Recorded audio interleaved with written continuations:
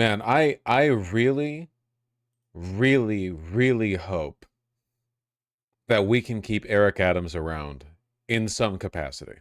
You know, I just want him to stay in the game in some way. Hold on. Desktop, Chrome capture, do. Okay.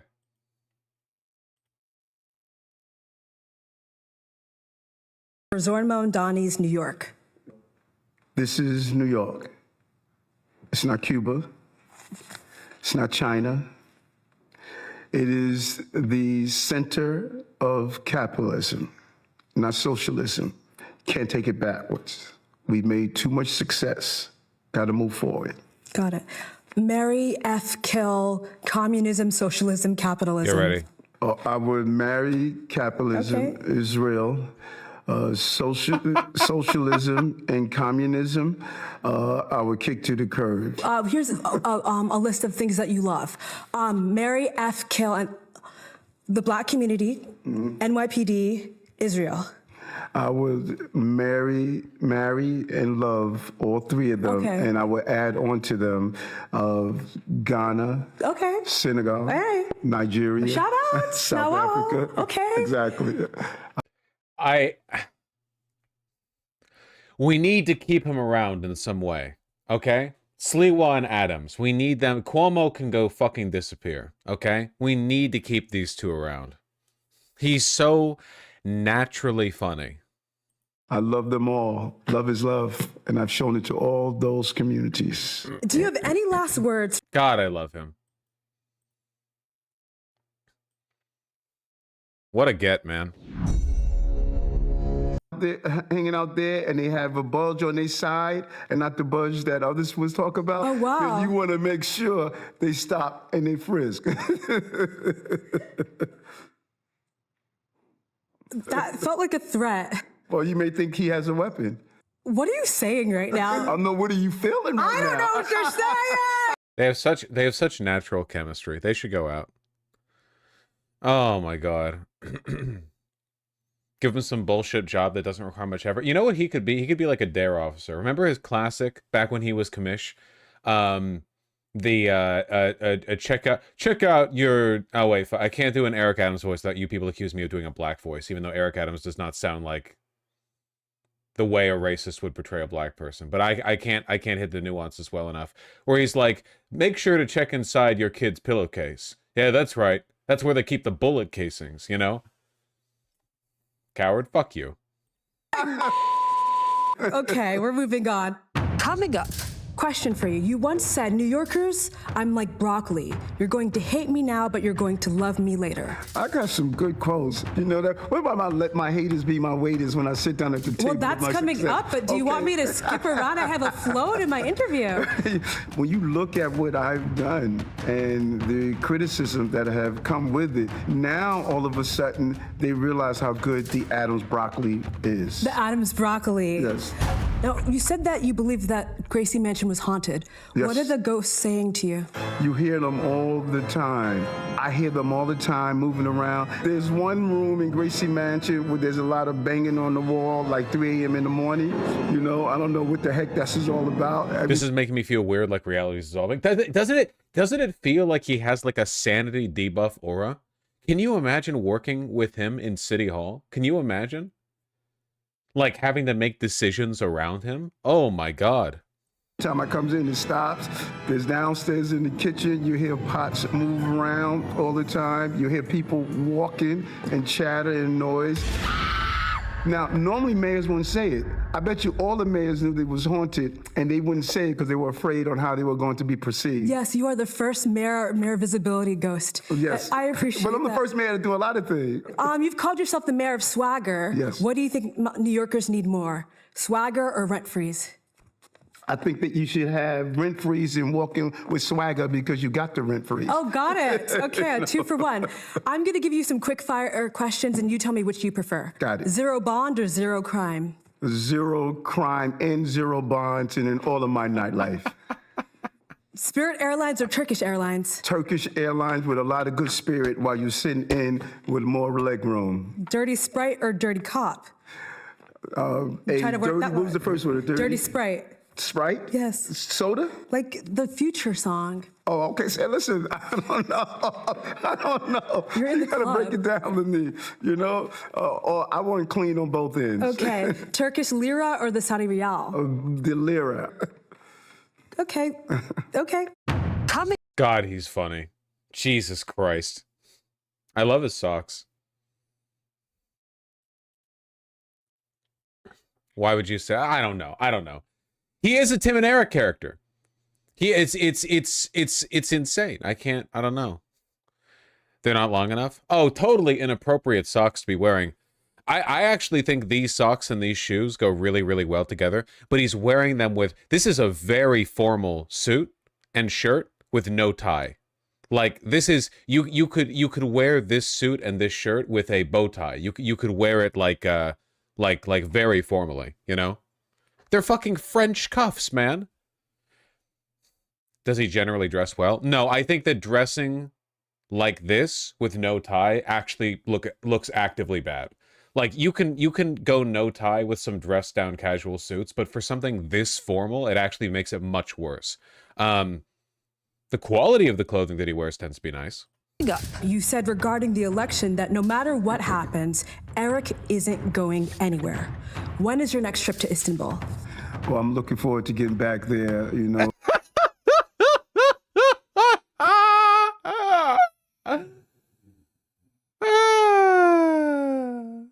The Grand Bazaar is one of my favorite places. For someone who's been to Turkey so frequently, you never got the hair transplants. What is that, stylistic or? No, there's something about having a bald head that I just think, you know, bald-headed men got it going on. Now, you said this is the city She of agrees. nightlife. I must test the product. Yes. After New York's cooling centers, where's the coolest place in New York to start your weekend? Oh, God, so many. I would start at the Summit at One Vanderbilt. Sometimes they have entertainment, but it allows you to see the whole city. Oh, okay. And then I would go to Chez Margot. Oh, and, wow. Yes, you know, Crane Club. Oh, my God. He's really taking the questions about his corruption casually. I think that's the thing that makes him charming. If you ask a question or make an accusation against a Republican about their corruption, they'll do this gay, faux, pretense, anger thing where they'll be like, how dare you? The American people are tired of hearing questions about my impropriety. Everyone's sick of it. Stop asking me. Whereas Eric Adams always laughs it off. It is the Al Capone move. Yeah, 100%. Maybe it's a New York thing, you know? He's like, you know. He wears it on his sleeve. You know what people don't realize? What don't they realize? They took my evening out and said, oh, he's just hanging out. You know, no, listen, Dad said if you're going to hang out with the boys, you got to get up with the men. And I do it all the time. Phone was from Chicago, dumbass. Yeah, I forgot. I'm sorry. Don't make fun of me, please. I'm very sensitive today. Okay, I woke up with a neck crick again for the 4th day in a row. Please don't make fun of me. I don't know what that means. A city that never sleep, a mayor can't even take a nap. As the nightlife mayor, what time does the club really get jumping? It depends on where you are. Some of these crazy laws restricted the times that they can stay open. You go to other places and they have a 24-hour district. Got it. I think we need a 24-hour district. 24 hours of partying with Mayor Adams? What do you say to I critics? love that his reply to one of his staffers getting caught receiving an envelope full of cash was, he is Chinese. Yeah, and it wasn't even the first time either. Yeah, 100%. No, you don't understand. In China, it's just a customary practice to give journalists envelopes full of cash. Do you think that maybe a 65-year-old man is too old or embarrassing to go to the club? Well, first of all, let your haters be your waiters. Okay. As you sit down at the club night of success, you know. I'm not sure why do people think 65 you should not be out, you know. That's true. When I get out of the shower and take a look at myself and my six packs and the firmness of my body, I'm living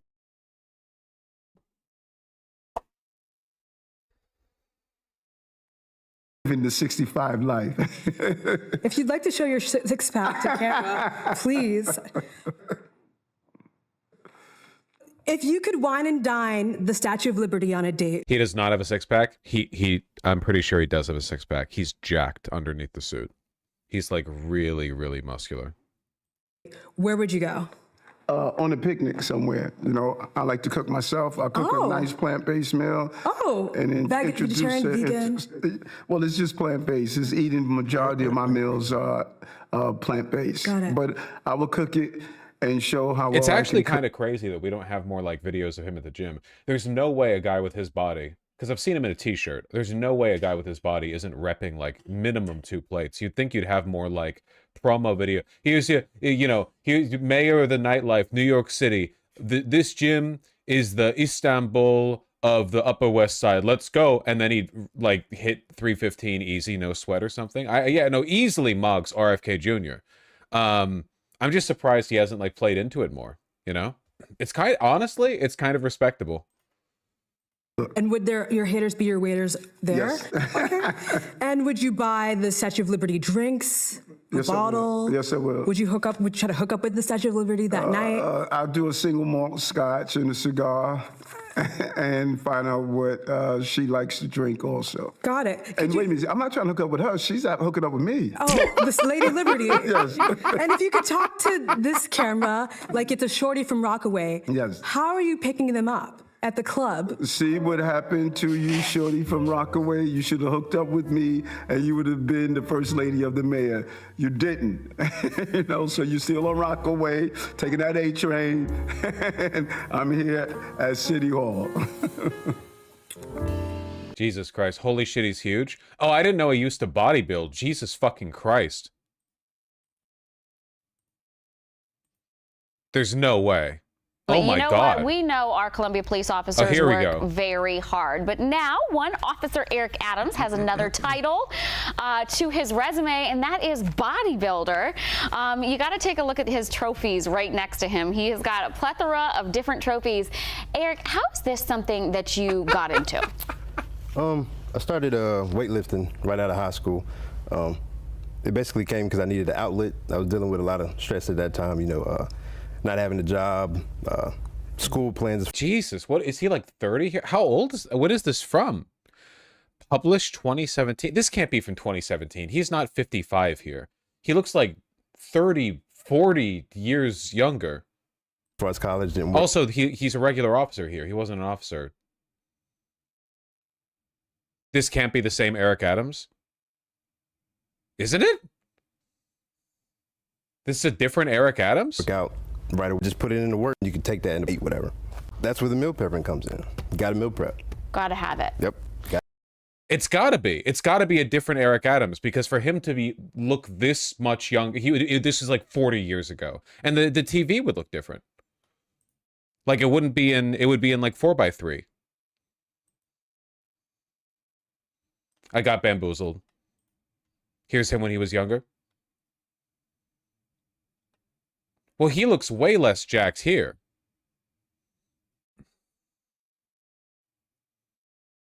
Hold on.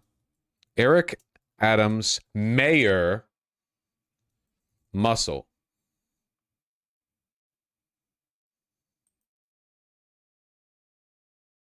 Okay, here we go. Mayor Eric Adams says healing crystals give city, quote, special energy. There we go. That's a much more realistic muscular body on a 60, 65-year-old man, though still extremely impressive.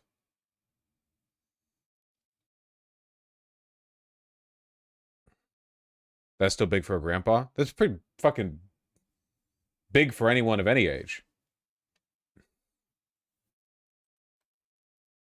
This is Eric Adams in 2011, by the way. Yeah. No, he's always done this. He's always done this. He wears ridiculously formal suits, with no tie, French cuffs on the shirt, no tie. It looks absurd. Also, I think he just pulled up the lining from the jacket. I don't know if this is a linen pocket square, if he just pulled up the lining of the jacket to use it as one. If this is the crack ad, please play it. When a person, There are no First Amendment rights inside your household. It is your obligation and responsibility not only to protect the child that may be using an illegal drug or carrying an illegal gun, but you also have to protect the members of the household, their younger brothers and younger sisters, and the other elder members of the household. So by periodically sending a message to your home that there are no rooms off limits, you don't believe in locked doors, your house is open to inspection by your house. And if you're not barging in on your 13-year-old jerking off at least 3 times a week, you're failing as a parent, frankly. You have no idea what he could be doing in there. Members of your house. The message is you expect your children to do what's right, but you always have to inspect what you expect. And that's the key to providing some preventive safety. So if you come to a room like this, you can start out, I always recommend to start out in a periodic fashion so you'll be used to going through the room to look at the various items in the room. You can look in the jewelry box. A jewelry box of this nature, maybe a simple jewelry box, but if you look through it closely, you don't know what your child may be hiding.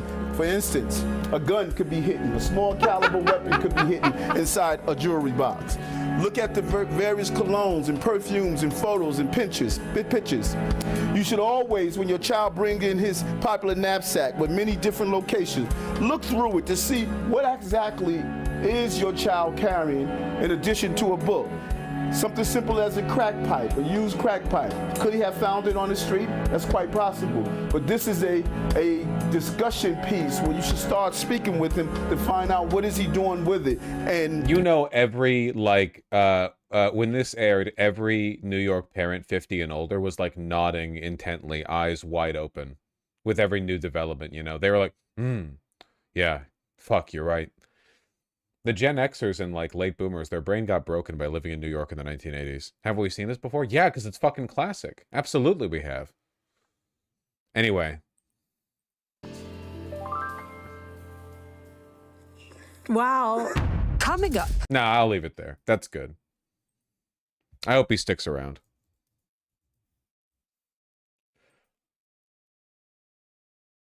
You know what I think is funny? Even though Eric Adams literally ran on the Stop Anti-Semitism ticket briefly against Mamdani because he was told to by Trump's DOJ, no one has ever pointed out that Turkey, the country that Eric Adams has corrupt financial ties to, is maybe one of the most anti-Israel countries on earth. Both like political, like in the political and just regular civilian space in Turkey, like every single one of them is red. Like tie them to a missile and fire them at Tel Aviv material. Like they fucking hate Israel. So I'm just surprised nobody's brought that up, you know? Like, do you condemn Turkey's position under, like, this thing Erdogan said, and just cut to one of many statements Erdogan implying that he's ready to invade Israel at a moment's notice? How come? They're right next to each other. They have to deal with them. Do you have any idea how many Israeli tourists Istanbul has to deal with? Same place all across the Mediterranean, man. People in Greece hate them. People in Italy hate them. Anyone who has to deal with Israeli tourists fucking hates them. Can you imagine if it was like 1942, but all of the West was neutral somehow, and German tourists kept visiting like London and like boasting about what they were doing in Poland, you know?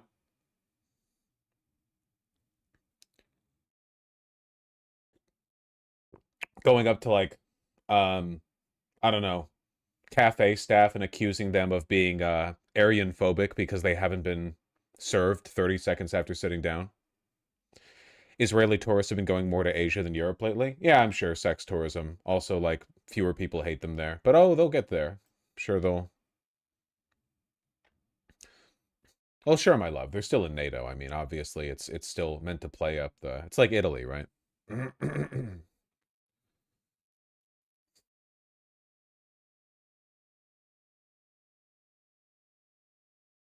I mean, Indians are glazing the fuck out of Israel. Yeah, but Israelis don't want to go to India because they're racist. Also, in fairness, India is India. They've got some growing pains to sort out, you know?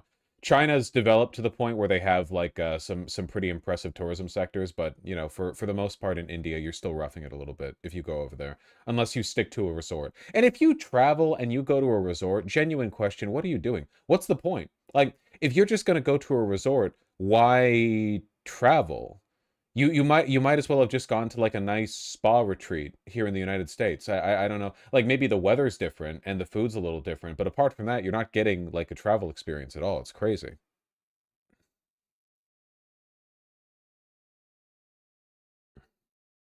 You do day trips to touristy places? Yeah, but they suck. Look, I know what those packages look like, okay? You go to a resort, you get waited on hand and foot by like slaves, basically. And then every once a day you all pack onto a bus and you go to like one block in town where everything is like really cleaned up for the sake of the Westerners, and then you go back. Like you. I don't know. I just feel it's meant to rob you of something that's been fundamental to travel for all of human history, which is the joy and excitement of exploring new, unfamiliar, kind of scary places. I don't mean scary like dangerous, just scary because you're not familiar with it. Like you don't know what you're getting. If you spend the money and time on travel, you're going to a resort, you're robbing yourself of that experience. You're not growing as a person.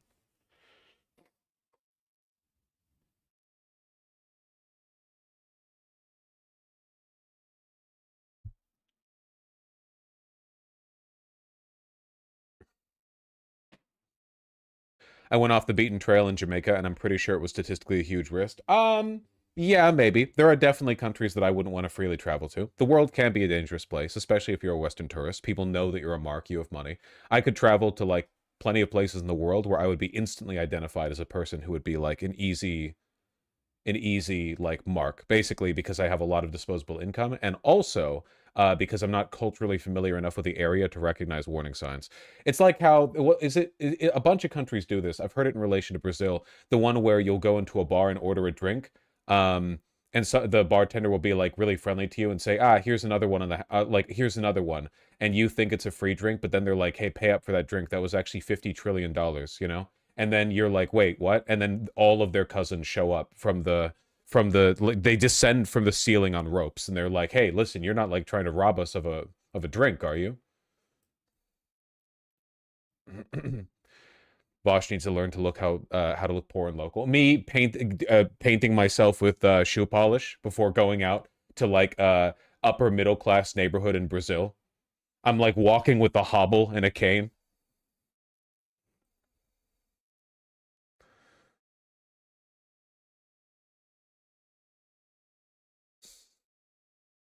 Don't do that. Don't do that. Why not?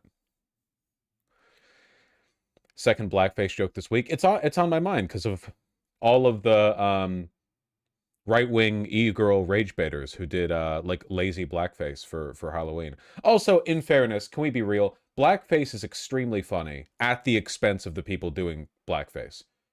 You look ridiculous. Like I like maybe this shit was hysterical back in like 1909 or something, but like now it just makes the person doing it. Like have you ever seen a white person in blackface and your thought immediately was, "Oh, that's really unkind to black people?" I have never thought that because it just looks like self-parody to me.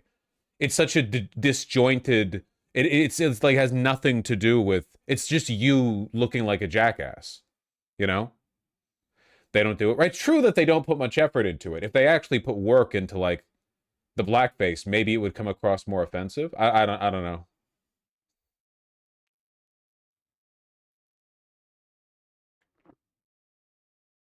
Yeah. It would be like seeing a clown and being like it's offensive to redheads. Exactly. It's like no, the thing is so disjointed that I don't feel like any real Vosh, that happened to me in Istanbul. They had call girls to drink with me and everything. The guy wanted 300 in cash while I was drunk. I showed him the exchange rate and negotiated it down to 200. Bro, follow me to the ATM. Honestly, that's not too bad. It looks like you got off lucky. They had call girls drinking with you and you still managed to get out of it for 200. Look, it's still theft. Um, but that's not bad. I've personally known people who've gotten fleeced for thousands, in much the same way. I guess it really depends on how much they want, like, the police to come after them afterwards.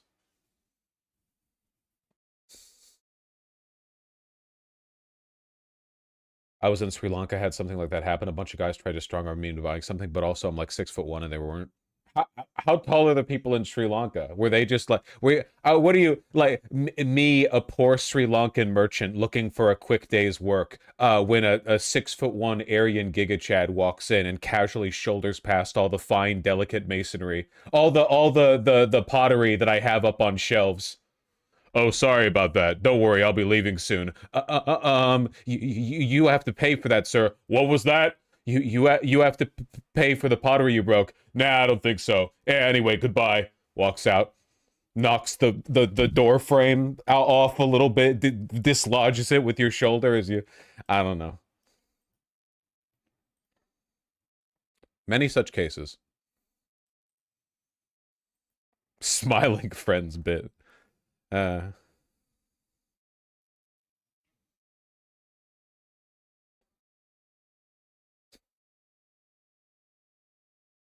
What do you think goes on in rural Ethiopia? Probably people with like stronger family ties, more like lively social lives than here, I imagine. That'd be my guess. Never drink in Istanbul, it's haram, so they won't feel bad robbing you by charging you double. Hold on, there are no real Muslims in Istanbul. I know enough travelers to know this for a fact, okay?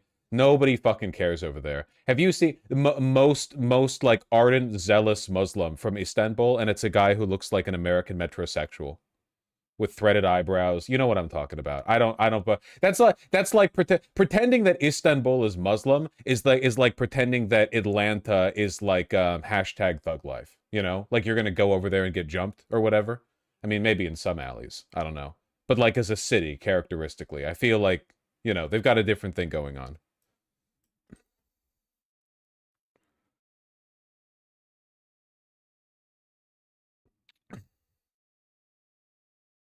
Istanbul and Lebanon are like the same.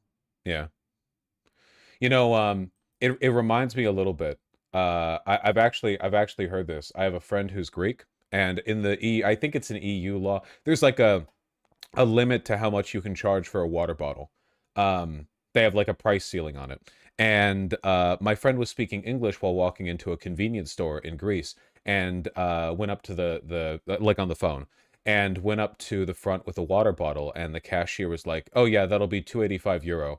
And then my friend said, "What?" in Greek to the cashier, and the cashier said, "Oh, my mistake. That'll be like 95 cents or whatever." Um,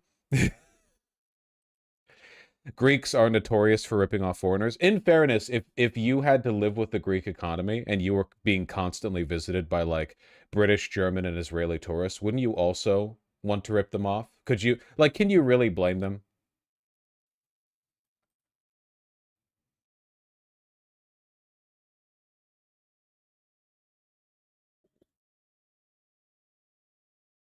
Greeks are notorious for ripping off the Greek government too. Yeah, they do it to themselves.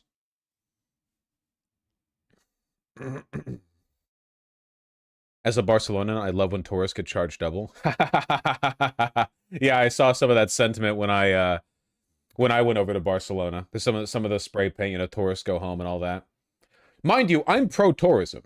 I think that tourism, like the concept of facilitating travel and unique experiences abroad, is a human right, you know? I just think that poorer countries, their governments tend to cuck themselves out to tourist dollars and foreign corporations, you know? It's like, there's nothing wrong with going to Hawaii for travel. Nothing wrong at all. There is something wrong with going to Hawaii and staying on a resort that, like, sucks all the money. It's the same in Greece. It's the same in Greece, right? Like they have, if you want to travel to Greece and like just go backpacking around or whatever, that's great. You're probably bringing like a lot of money to their economy too if you do that. If you're like an average German tourist and you're just like going town to town, the euros you have, I mean, you're bringing a lot of money. But if you just sit on a resort or like some fancy pants hotel, that shit's probably owned by Israel. If you go to a resort in Greece and it's like, oh, here, all expenses paid, 2,000 euro, whatever, that shit's probably like 90% owned by an Israeli company, and none of that money's going into the Greek economy. You think I'm joking? I'm not joking, guys. Take a look at Israeli investments in like Greek hospitality services. I'm being real. That's real. Like you want to if you're doing tourism, you should try your best to actually like you know, patronize the economy.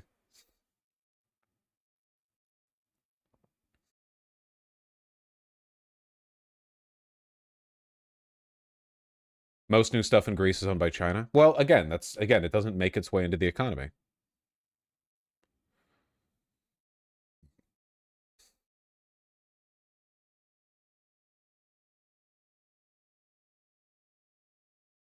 No, I think tourism is a moral good. 100%. Absolutely. Vacation in Africa? Africa's a whole fucking continent, dog. What are you talking about? There's a lot of Africa. I'm sure there are places in Africa that are super fun to visit or to travel to. You know, I've seen really really nice stories about Morocco, Tunisia, some parts of Nigeria. It's a big country, you know. Probably like really really good place to visit basically everywhere. I'm sure that a lot of Africa would be dangerous to visit. Just, I mean, depending on where you go, right? Like Central and Northern Africa, like parts of it are pretty fucked. But I don't know. It's a whole fucking continent. It's a huge continent. I mean, it's, again, I know like everyone says this, right? Like, well, it's bigger than you think, but it's like there's 50 million fucking ethnic groups and cultures and languages and so on. What about Madagascar? I don't know what the fuck is going on in Madagascar. All I know is they don't have the plague. That's the only shit I know about them. I have always been curious. I've always been curious about Morocco and Tunisia, though.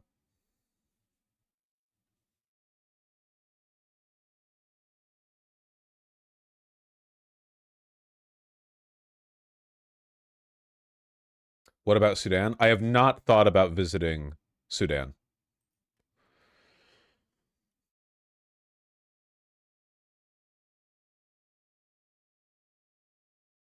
Tunisia is where they filmed Tatooine, right? Is it? Hold on. Tunisia, Tatooine. Well, there's a city called Tatooine in southern Tunisia, but I don't know if... Today I learned the Star Wars planet Tatooine is actually based off the Tunisia city Tatooine. Oh, okay, so it wasn't filmed there, but it was, like, based on it? That could just be a Reddit comment. I don't really know. Looks cool, though. This looks kind of shit. Man, this is such a weird, this is like, it's such a weird imbalance because like in America we have giant stroads, but we definitely don't have like nice custom brickwork paving on in the median between the two. You know what I mean? Like it's weird because on one hand this looks kind of destitute, but on the other hand it's like damn, they put the work into the pavers there. They got a whole planet. This looks like a resort, so I don't really think it counts. Yeah, I don't know. I don't really know anything about anything, to be honest. I don't know why you people listen to me.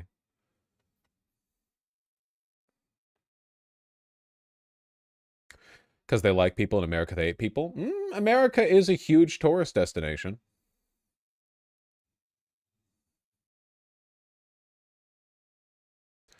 My mom went to Zanzibar, and despite it being 90% Muslim, there were bars and gigolos everywhere. Okay, in fairness, believing that because you're going to a Muslim part of the world, everything's going to be super strict is kind of like believing that because America is majority Christian, you're going to go there and nobody's going to be wearing mixed textiles or whatever. Like, yeah, if you go into the Bible Belt and a rural town, you might find people who are, or like Utah or something. But for the most part, like, as areas modernize, everyone's basically, like, trends towards the same ideas about how society should be run.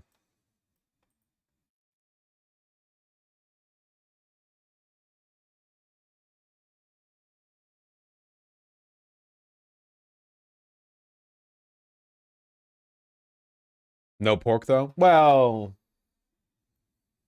everyone's got their rules.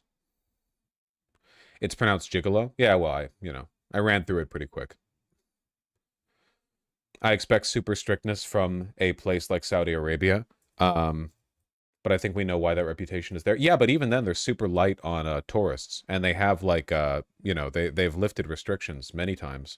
Oh, speaking of Saudi Arabia, have you guys heard about the Mr. Beast theme park?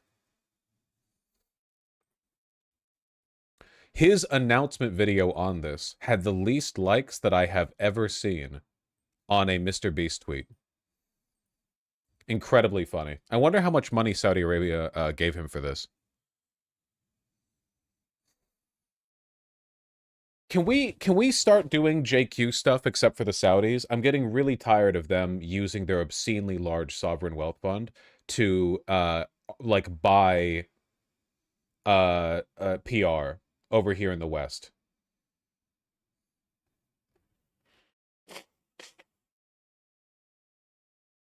All the fucking esports shit they've been hoovering up. They bought EA, man.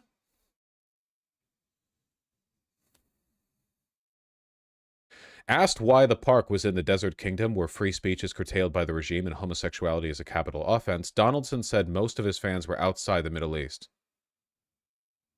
Wanted to give them a chance to participate. At least this one's doomed to fail. Yeah.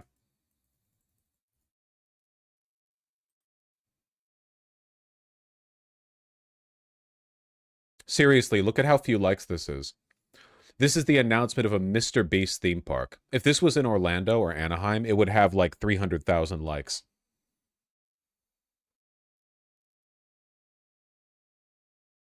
It's just another thing for, like, I don't know, UAE tourists to go to when they're done eating $1,000 caviar in Dubai.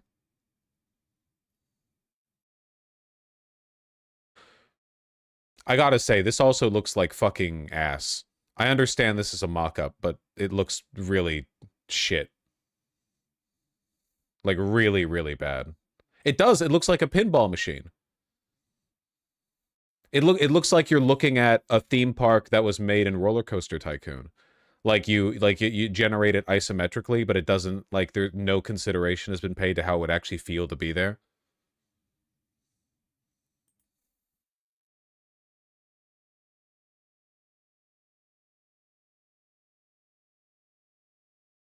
Drop Zone is also exciting. 6 people are standing on trapdoors. A button lights up in front of each player, and whoever presses it last gets dropped. Last remaining gets the most points. That sounds awful. That's it? Everyone lines up. You've got like a line. You've got a queue, and then you've got someone here managing everyone's seating, and then everyone's strapped in. They're like, okay, here are the rules. Make sure to keep your arms here so they don't get caught in the side when you fall. Just get ready. Press the button. Da da da. And then beep, click, done. That's it.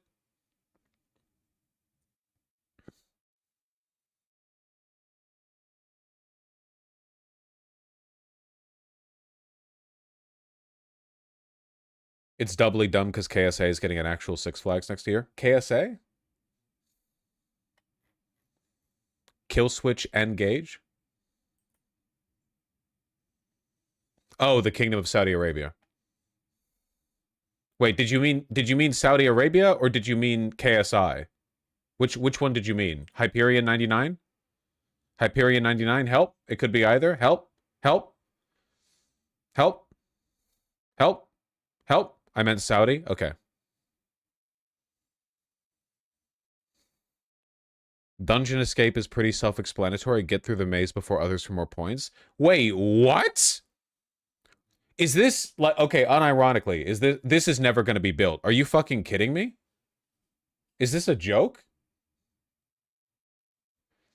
What happens when you go a second time? It's the same maze. There's a reason why nobody does maze games in... What? They spin you around and blindfold you? I don't think they do, but even if they did, it would get so easy on the second... I don't know. Who designed this? It's probably all fake, man. None of it's going to be built. It's literally just... Saudi Arabia gave Mr. Beast 10 million so that he would talk about it, put out a video about it, and the goal is to get 8-year-olds excited enough that they can pull on their mom's skirt and go like, Mom, take me to the Kingdom of Saudi Arabia. I want to go to see the Mr. Beast games. I think that's the intent.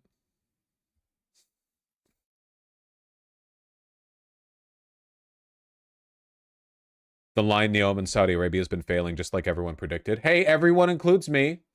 I said it too. I said it too. Made 3 hours ago. This is a lot of words, motherfucker. I need like a big image saying it's not working. Computer-generated images of the line showcase its architectural ambition. Man, that's awesome. It's so cool that we live in an era where everyone agrees that stupid sci-fi bullshit looks kind of cool, but nobody wants to... Like, this is all it takes, man. Look at me, I'm an architect. Fucking at Grok. Generate something that looks like it's out of The Expanse, please. Okay? Okay.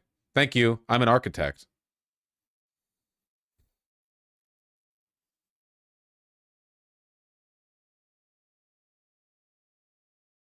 This is a long article, and it also looks broken. Generate a Titanfall 2 map type beat. You just want a sovereign wealth fund too? Yes, I do! It would be cool to have a genuine discretionary fund for the United States. Yeah. I think that would be cool, in my opinion. Fuck this, check out Egypt's new museum instead. Sorry, you gotta follow the rules, my love. If you want me to talk about something, you have to post a link and explain it. If otherwise, I start looking stuff up because you mention it. Hey, aren't you at work right now? Shouldn't you be working? I'm at work. Working hard to keep this relationship above water. One Republican president in the wealth fund would be immediately privatized to billionaires. Yeah, we need a sovereign wealth fund, and it also needs to be illegal for Republicans to touch it. I think that'd be fair.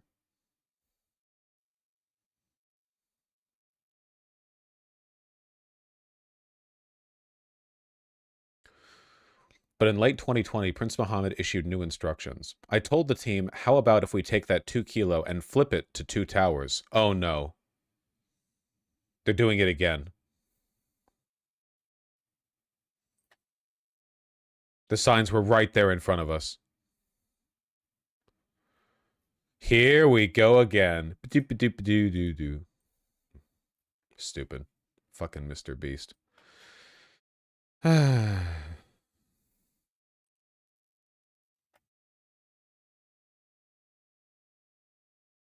Oh yeah, here we go. What was the reasoning with this location in Riyadh, Saudi Arabia? Middle of the world because a majority of my audience is outside America and we have a big Middle Eastern fan base. Wanted to give them a chance to participate. To be clear, Mr. Beast also chose Saudi Arabia because he signed a deal with the Saudi-funded Riyadh season earlier this year, and Beastland was part of the deal. Very nice. Wonder how much money was it for, you know? That's what I want to know.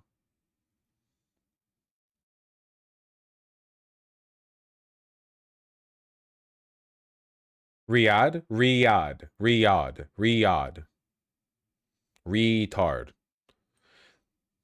Yeah, apparently they opened a big Egyptian museum, which actually looks super sick. Unlock full screen browsing. Actually, fuck you. What the fuck are you talking about, dog? Are you being real right now? But it looks really cool. Oh, sorry guys. We just have to, like, pop it up and you have to look at it for like the split second before it gets blurred. It looks really cool. Damn. Oh, I get it. Like Zelda. Use uBlock Origin to delete the element. That's just too much effort for something I'm never going to see in real life. I don't want to go to Egypt, man. Fuck that government. If they ever fix their shit, okay? If they ever fix their shit, we'll talk.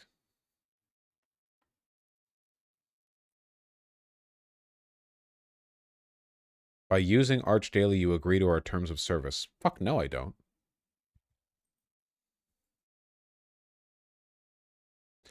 The Danish minister gave his Egyptian colleague a Lego set of the pyramids for the opening. That was cute. Hey, I know that Lego set. Okay, that's pretty cute. That's pretty cute. Oh, look at the Egyptian foreign minister. Look at him, dude. He's like, yes, this is like $300.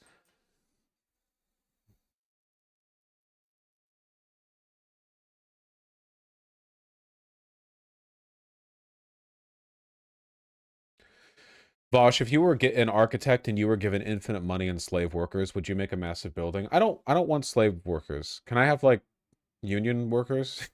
Do they have to be slave? If it has to be slave workers, then my big construction project will be like, I'll like repave a sidewalk, and then they'll all be done. I've freed the slave. Me turning the slave legions of Egypt upon a pothole, on the road out, like right past my driveway. Go forth, and once this task is done, let it be known you will all be free. And if I could go for union workers, though, I've always been really interested in, I guess, what in my head I've always called proletarian architecture. I really want, because it used to be when wealthy people wanted to wave their dick around, they would build a big building, you know, like the Rockefeller Center or whatever. There'd be like, you know, here, let me leave my mark in this city. I want to know, like, if you had a lot of money, what could you do to build something that would become like an icon to the city in the future? Something that like people can use freely. Something that's not just like, oh, it turned into an office building 20 years later, you know?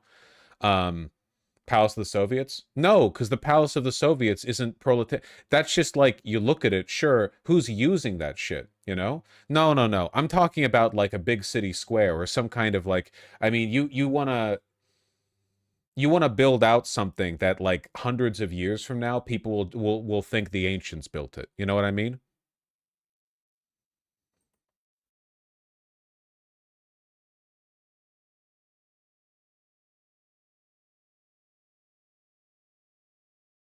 Library, sadly. Nah, no one uses those.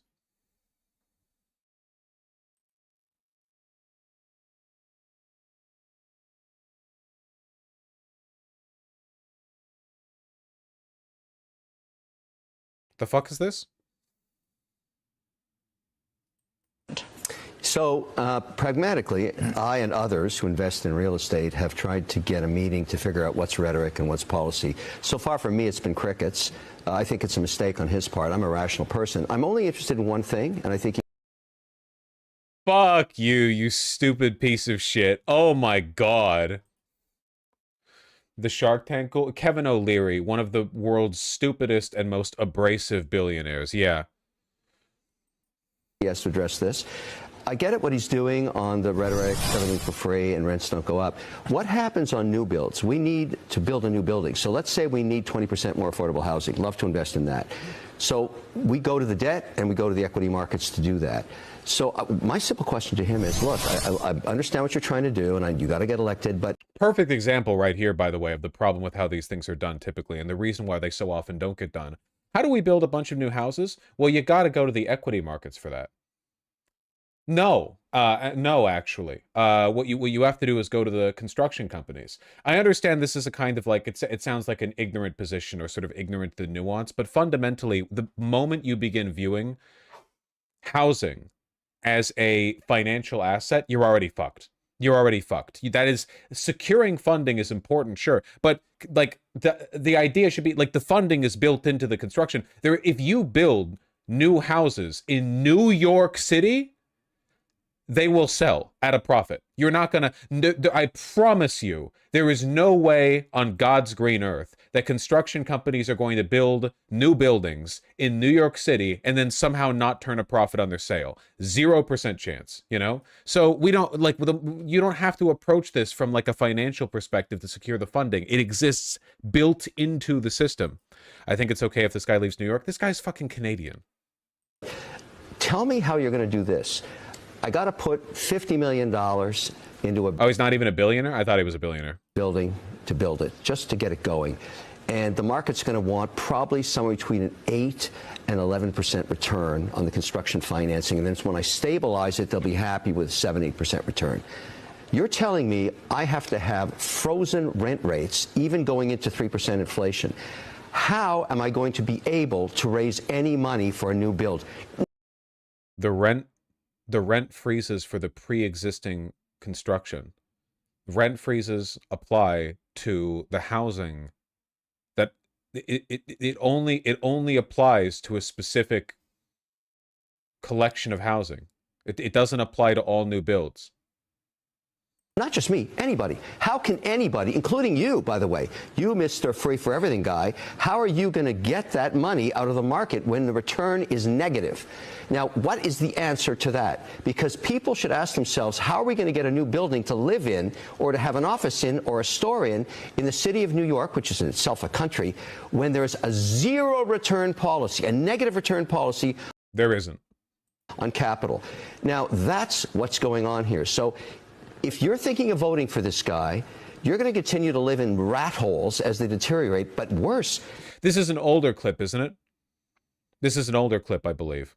There'll be no new builds. Right. Zero. Yeah. So I think he should, maybe not me, doesn't want to talk to me, no problem. Well, he doesn't want to talk to you because he can't answer that question. Like, Well, there's no answer to the question you just posed to him. I've got, that he you know will what I have want? for What you. I want to do is sit him down and say, look, I got millions of followers, great American entrepreneurs, families, millions of them.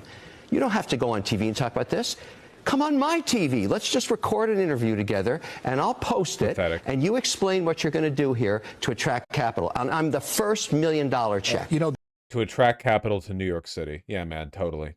That's what New York City needs. Needs capital-minded individuals, you know, because it doesn't have that under wraps already. Here's a thought: provide housing as a service, not a business. Look, we managed to build housing, new housing for people, long before modern financing existed. It's not that difficult. Construction companies build houses, and then those houses are well, the land is owned already, but once the land rights are secured and all the zoning and permitting and so on, the construction companies build the houses there. The construction companies make a profit because they are paid more to build those houses than the houses cost in labor and materials to build. And then you have empty houses, which can then be rented out or used for a wide variety of purposes. We've been doing this for thousands and thousands of years. The idea that in New York City you have an absence of capital investment is fucking ridiculous. Yeah, man, nobody's invested. There's no money to be made building new housing in New York City. What are you talking about, dude? You sound insane.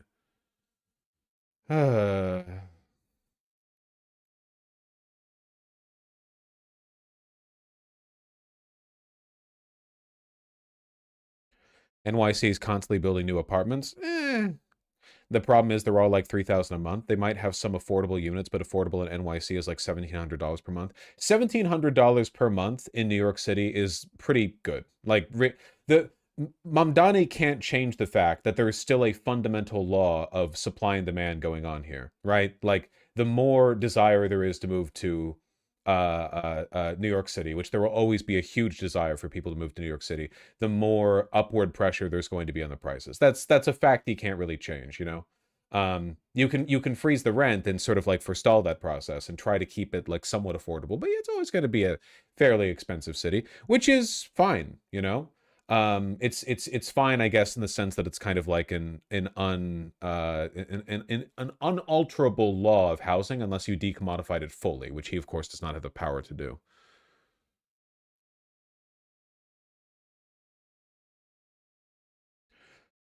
It's fine so long as it's also a high-wage city. Of course. You need to balance that effect out, 100%. Still plenty of room for housing in NYC. Even without expanding the borders of the city, you could fit 40, 50 million people there if you wanted to. You just had to, you would have to, you know, Kowloon the walled city that shit.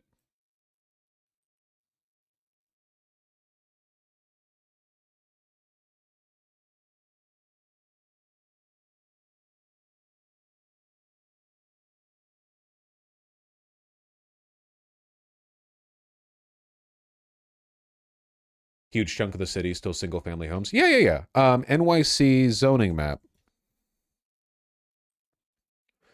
People always think about Manhattan, but Manhattan's just a tiny portion of New York City. You know, New York City is majority not Manhattan.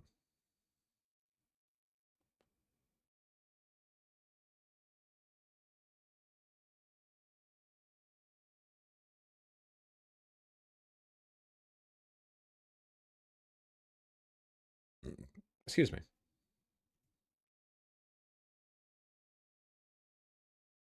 My tummy hurts. I'm not sure why. Very unfortunate.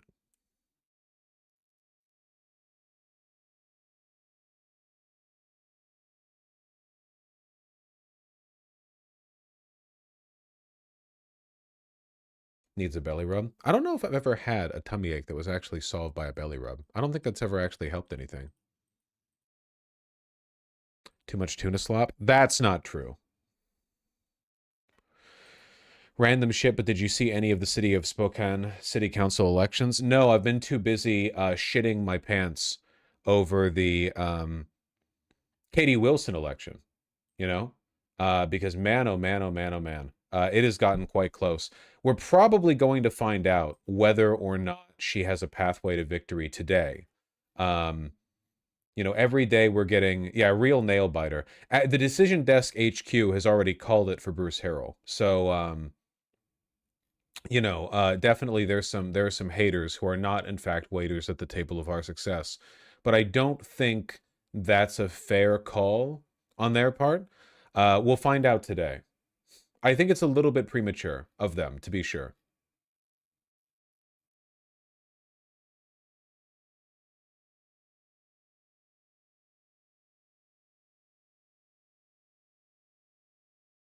It's going to be quite a nail biter.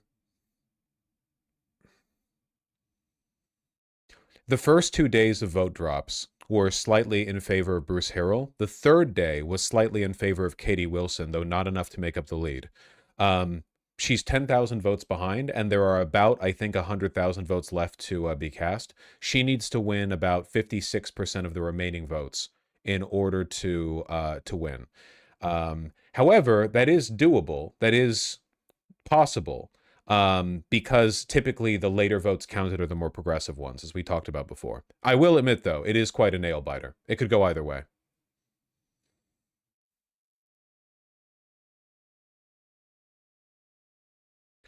Possible or probable? I think that it's probably 60% chance that Bruce Harrell wins. That's my guess. Is there a reason why there are more those are the more progressive votes normally? Because the later votes counted are the ones that were done same day. Like, the first votes that are counted are the mail-ins, which older people tend to do. They tend to be more conservative, you know.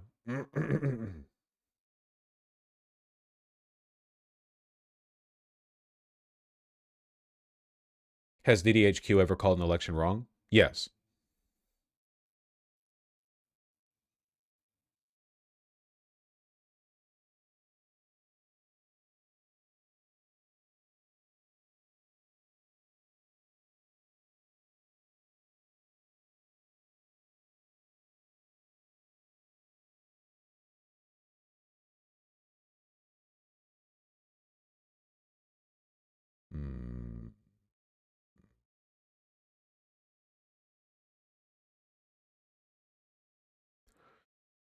Per King County elections, 30,000 new Seattle votes counted today. That was yesterday. So today, so at 4 p.m. today. Yeah, we'll see. We'll see.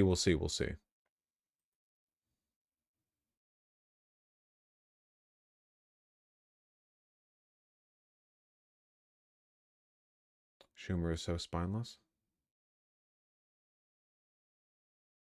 Schumer will propose Democrats will support reopening the government if Republicans agree to attach a 1-year ACA subsidies extension per Punchbowl News. God. He's such a fucking pussy, man. This was debunked already? Debunked? He's not doing this? A 1-year extension just to guarantee we have this same fight after 1 year? No.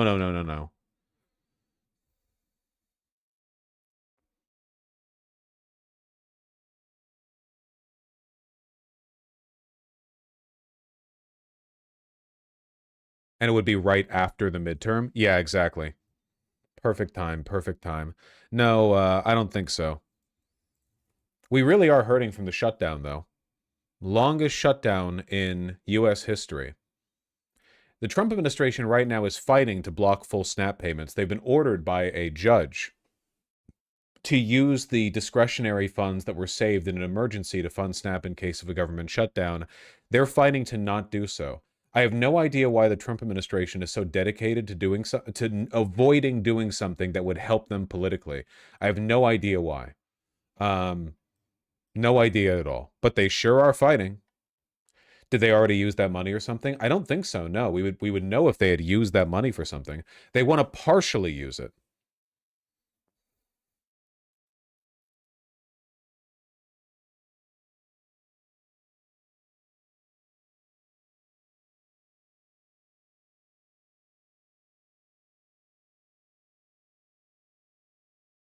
Days into the government shutdown, this morning a federal judge accusing the White House of withholding federal food assistance for political reasons and ordering the administration to fully distribute SNAP benefits by today. Judge John McConnell saying, quote, "People have gone without for too long. Not making payments to them for even another day is simply unacceptable." Vice President J.D. Vance arguing it's not up to the courts to decide. In the midst of a shutdown, we can't have a federal court telling the president how he has to triage the situation. Just days ago, the administration had agreed to tap into... What could they do to reprimand Trump for blocking the funds? Can anything be done? I mean, like, again, he's violating the law, but it seems there are no consequences to doing so. The real consequence for his impropriety here is going to be that everything that made 3 days ago so good for Democrats is only going to get better for Democrats. Like, that blue wave the other day was before the full weight of the SNAP cuts and the ACA subsidy hikes went through. Like, the most destructive parts of what they're doing right now haven't even fully sunk in.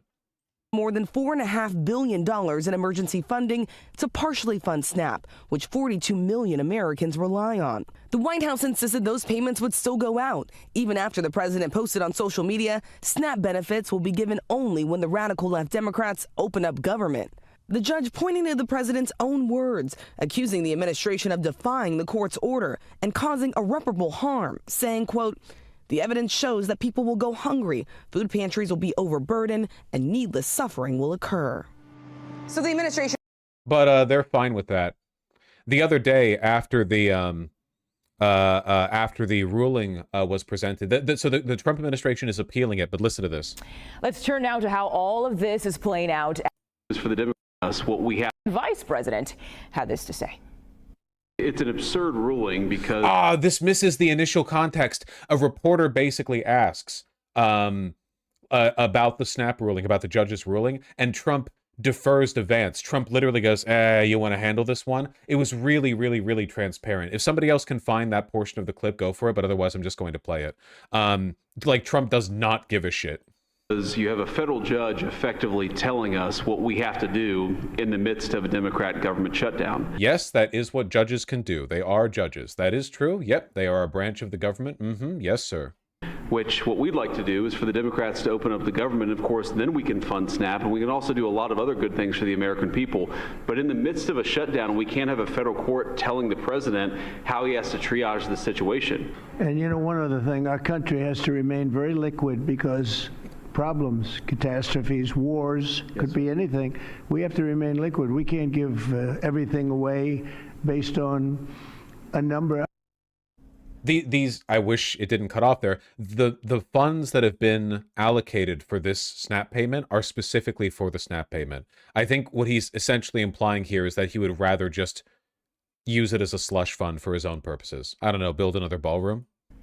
All right, let's go live to the White House, and CBS News senior posted and said that no SNAP money would be going out until after the government reopened. So there was already confusion there. And then it was after that. It definitely doesn't make Trump look very good to his own base that he's simultaneously saying that we have to remain liquid, there's no money for SNAP, while paying Argentina $40 billion. $40 billion would be enough to keep SNAP running for a pretty long time. When I was president, that's where we begin our look at today's top stories. In an exclusive interview with 60 Minutes, Norah O'Donnell asked the president about his call to end the filibuster, and Mr. Trump doubled down. But you know what? The Republicans have to get tougher. If we end the filibuster, we can do exactly what we want. We're not going to lose power. The theory is, oh, then we'll do it. But then when they get into power someday, they'll do it. That's true. But you know what? So you think, John, we're here right now. Food assistance funding is supposed to be distributed today, despite the White House saying it actually would not because of the government shutdown. You see, 2 federal judges ruled Friday the Trump administration has to dip into a contingency fund to make this happen. In a social media post, the president... I thought they wanted to get rid of the filibuster. Trump does because he doesn't want to negotiate with Schumer.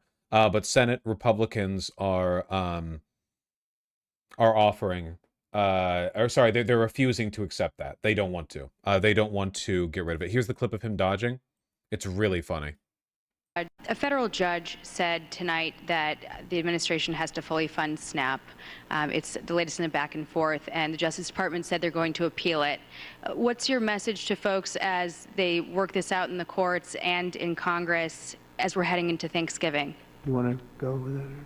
Yeah, look, Jackie, it's an absurd ruling because you have a federal judge That shit looks so fucking bad, man. Do you want to go with it? Like, we're tens of millions of people. Money for food. Pitch it over. Pitch it over.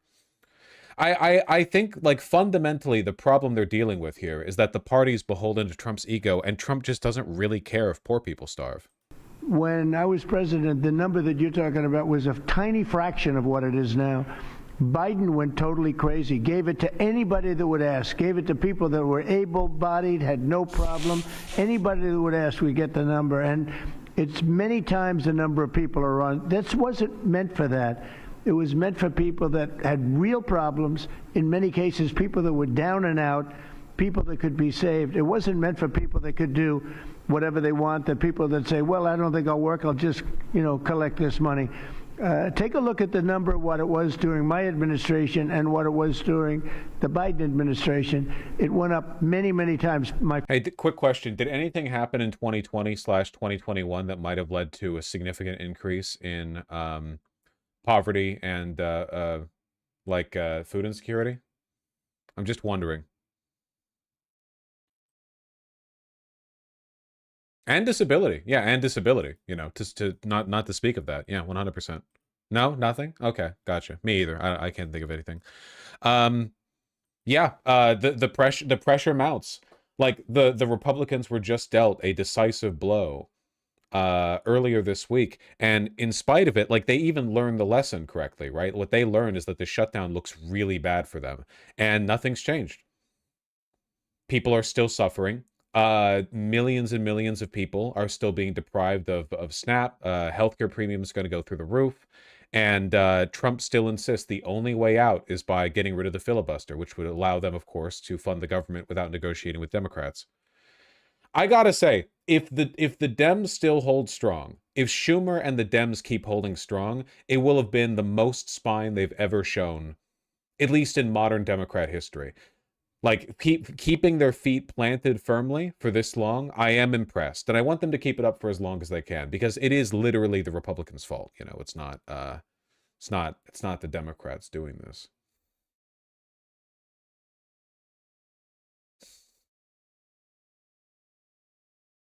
Schumer's demanding even more concessions from the GOP now than he was at the beginning of the shutdown. Clean CR. Bipartisan minibus of appropriations bill, 1-year ACA funding extension, bipartisan committee to negotiate on healthcare. Okay, I don't give a fuck about the bipartisan committee. That's pussy shit. 1-year ACA funding, bipartisan minibus of appropriation bill and clean CR are definitely harder though. So this is where the 1-year ACA funding extension came from. These two are more robust.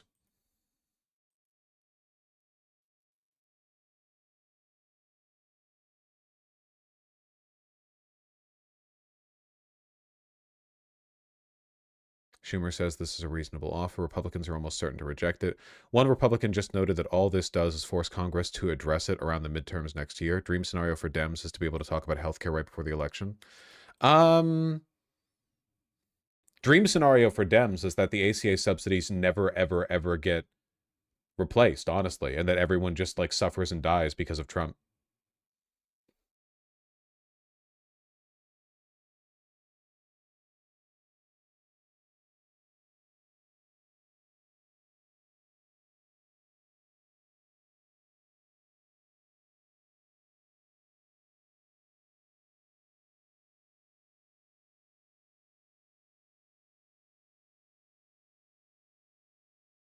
Here's a video of Schumer.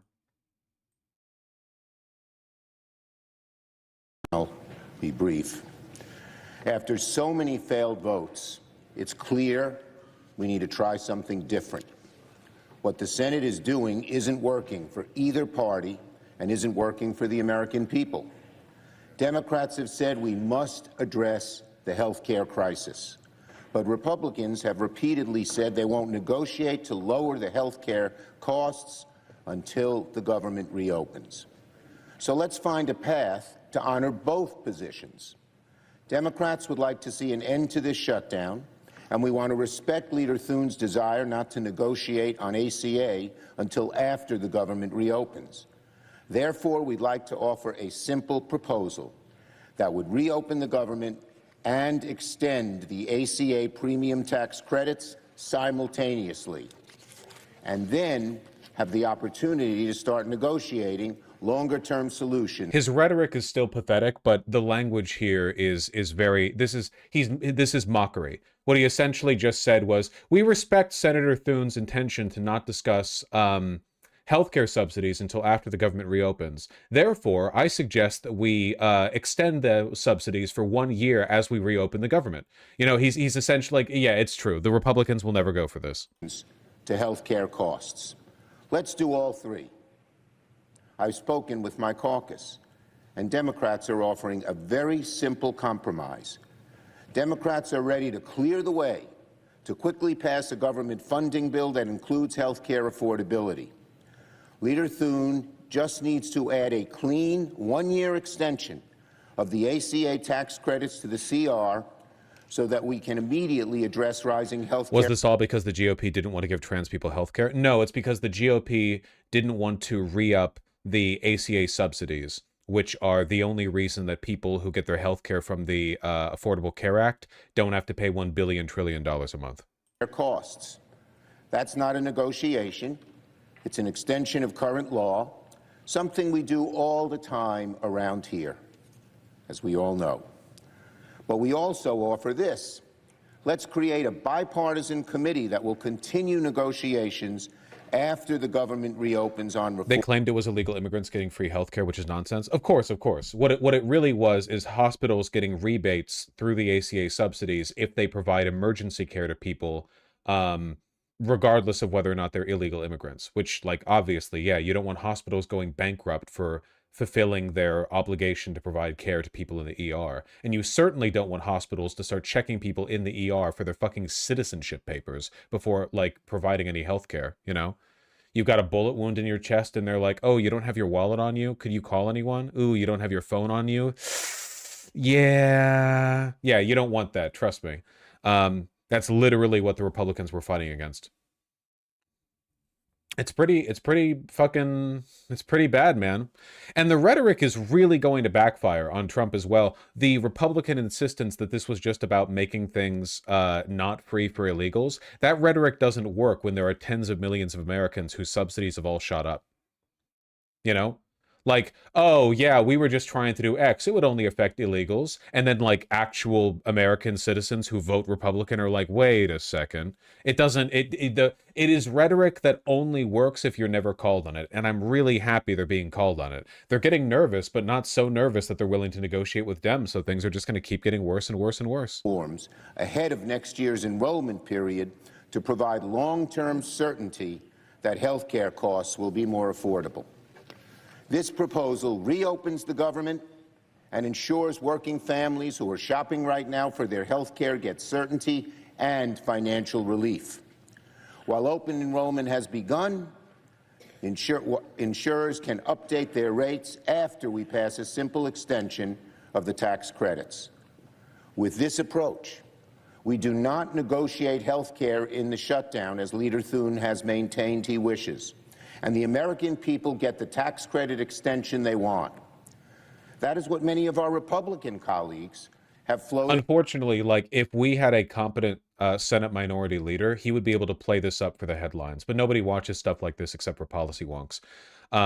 Mostly because he's boring and nobody knows what the fuck tax credits are. Nobody knows what the ACA is. Nobody knows anything about anything, you know? You should showboat over stuff like this, man. Like, he should be screaming from the rafters, or, you know, like, hands gripping the lectern, shouting about how Republicans are desperate to keep your healthcare premiums high, so on and so forth, you know?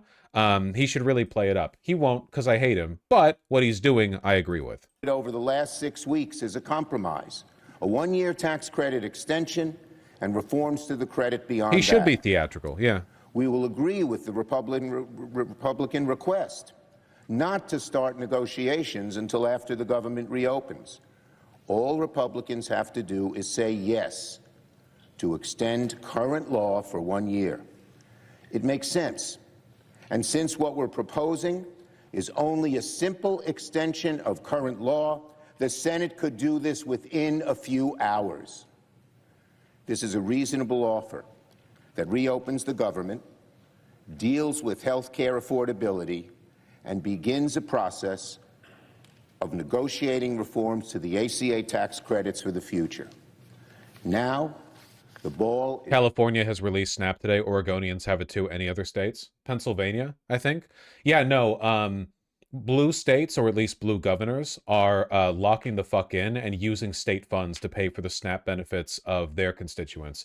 But the red states, ooh, folks, do you think Alabama or Mississippi have the kind of discretionary funds to do that? If they would even want to. Yeah, only some blue states can afford it.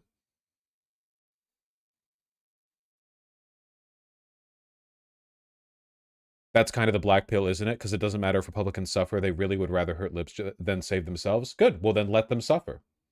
Like, they're suffering too. Sure. If they're, you have to call them on their bluff, okay? Like, the Republican governing strategy has long been, both of you are stuck together in the same elevator and they have a suicide bomb wrapped around their chest, you know? You can't acquiesce to their demands forever. Eventually, you have to look them in the eye and say, no, I'm not sucking your dick for the 9th time. You're gonna press that button and take us both the fuck out, or you're going to get your hand off the trigger and you're gonna be sucking my dick for a while, okay? Listen, you got you've got the bomb strapped around you. I've got the 17-inch circumference arms. We're gonna find out who's getting whose dick sucked once you drop the button. In the Republicans' court, we need Republicans to just say yes. I yield to Senator Peters.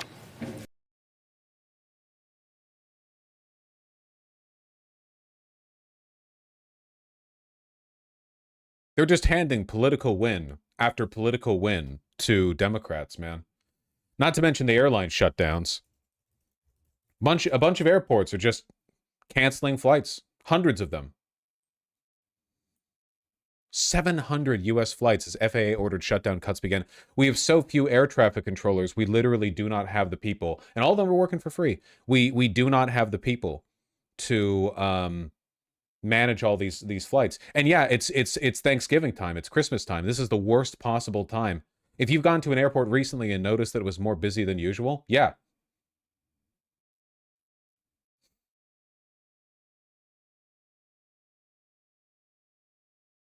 The reductions hit 40 airports, including some of the nation's largest ones. Yeah. Oh, affected airports. SeaTac? SeaTac. Yeah.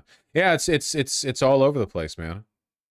The American Airlines canceled 221 flights on Friday alone. Jesus. Now they've gotten themselves into the longest shutdown in U.S. history, and it's serious business for serious people. And the consequence of that is very real for our air system. We are 2,000 to 3,000 air traffic controllers short. This is frustrating. You know, we don't need to be in this position. We got to get the government back open so we don't have to cancel flights. As the government shutdown continues, the FAA has ordered a 10% reduction. I gotta say, framing politics as who's getting whose dick sucked is pretty weird. Why? Sex is the most political thing there is, and there's nothing more sexual than politics. You know what they, right? Like, everything's about sex except for sex, and everything's about politics except for politics. Politics is about sex. It's true. Play Disco Elysium. Reduction of flights across 40 major U.S. airports. It's likely going to be a chaotic time for travelers, experts say. So here's what you need to know to protect your travel plans. Nobody's ever said that.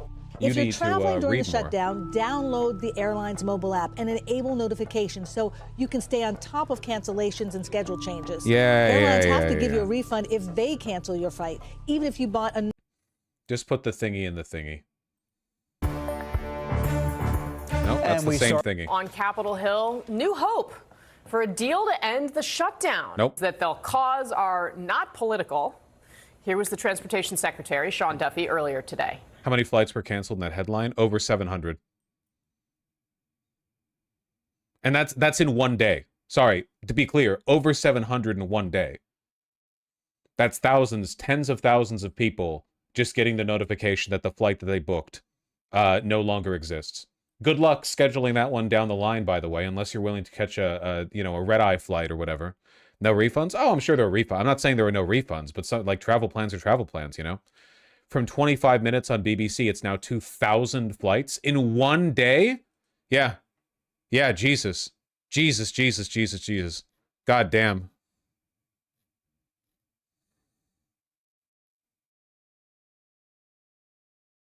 Yeah, no more planes.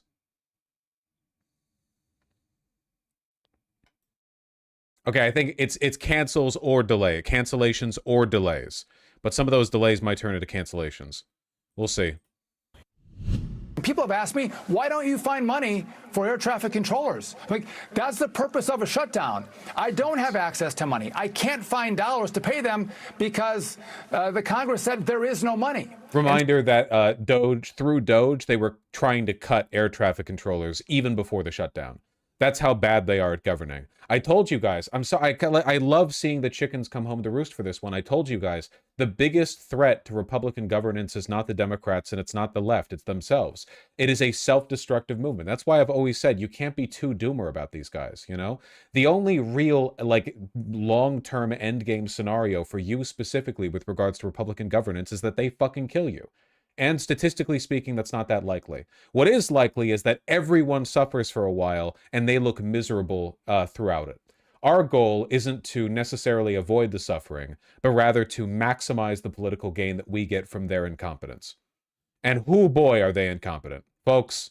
So we can't break the law, and so I can't pay them. I'd love to, but I can't. And so the message is, sit down, figure this out, open the government up, and, you know, let's not hold Americans hostage, especially when they want to travel. So today, thousands of flight delays have been reported as the air traffic control towers go understaffed. We can't break the law, Lola Mal even. It is true that they can't pay FAA workers right now. They without some serious money reshuffling, they couldn't do it. Then again, they did find a way to do it for ICE workers. So, you know, there you go. The air traffic controllers have already missed one paycheck. Today, they received a second pay stub for $0. The president of the Air Traffic Controllers Union tells CNN that every day some controllers are permanently quitting their jobs, while others say they simply can't afford to get themselves to work.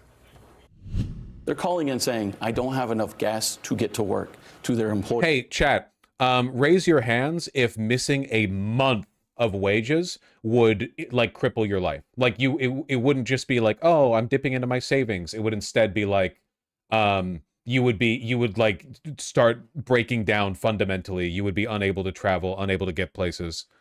You don't have the wiggle room, you know? A lot of these people are fucking air traffic controllers, okay? It's, again, like the deferred pay. These are real people with real lives. The deferred payments are not just like an abstraction or like a potential, you know, like an interruption to their life or whatever. Like they're gonna fucking the water's gonna get shut off. To their supervisor and manager and saying, what do you want me to do? They're not calling in sick. They're not calling in protest. They're calling in with real life situations. These are real people dealing with real life circumstances. And when you don't pay somebody for 37 days and say, hey, just keep showing up and do your best, people are going to have issues, and they're mounting daily. There you go. All right, let's get off the sidelines, head into the arena. My panel is here, and we're going to get started with CNN aviation correspondent Pete Muntean and CNN's Manu Raju, who is on Capitol Hill for us. Manu, I actually do want to start with you just because the talks that are aimed at trying to reopen the government wrapped up. Where do you find that mug? It was given to me as a gift by my beautiful partner. Isn't it lovely? It's all ceramic. It's got a really nice matte glaze. A bit of a pain to clean the inside of. We actually had to get a kitchen brush for it. You know, like a sponge can't really get in the grooves in the inside because it has a mold that's pressed into, so it's grooved in the inside. So we had to get like a, you know, the kind the bartenders use. In the last hour, and they're does seem to be some significant a change in the chatter, shall we say. Is it the flights that's upping the ante? What's the latest from where you sit? Well, there is enormous pressure on senators to reach a deal and end this very damaging shutdown that is having painful consequences each day for the American public. I love how for LAX they can't even show the airport. They have to show the god-awful like highway loop system they have built around it. Anyone been to LA? Have you driven around LAX? Have you experienced, like, they have highway interchanges built into the fucking airport. It's insane. And the senators who are negotiating a potential compromise are keenly aware of all of that. Frantic negotiations have been occurring all week. They've been intensifying today. And the question on the table is whether Democrats can accept a compromise from their demands. Remember, initially at the outset of this fight. Fuck you. Republicans are the ones not negotiating. Not the Democrats have said over and over and over and over and over again that they're willing to negotiate. They're proposing an offer. Republicans are flat out rejecting it with no engagement. Trump has laughed off their attempts to negotiate. When they came into Trump's Oval Office to negotiate, he had like campaign merch out. It was a photo op. Like they've never made any effort to actually engage. They had called for an extension of those expiring subsidies under the Affordable Care Act, saying it must be dealt with immediately, otherwise people will see their health care premiums rise. Well, as part of this emerging compromise, that would not be included as part of this plan to reopen the government. This funding plan would not include health care issues. That will be dealt with separately as part of a separate vote to extend the health care subsidies. Yeah, I'm sure. I'm sure that the health care subsidies that Republicans specifically said they don't want, they'll be very willing to vote in it in the future. Fuck you. But there's no guarantee that that separate vote could pass the Senate, the Republican House. The Speaker would not commit to putting it on the floor of the House or even get signed into law by President Trump. So will Democrats go along with that, not having any guarantee of that becoming law? That is a key question that I put to Democrats today. Some say this will be a capitulation. Others say it's time to cut a deal. Republicans are the ones who won't cut a deal. Fuck you. Settling for some kind of vague promise about a vote in the future on some indeterminate bill without any definite inclusion in the law, I think is a mistake. And it would be a letdown to your voters? I think voters would rightly see it as a surrender. Yeah, but I mean, some people would think that this is a capitulation if you only agree to a standalone vote. Need to understand how the Senate works. We have brought this issue as a major national issue from zero to a major factor, I think, in the last election. And I think we're going to continue to make it an issue as we approach the next election in the mid-year.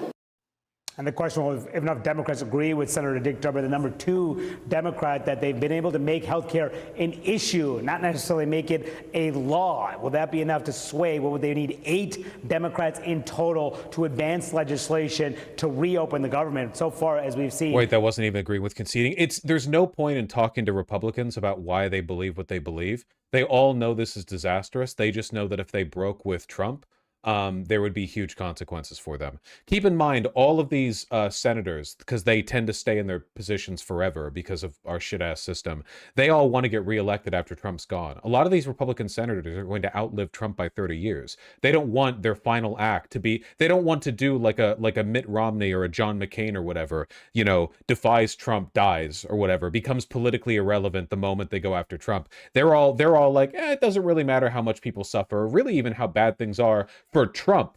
Trump is the guy who's going to get blamed. I'm in a safe red seat. It doesn't matter if tens of, millions of people can't afford their health care, whatever. I just don't want to get flamed by Trump because that would be more damaging to my long-term career prospects than being complicit in this bloodbath. Time and time again, just 3 Democrats have sided with the Republican efforts to reopen the government with no conditions at all attached to it. But expect there to be a key moment tomorrow where there will be votes to try to reopen the government. Will Democrats come along to that, to saying yes on that bill? They just left. Those are the same 3 Democrats that have been trying to do this for a while, right? Yeah, Fetterman and the other 2. But it's not, the lines have not moved in a month. A caucus meeting that lasted about 2 hours, Casey. I talked to many of them while they're leaving. Many still non-committal about whether they think this is the path forward or whether they think the shutdown will drag on. All right, well, keep us posted, Manu. Sounds like it could be potentially an interesting weekend up there. So, Pete Muntean, it's certainly going to be an interesting weekend for Americans across the country. Here, this is now the most direct consequence of the government. Man, Fetterman's such a waste of a seat. Technically 2 seats when he flies.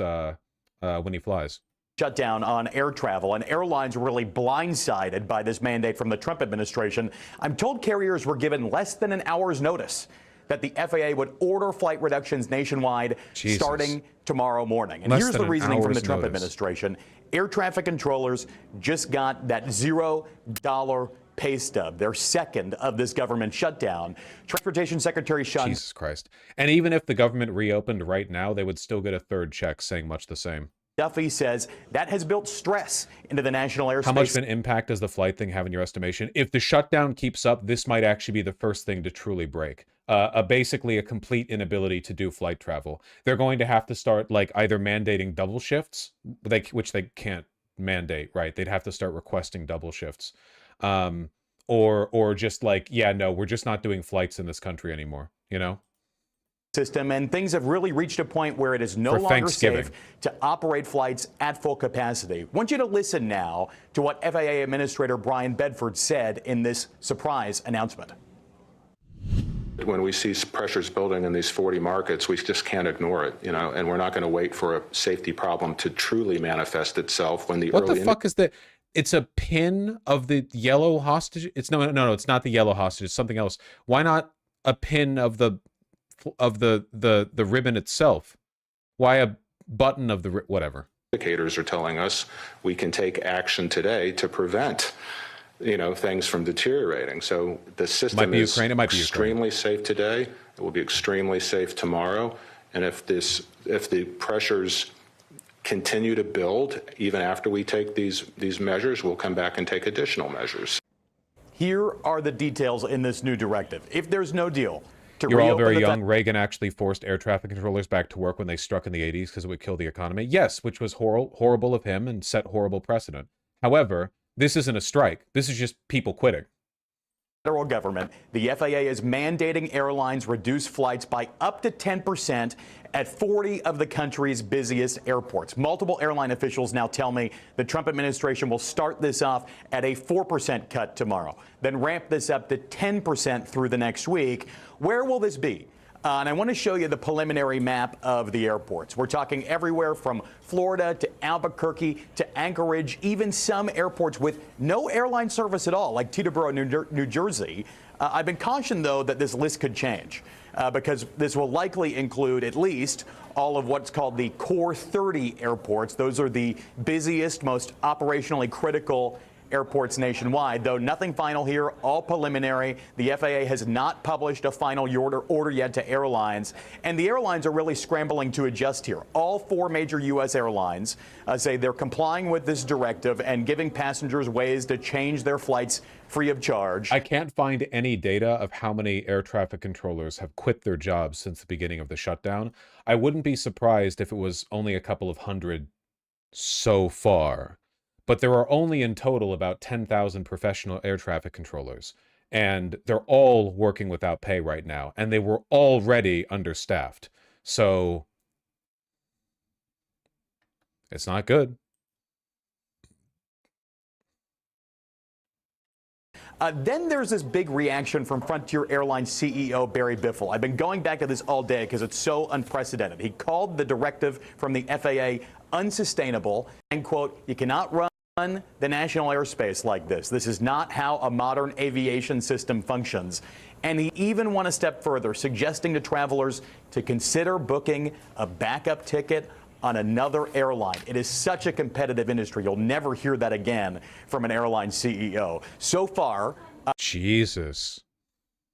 This has not been all that well received in the airline industry because this is not really a small tweak. Aviation's a multi-billion-dollar economic driver, and airlines are telling me they're dealing with this like they would deal with mass cancellations, like during a snowstorm.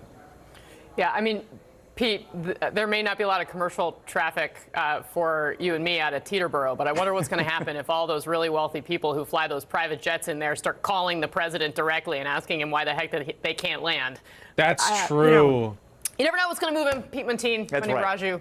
Thank you very much for that. All right, our panel is here in the arena. CNN political analyst, national political reporter for Axios, Alex Thompson, CNN contributor, New York Times journalist and podcast host. That is quite a tie. Yeah, okay, sorry. Just, it's the extent to which this is running up against the brink, it's kind of difficult to describe. I have no idea, like, how they're going to play this off. I have no clue. Is Schumer caving? No, Schumer is not caving. Thankfully. Thank God. Thank God. God, it's so nice watching Republicans catch the fucking, catch the ice cream truck, so to speak. All Republicans have been doing is screaming from the rooftops over and over and over and over again, like, we want to destroy the country. We want to destroy the country. Everyone suffer. Billions must die. And then, like, okay, man, do it. See how it works out. Let's see if you can undo democracy fast enough to avoid the consequences of what you're suggesting here. And so far they are not. Of course, it's not enough for it to be bad for the Republicans now. This has to be a blight against the Republicans for the rest of our lives, Every voter, every politician, everyone on their side forever. This is a level of governing incompetence that extends beyond just Trump. This is a psychopathic disinterest in the project of running government from everyone involved, even for those who voted them. We can't just do like we're moderate now, we don't care anymore. Trump's gone. Let's try again. Republican Party 2.0, 2032 or whatever,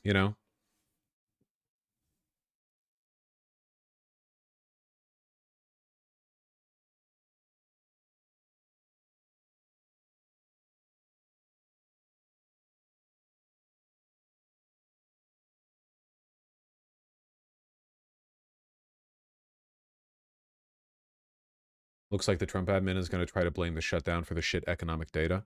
In fairness, those do correlate. But look where we are. It is day 38 of the government shutdown, the longest in U.S. history. It is severely impacting travel, and there's a lot of ripple effects there. Today, the FAA cutting flights at 40 major airports across the country, going to 10% of cutbacks in air traffic. Meanwhile, the Senate is aiming for this test vote today on a new interim spending bill to end the stalemate. Plus 3 individual spending bills. This bill would include a new end date of sometime in January rather than November 21st, which of course was included in the House-passed measure. Do you have any expectation that this will pass today in the Senate? And what is your expectation of the impact on the economy of this shutdown? Right. Well, first, the impact on the economy is far worse than we expected because it's gone on for so long.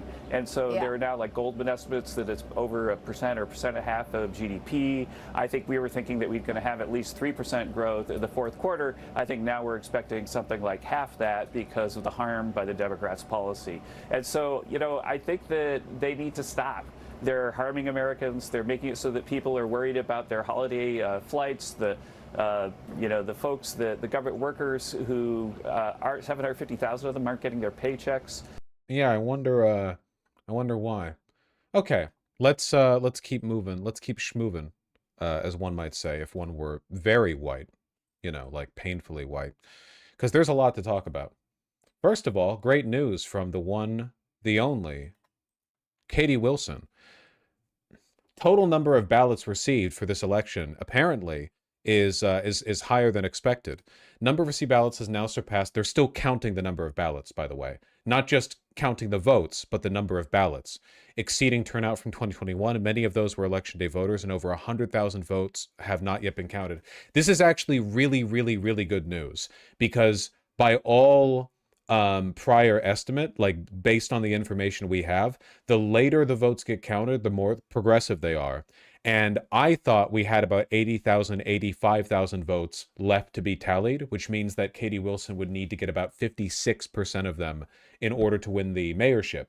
But if there are indeed over 100,000 plus votes yet to be counted, she could win even if she only gets 55, 54, maybe even 53% of the remaining votes. Probably not 53, 54.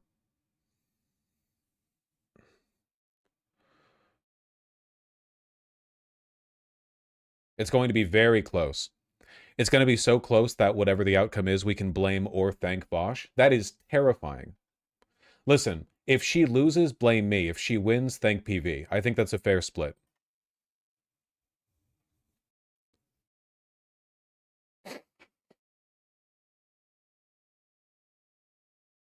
Yeah, I don't know why the fuck they're taking so long counting these ballots. I don't know why we have this system up here. What is your plan for fentanyl dealers or for the restaurant owners who keep getting broken into or attracting businesses to Seattle to create jobs? You don't seem to have any actual plans. You seem to want to form committees which slow progress down. What? I think this person came in with a chip on their shoulder.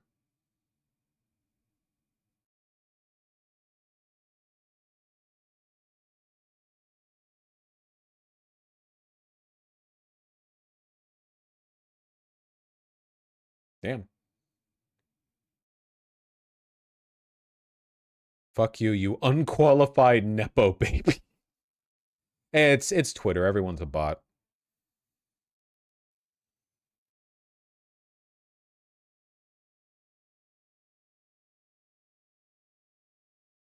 Decision Desk HQ really might have,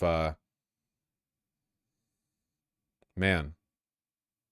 286,000. And they're still counting.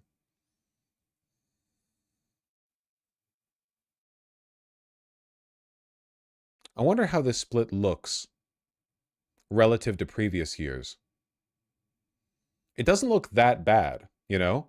Like 18 to 24 is low turnout, sure. But 45% turnout for the 25 to 34 age range? I don't think that's that bad. That's pretty good. In every election, you see more older people vote because they have nothing else, like they have nothing better to do with their time, essentially. Can you explain why she would need less a share of the votes because there are more total votes? Because right now, with the currently counted ballots, Harrell has a slim lead of about 10,000 votes. So the more uncounted ballots there are, the smaller a percentage of those ballots can be in favor of Katie Wilson in order to make up for that difference. Kind of like how if they were going to count like 1 billion ballots, you would only need them to be 1% in favor of Katie Wilson to overwhelm the advantage Bruce Harrell has with the existing 100,000 or so ballots that have been counted. Page 35 for current results. Yeah, the next drop, the drop that determines whether or not she has a pathway to victory is probably going to be today. If the drop today, the votes counted today are around like 55, 56 Katie Wilson, I think she's going to win. That would make me go from like a 40% chance to a 95% chance. But if they're more like 52, 53 Katie Wilson, it's up in the air. And if they're only like 51, 52, yeah, like in that ballpark, I would say she doesn't really have a chance. But I am like spitballing the, you know, the math a little bit, you know, I'm kind of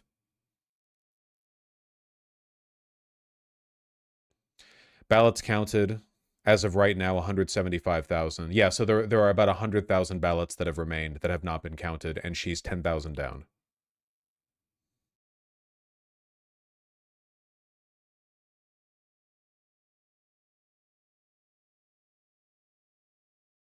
And they're still counting votes, so.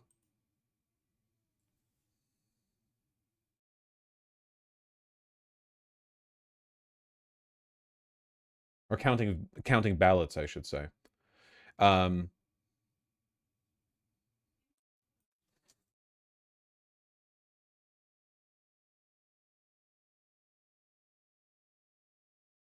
don't see anything from King County elections on Twitter. Yeah, really hope she wins.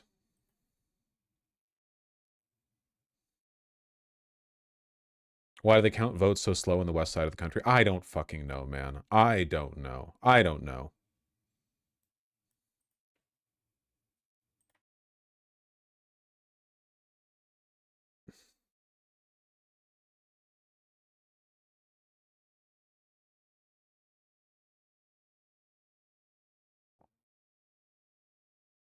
Good reminder for Seattle folk to double check and make sure their ballots counted. Yeah, yesterday's drop, Katie Wilson got about 52% of those votes. So we'll see. We'll We'll see. We're looking, if we could just get 55% of today's. If we could just get 55% of today's.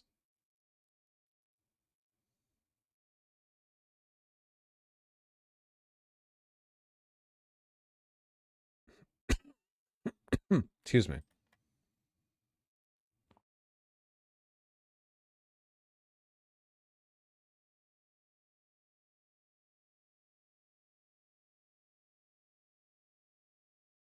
Sorry. Just being optimistic. Can you imagine being her? A friend of mine actually saw her on the street the other day, you know? She apparently, allegedly, looked a little stressed, which I don't fault her for, considering everything, you know? When does the daily vote drop happen? About 4 p.m. PT. Did Bruce Harrell mention you at all during the campaign? Yes, his press team put out a presser saying that Katie Wilson associated with a pedophile. Essentially, in so many words. So, you know, about what you'd expect, I suppose. Did they really? Yeah, in my city too. Sheesh. Oh, now he's got jokes. What jokes?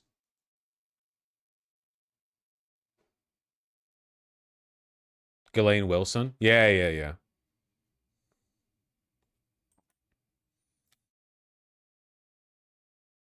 Are you going to stay on stream till the vote drop? I think I would like to do that, yeah. Because today's the day where we will know definitively whether or not she has a pathway, whether or not she has an opening. If she, I'm really hoping if she gets, when is it? 4 p.m. PT. If she gets like a solid 56%, I think it's a lock. If she gets like 56 or something in that ballpark, I think it's a lock. In my opinion. She needs exactly 54.5% of the remaining votes. That's not unreasonable. That's not an unreasonable portion. It's not. 54.5%, that's less than the percentage of the vote that progressive candidates have gotten in previous mayoral elections.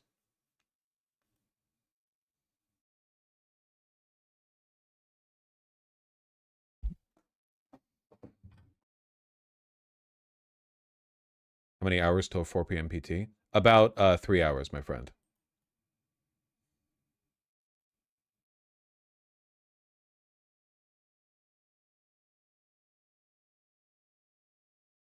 Or thereabouts. Anyway.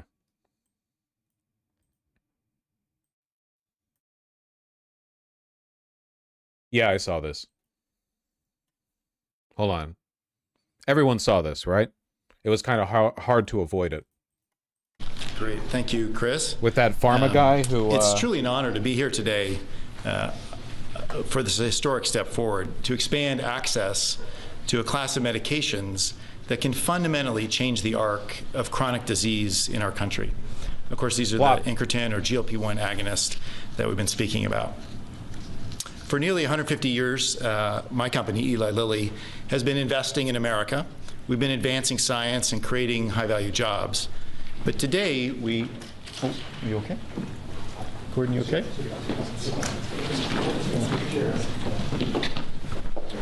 Yeah. Very good. Press, we're going. Thank you, press. Cameras, we're done. Cameras. Yeah, RFK Jr. immediately books it. Trump doesn't look like he gives a shit. Yeah.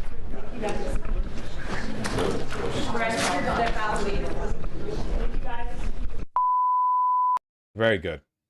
Is he on the new drug? Yeah, it's just what happens when everyone in power is 100 years old. Don't worry about it. This was the meeting where Trump was like sleeping at his desk, right?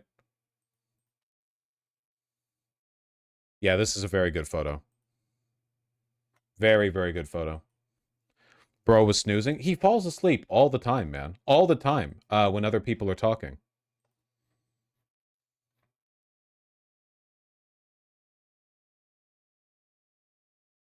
Look at him. Man is not listening. Man is not listening.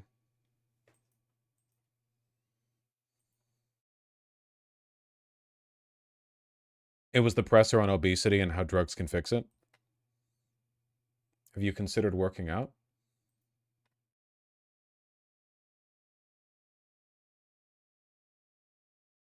I haven't.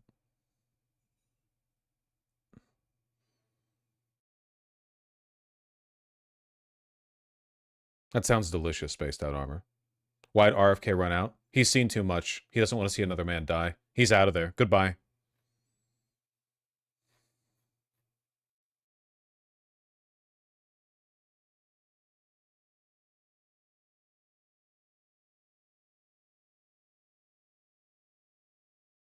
Hold on.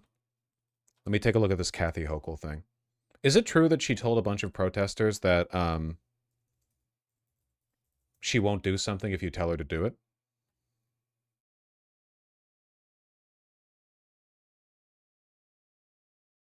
Yeah, taxing the rich. Yeah. Hold on.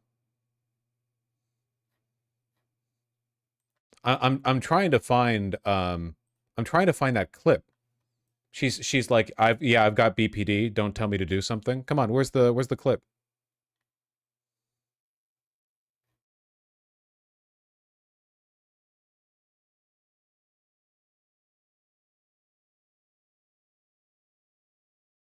Governor Kathy Hochul under a palm tree in Puerto Rico is greeted with chants of tax the rich when she enters. I hear you, she says, adding she's the type of person who, the more you push me, the less I'm going to do what you want. There's got to be a clip of that. Look at all the cameras, man. Does she not realize how replaceable she is? She is very replaceable unless she bends the knee to Mamdani. Mamdani is much more popular than she is. And now that Mamdani is the mayor-elect, he could do so much to destabilize her and decrease the likelihood of her winning if she's challenged, you know? Here we go. Hear you, but I'm the type of person, the more you push me, the more I'm not going to do what you want. Okay? So a little lesson to all of our friends out there, but hey, labor is in the house, right? Labor in the house. I think she was trying to come across as like charming, you know, like, don't bother me. Come on. You know, but you like, I understand the intention, but the actual like textual meaning of what she provided us here was, I don't believe in democracy. Everything is up to my whim, you know? I feel like it was a joke that fell flat. I don't think that it was intended as like a serious rebuttal. I can feel the energy, the power, and I know New York is in the house. They're in Puerto Rico, right? It looks beautiful out. Man, I fucking hate Los Angeles palm trees. The palm trees in their like native environment look so much better. I know there's like different strands of them, like breeds of palm tree. I'm not an expert on that shit, but these palm trees look natural and lively. But the palm trees in LA are like 500 feet tall. They provide no shade cover. They're like, they provide nothing. They're literally just like big sticks. You might as well like plant telephone poles.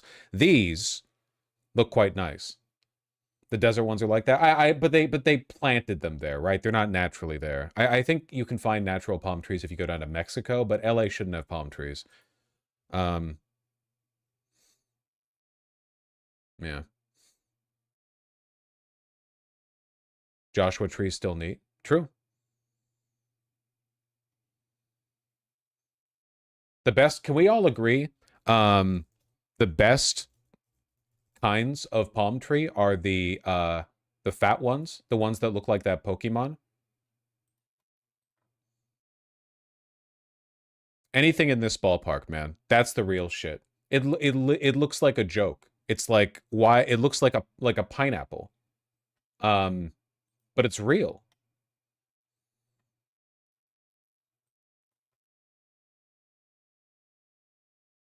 I wish Joshua trees weren't the most delicate, like, useless tree in the world, because they're really, really cool.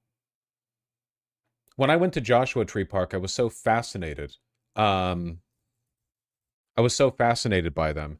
They're, like, meant to be maximally water efficient, basically. This is a Joshua tree. They're meant to be maximally water efficient because they're out there in like the desert, you know, they're out there where it hurts. They're out there till the room stinks. And in order to be water efficient, You see it best when they die, but this is what they actually look like. Isn't that crazy? They're literally like a lattice that's hollow, and they're hollow internally too. So the insides of these tubes are hollow, and the whole like superstructure of the branch is hollow. They're hollow like on every level. Lattice, whatever. I don't care. Shut up. You get me. Very fragile. So are the living trees. That's one of the reasons you have to be careful when you go there. If you go to Joshua Tree Park, you shouldn't touch the trees because they're pretty fragile, you know?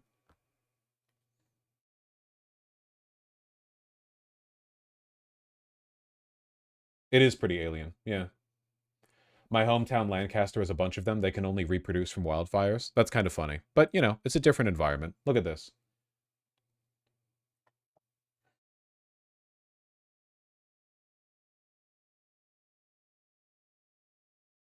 One thing I didn't get when I went to Joshua Tree Parks is why the fuck the rocks look like that. All the rocks, it's like a big barren wasteland with Joshua trees. And then all the rocks are like big and round with lots of cuts all over them. It's very, very interesting. Isn't that cool? Wind erosion? No. I understand the erosive I understand that, but it's like it's just a very distinct environment. Going to Joshua Tree Park, I felt like I was in like an alien planet. I feel like you could pretty easily make it look like an alien planet with a little bit of color grading if you wanted to shoot a movie there, you know? Very, very interesting place. Deserts are pretty cool. Yeah. Oh yeah, 100%. Beautiful. Absolutely beautiful. Had a great time out there, you know? Ugliest desert I've ever seen in my life, by far, drive from LA to Las Vegas.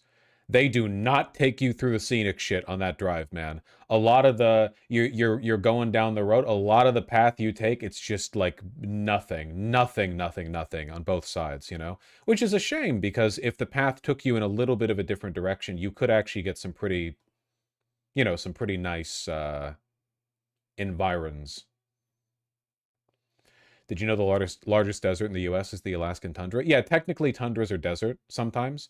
That is, however, lame. Like, that's a technicality. No one actually thinks of that shit when they think of a desert, you know? I'm not falling for your taxonomy here, you know? Oh, did you know the Sahara is actually the second biggest desert and the biggest one is the continent of Antarctica? Yeah, that's great, dog. No, I get it. I'm not calling you a pissant. I'm just saying it's Reddit. It's Reddit coded. Mamdani answers questions while in Puerto Rico. Follow-up question. Why are they in Puerto Rico? Sorry, I don't know much about New York. Is this like a partnership thing? I know there's a lot of Puerto Ricans in New York City. What are they doing over there? Just having fun? Escaping the cold?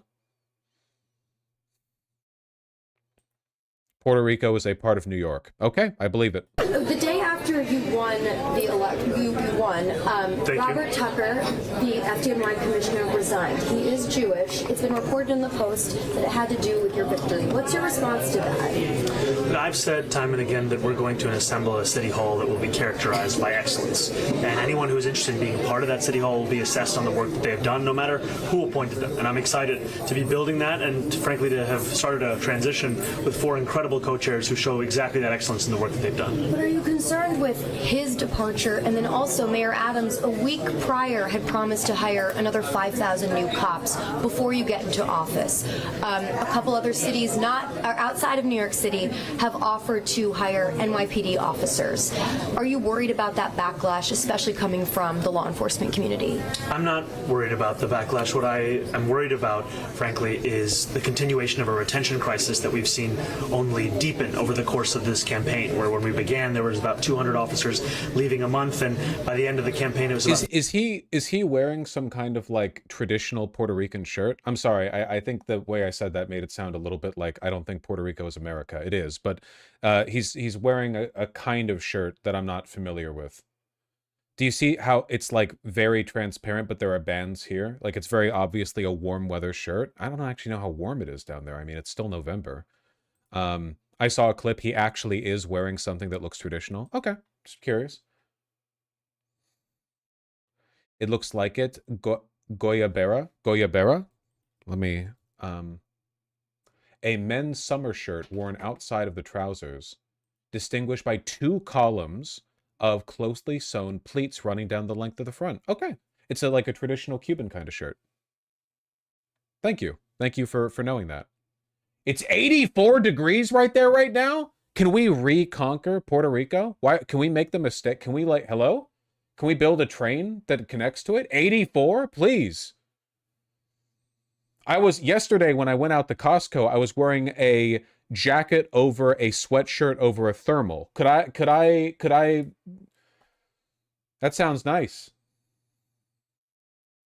350. And a lot of that is to do with the fact that we've asked police officers for far too long to do much more than just police work. We've asked them to be responding to the mental health crisis and the homelessness crisis. And that's why we're going to create a Department of Community Safety that will be tasked with accomplishing those facts and allowing police officers to be police officers. And last one on that, Commissioner Tisch received a heads up from ICE that that raid would occur on Canal Street. Now, apparently she did give the Adams administration a heads up.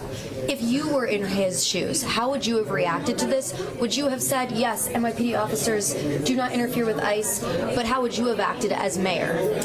What I will continue to do is be someone who will stand up for New Yorkers when Donald Trump is seeking to fulfill his promise to create the single largest deportation force in American history. And my NYPD will continue to not be of assistance to ICE whenever they are trying to terrorize New Yorkers across the 5 boroughs. Did she act in the right way? I think that it's important to continue a separation between NYPD and ICE, and I think it's important to bring an end to a chapter which Eric Adams said on national TV where he opened the door to civil immigration enforcement. In Elise Stefanik's video this morning, she said that Hochul cozied up to a defund the police, tax-hiking, anti-Semitic communist. She really got everything in there, huh? Are you worried that you are going to hurt Hochul's campaign the way that she's embraced you? Are you going to allow her to distance herself from you? Or are you going to demand that she is your ally? I think Elise Stefanik has more to worry about, having said in her own words that she was proud to be the deciding vote to throw 4 million Americans off of their health care and to push close to 2 million New Yorkers off of SNAP benefits. That is a record that she has to own, especially when she is seeking to run on a promise of affordability. It is hard to square that with her having poured gasoline on the fire of this cost of living crisis. One more. So you're with HTC. You got something? I got something. Hurry, Jason. I have another one. A lot of your many fans love Brad Lander. Did you call him and tell him he doesn't have a job in the administration, as CNN reported? I have appreciated my friendship with Brad and the work that we've done together, and also the way in which we ran this campaign together. And I continue to appreciate that friendship. Do you want okay, guys, we gotta go. I think that I think there might be a little bit of cold water between Mamdani and Brad Lander. Wasn't there some reporting apparently that there was some behind the scenes negativity between the two of them? That Mamdani at some point said to his confidants that he wasn't particularly impressed by Brad Lander. But Brad Lander at the same time had been saying that if Mamdani won, that he could effectively control New York through Mamdani. Sorry, that's a bit of an overstatement. Brad Lander implied that because Mamdani was like young and a novice, that he would have a lot of influence over the mayorship through Mamdani, if that makes sense. So basically, Lander was overplaying his hand and Mamdani was downplaying him a little bit. I think I'm making it sound worse than it was. Like imagine... Like, I think it might have been a slightly more played-up version of when I said, yeah, if Katie Wilson wins, I'm going to drop by Seattle City Hall and make her do what I want. Like, yeah, I got you that office. Like, I don't think it was that serious. I think it's just there was a bit of friction behind the scenes, you know? Brad Lander might want to keep his future book open, though, because even if he's not working directly with Mamdani's team, he might be interested in running, you know? He could run for Congress, and I think he would do very well. At City Hall with you? I look forward to whatever Brad Lander is doing next. What has the mayor done in order? I mean, you said you talked to him yesterday. Explain that a little, and then what do you hope to get out of the transition? How are they setting this up? You know, I appreciated the conversation I had with Mayor Adams, and what I look forward to is a smooth transition, one that ensures that we are able to start delivering for New Yorkers on January 1st, and I'm confident that that'll be the case over this next 50-odd days. Thank you for watching our YouTube channel. You're very, very welcome. Lander's already teasing a congressional run. Good. Here's an article about it.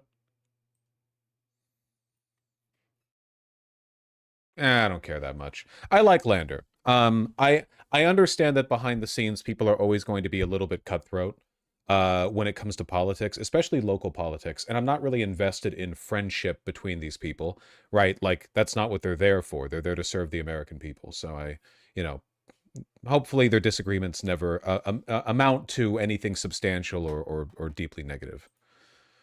The FDNY commissioner that resigned is a, excuse me, a millionaire who was gifted the position by Eric Adams after his former business partners made contributions. Wonderful. Perhaps he's aware of the fact that he would be ousted soon anyway. I didn't know the context. Important to know, Tucker had never served as a firefighter or in any other emergency service role before being anointed FDNY commissioner. Just a millionaire with political ties to the equally corrupt Adams administration. He did work with Israel, though. Ah. Wonderful. Thank you, Mayor Adams. It's always Israel. Yep. It's always Israel. It's always Israel, and it's always money.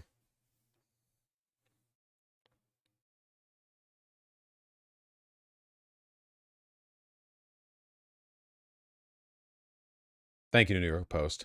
Jewish FDNY fire commissioner hands in resignation morning after anti-Israel Zoran Mamdani elected NYC mayor. I'm telling you guys, this stuff is really, really bad for the Jews in the long run, okay? You're just creating generations and generations of anti-Semites with this shit, you know? Everyone has to bow the knee to Israel. By the way, we don't control everything. Here's 57 trillion corrupt political appointments, all associated with Israel, all wealthy guys. Like, come on, man. Stop fucking throwing fuel into the fire. Jesus, fuck.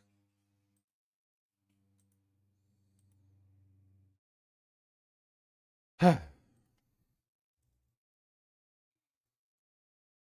should I feel about the Seattle race? Well, I'll put it this way, okay? I'm feeling confident, and apparently on Kalshi, the betting app, somebody just dumped a fuck ton of money towards Katie Wilson winning. Which, you know, I don't put much stock in betting markets, but somebody just did.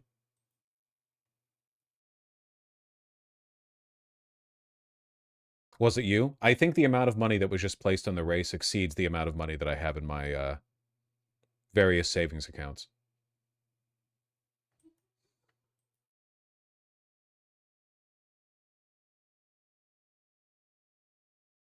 My partner's laughing at me right now because I said various savings accounts. Which is annoying because the only reason I have various savings accounts is because of them. Because before I just had all of my money in a checking account.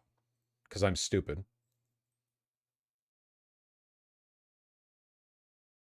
You have more than one? Well, you have the high yield savings and you have the regular savings, and then you have to have the Roth IRA, but my income is too high for me to do the regular yearly contribution, so I have to do a backdoor Roth IRA.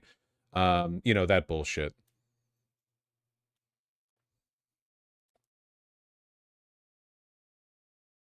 I just use the $5 for food. That's my thought, man. If you keep everything in a checking account, you know where your eggs lie, you know?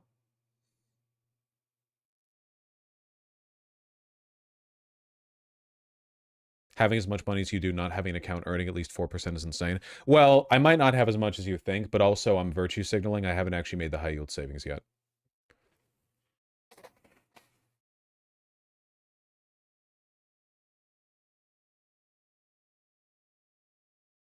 Just saying that before my partner comes in to say it for me.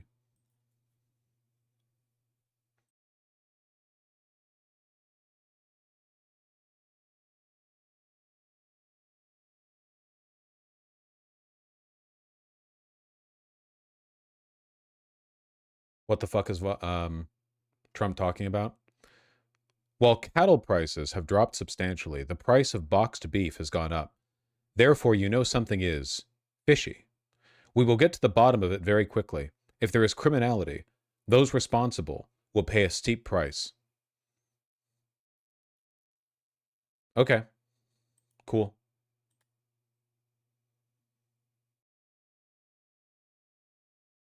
Somebody linked me this and I don't remember why. What am I looking at? I want to here extend an invitation to Zoran Mamdani. Wait.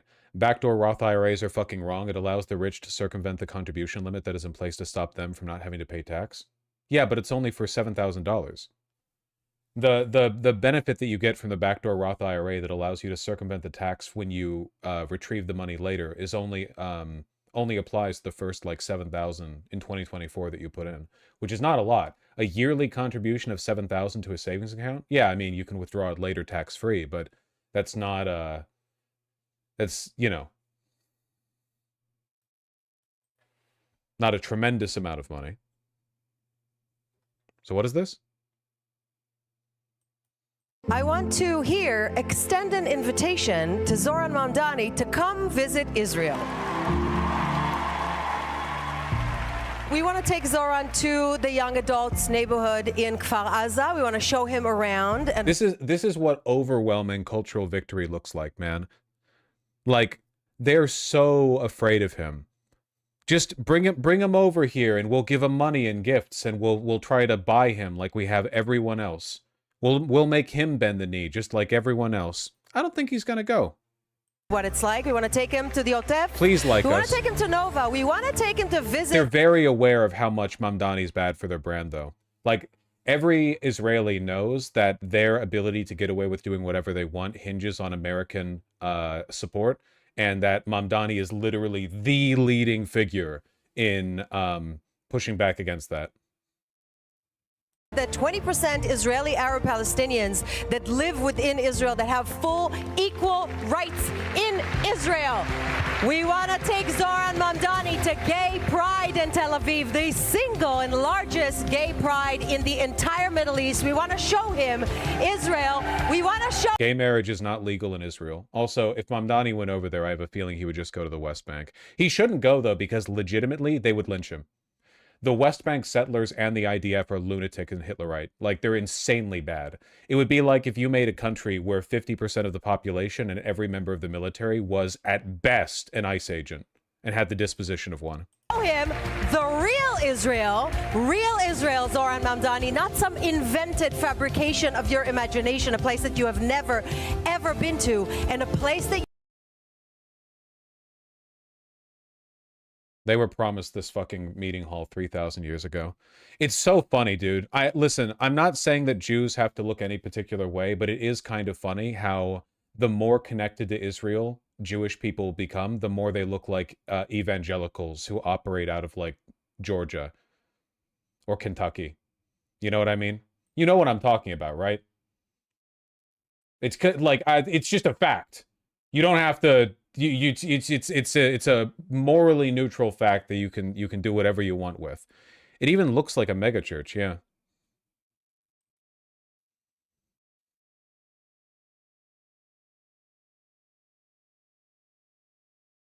Speaking of Jewish people in New York, have you seen this? Is this Kanye negotiating with a rabbi? No, it's not.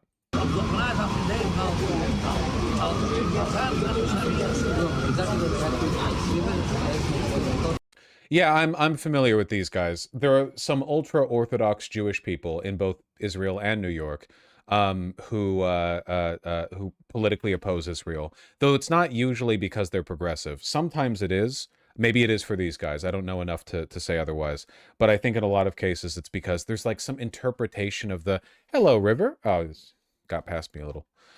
Some interpretation of the Old Testament they go with, or whatever, that, you know.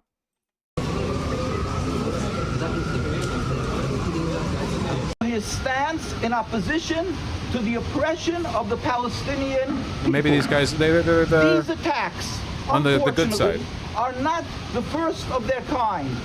In recent years, we have seen politicians, both in the United States and in Europe, who have taken a courageous moral stance, being viciously attacked in this manner. This is an evil tactic used to silence anyone who dares to stand up for justice and peace. Especially now, after 2 years of genocide. It's basically the idea that God commanded the Jews to become a diaspora and that they are not, by God's command, to ever reestablish a kingdom of Israel. I get that. I could see how one could textually support that, I suppose. If you're kind of like forced by God conceptually into Exodus, I guess you could argue, well, God has to command us to stop being in Exodus, Then again, like, in fairness, if you believe that, the New York City is also kind of like a, Israeli Holy Land, if you want to go about it that way. So if you believe you're in Exodus, then why are you in Brooklyn? Go over to, like, Minnesota. I don't know.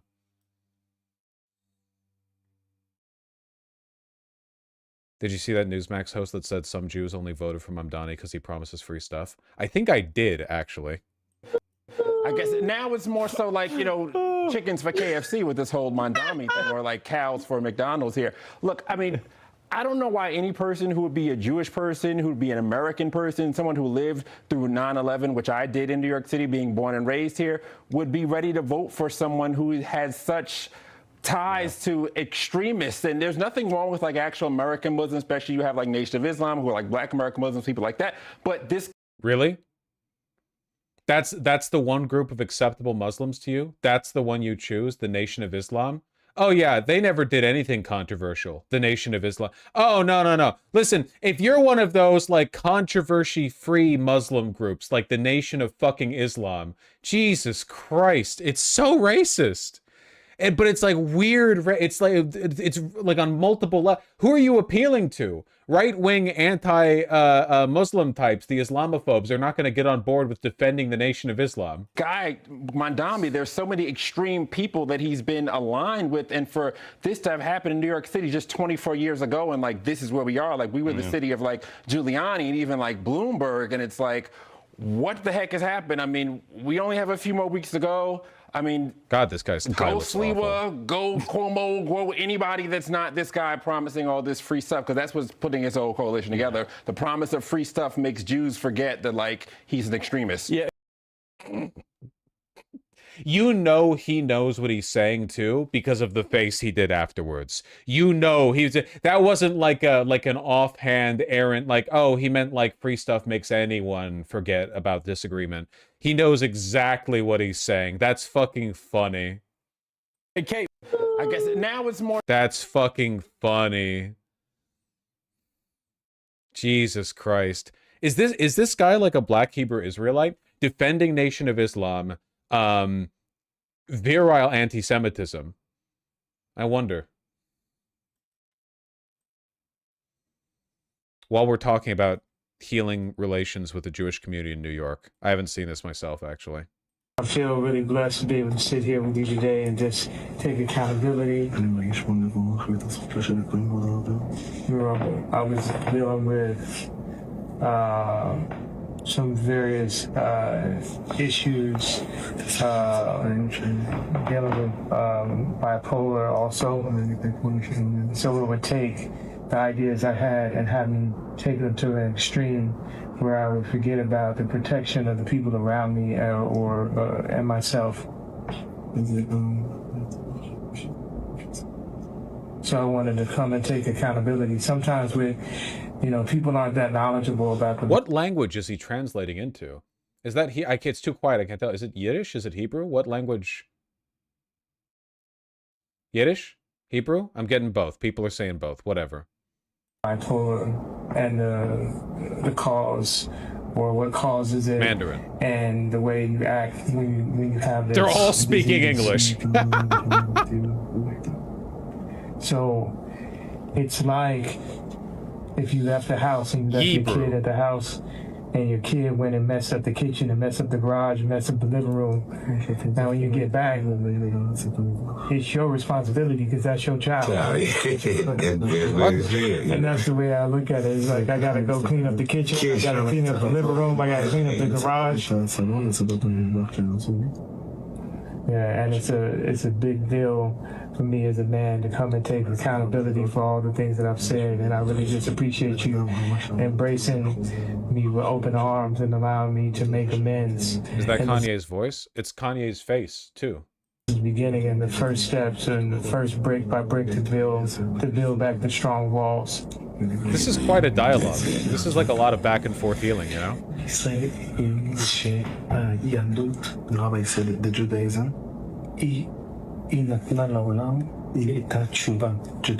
Judaism brought to the world a way for someone when he regret about something that he has done wrong.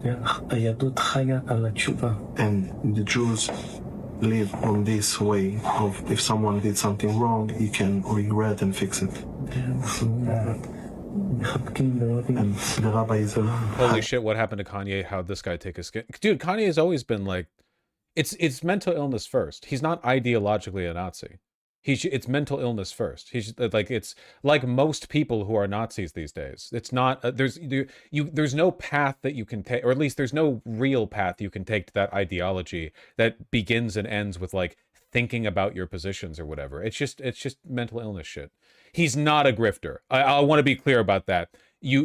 A grifter would imply that he's doing all this stuff conscientiously to stay relevant. He was and is Kanye West. He does not need to do this to stay relevant. He's just very, very mentally ill.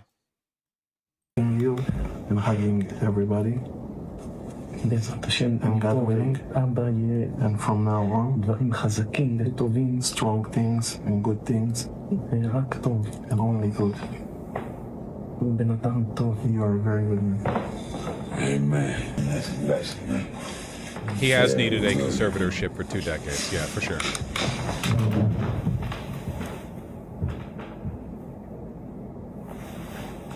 I get it, man, but I'm bipolar and I never started Heiling Hitler, you know? Yeah, but some people do.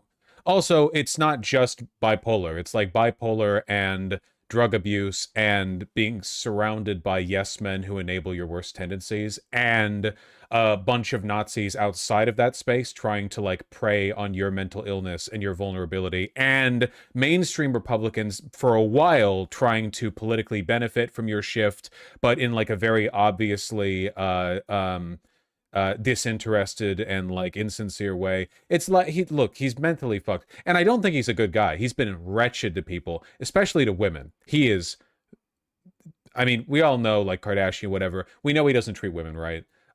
He's a bad person. I don't think you should sympathize with him or whatever. But it's still a mental illness thing. He's not ideal. Fuck, even in his like N-word Heil Hitler song, which is a bop, of course. Most of the song is just him bitching that he doesn't have his kids and nobody likes his tweets. Like he's not exactly like reciting the tenets of fascism. He's not advocating for the idea of the sublimation of the individual to the state for greater glory or whatever. He's talking about his tweets and his kids. It's all just, you know.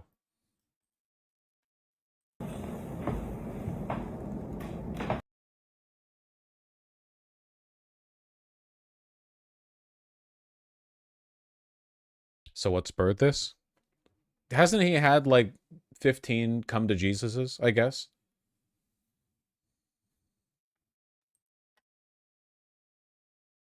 It's all just performative bullshit, yes? Well, no, that's the opposite of what I'm saying. It's a genuine mental illness. It's not he's authentically fucked in the head. Performative again requires intentionality. He's just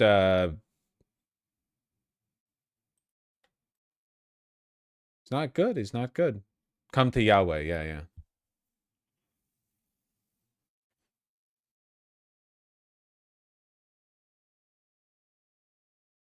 Azalea Banks is doing the same pro-Israel thing too. Whoa, whoa, whoa. Hold on. I don't think that Kanye's done anything pro-Israel, to be clear. And secondly, I think Azalea Banks is also mentally ill. She might be grifting to an extent, but if she is, I don't think she's getting good returns on that investment. I think she's fucking insane. A lot of celebrities are just crazy people. Like, just crazy.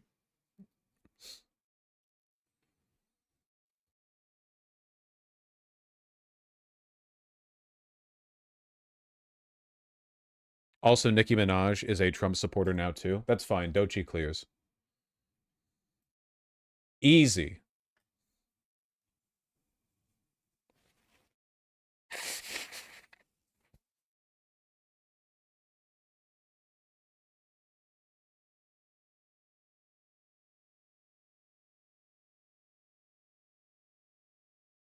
I got into Kanye like 2021, 2022 pre-Nazi stuff, and he's still my favorite artist, sadly. I got bad news for you, my friend. 2021 and 2022 is not exactly the pre-Nazi era.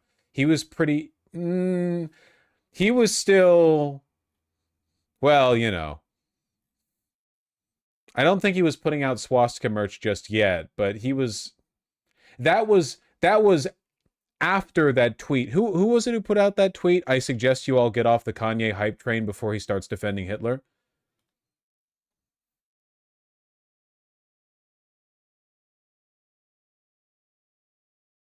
Precog? Oh, yeah.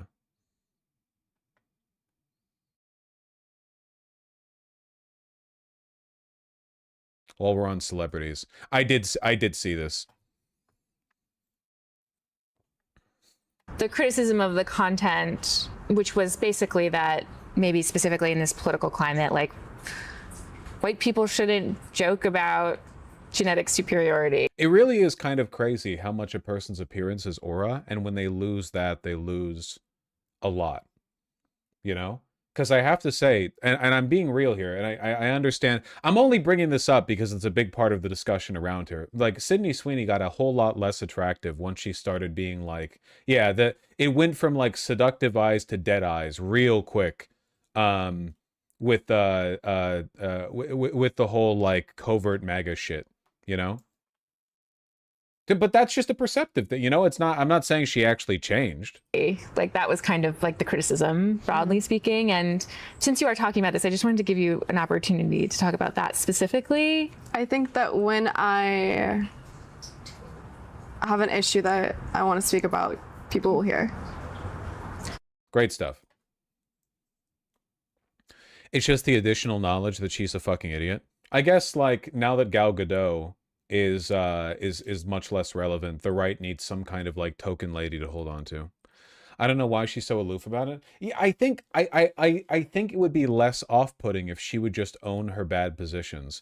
It seems like she likes being the darling of the internet's far right. Do you guys think she's very online in the same way that like Doja Cat is, or perhaps was, where like maybe it's not so much her positions, it's more like she likes being that kind of pick me a little bit?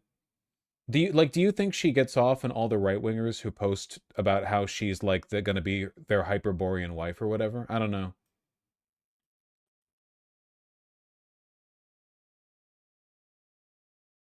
I guess it's just weird for me that she would say that here. Wouldn't it make more sense if she laughed it off and she said, listen, I know people are like running wild with it, but it was just a jeans joke. Like, you know, I'm tall and pretty, so good jeans, and I was wearing jeans, so jeans. That's it. It was a joke. We didn't mean to read anything more to that. Like, wouldn't that have been the smarter thing for her to do? It seems weird to me that she wouldn't like, because she could like defend herself that way without, but this just comes across as stilted.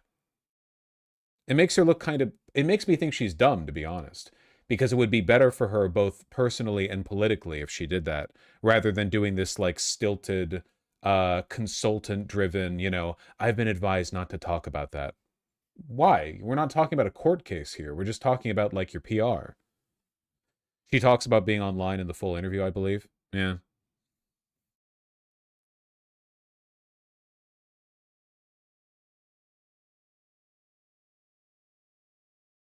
Yeah. Have you seen her new boyfriend? No, I don't really follow celebrity culture. I just saw this clip online.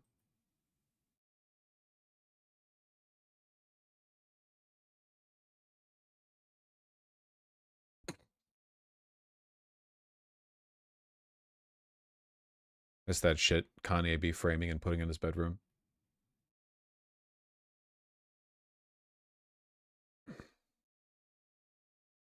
You got to give people some counterbalance, you know? Most celebrities are at least tepidly left-leaning. What does the right have? Fucking Passion of the Christ guy, Mel Gibson, Sydney Sweeney. I don't know. Kid Rock. Yeah, they've got pedophiles. Chuck Norris.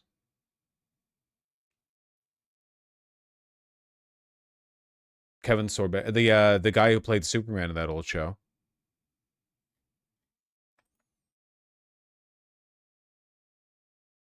Hold on.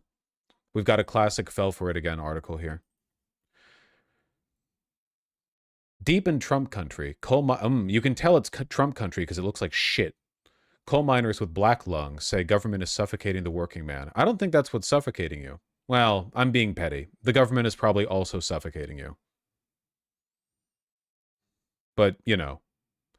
Randy Lawrence, president of the Kanawha County Black Lung Association. That fucking sucks. Imagine having black lung today, man. These are the people who think the way to fix Appalachia would be bringing back the coal industry. Emory's seen guys as young as 45 getting double lung transplants. Jesus. Forced to dig through more rock filled with deadly silica to reach the last remaining coal, far worse than the dust their grandfathers inhaled.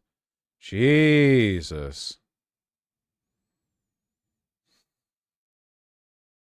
Some angry retired miners with black lung are fighting back, demanding that President Donald Trump honor promises he made to the people who voted him in.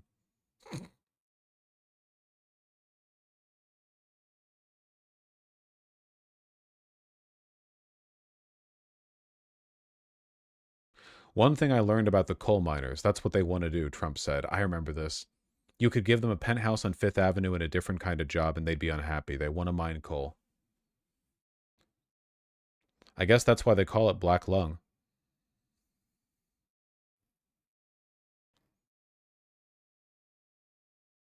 Jesus, man, this guy too?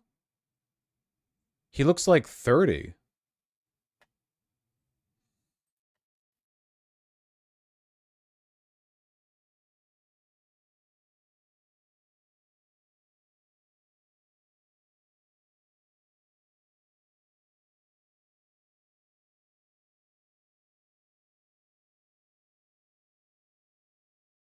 Of the 11,500 coal miners from Central Appalachia with X-rays analyzed by NIOSH certified readers from mid-2020 through mid-2025, 55% had some form of black lung, with the highest annual rate, 62%, recorded among miners seen in the past year. Jesus fucking Christ.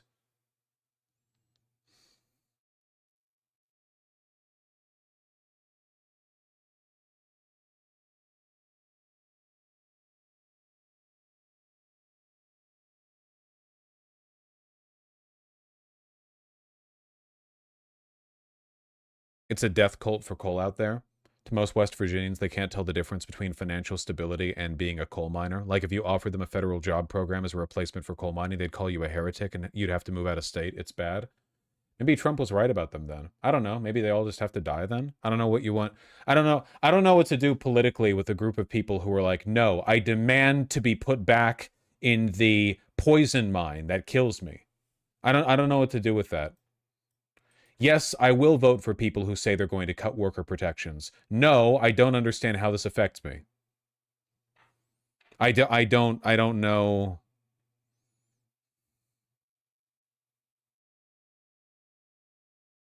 I don't know what you're supposed to do with that. Rural King. Hell yeah, buddy.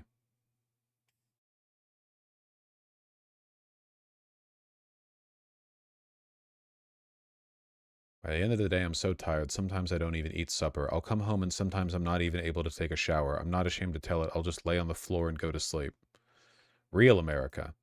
He said he wore his protective respirator throughout his nearly 30-year career, but was still diagnosed with a progressive form of complicated black lung and silicosis when he was 45. NIOSH certified his X-ray, allowing him to move to a job on the surface with no pay cut. Now, with just 4 years later, he said he doesn't have the wind to mow his lawn.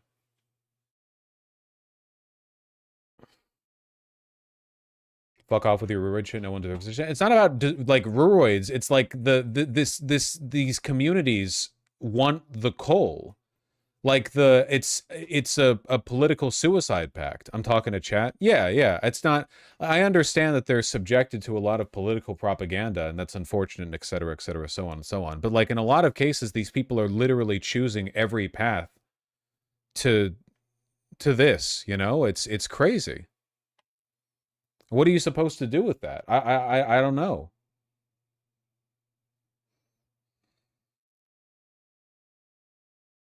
If you live in West Virginia and you're voting for people who are bragging about how they're going to cut like coal regulations because you're terrified of MS-13 coming in and fucking your wife, then I guess I just don't have much sympathy for you.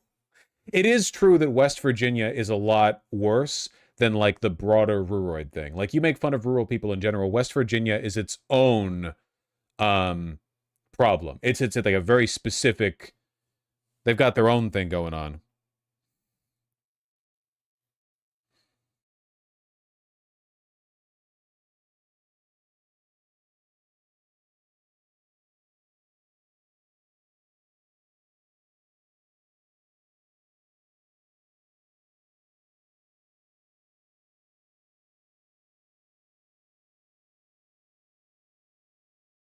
I'm there now and it's pretty in the fall. Oh, yeah. Oh, West Virginia is beautiful. If you go to the parts that haven't been, you know, stripped bare.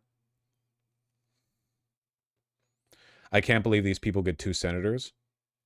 I think we should allow West Virginia to continue to have 2 senators sent to Capitol Hill, but they both need to have black lung to be truly representative of their constituency.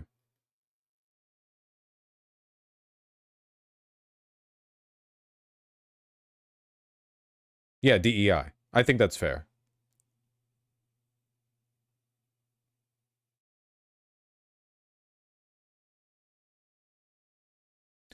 Yeah, but like, can't you go to Southern Ohio and get the same shit without getting black lung? I really do think it's the cult thing here, I guess. Appalachia has been uniquely hollowed out because the coal industry is that bad. And I guess it's just very disheartening that so many of the people who live here have such weak political imaginations that their vision of a revitalized West Virginia really just is the coal industry coming back. Like it is so ground in. And I mean, like, I understand that they're victims of propaganda. I'm not saying like they manifested this like of their own volition or anything. It's just like, Jesus, you know? I wonder how anti-immigrant they are. I think if you got a rundown of the political opinions of the average West Virginian, you would probably be, you would come away thinking, I hope black lung kills them faster. Demographically, they are the reddest, it is the reddest state in the union. They are not good people politically.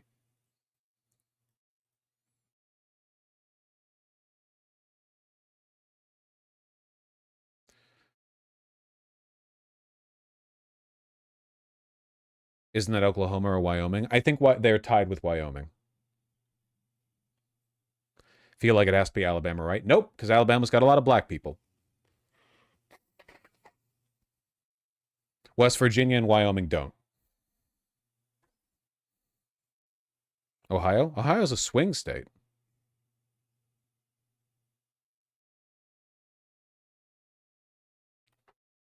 I wonder if there's a video accompaniment to this article. Not recently, lol. It is potentially a swing state, okay?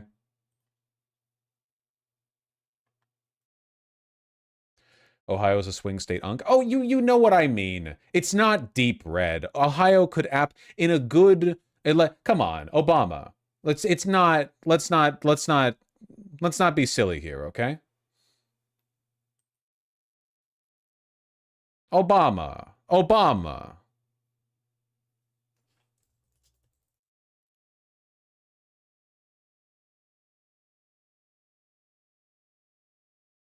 Obama.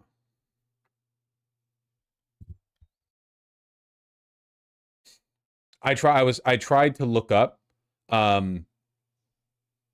video accompaniment to this article, and what I'm getting is this from CBS Evening News. Coal miners lose free black lung screenings after Trump's NIOSH cuts. Fucking brilliant. Ever hear of NIOSH? Maybe not, but it does important work, or did. The federal agency researched and recommended ways to make workplaces safer, but the jobs of its own workers were not safe. Most were laid off by the Trump budget cuts. In tonight's Eye on America, Jerika Duncan looks at the potential impact of this in a part of the country that voted overwhelmingly for President Trump.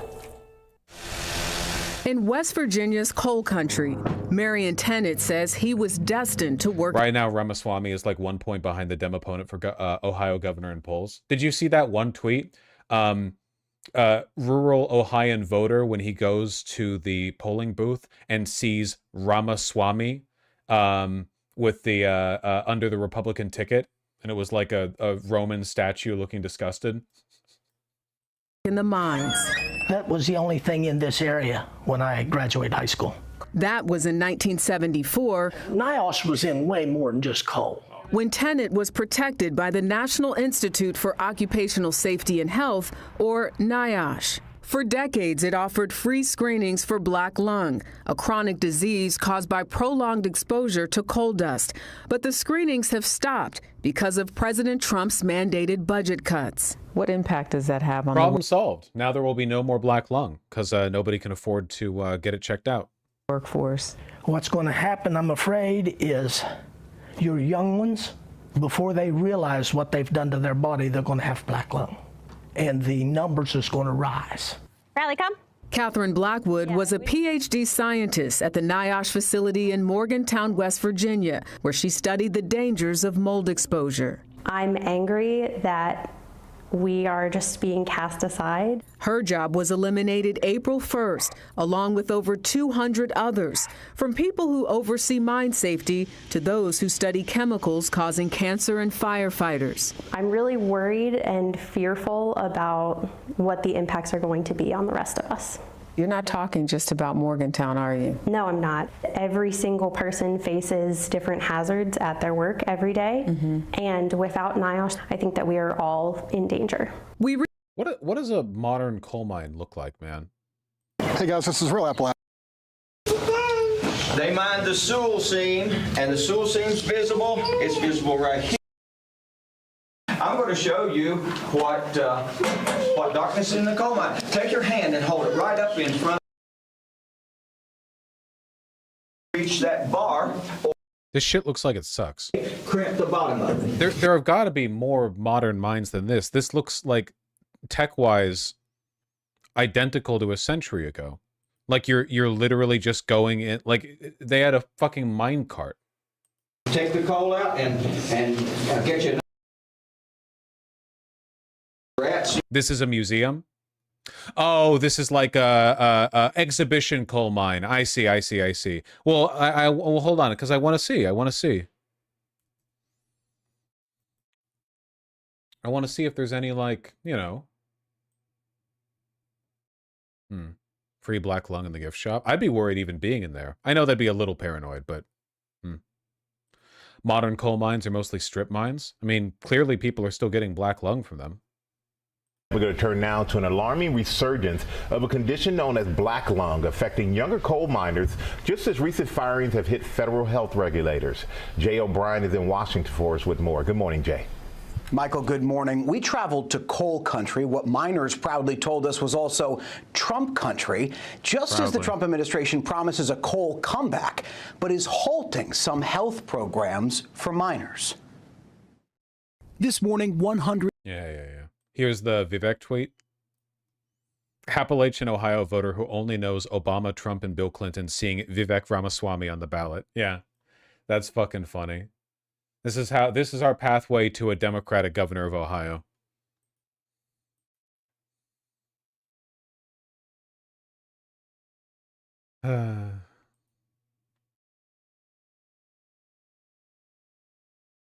Probably confuse him with Mamdani. Unironically, though, dude. Unironically.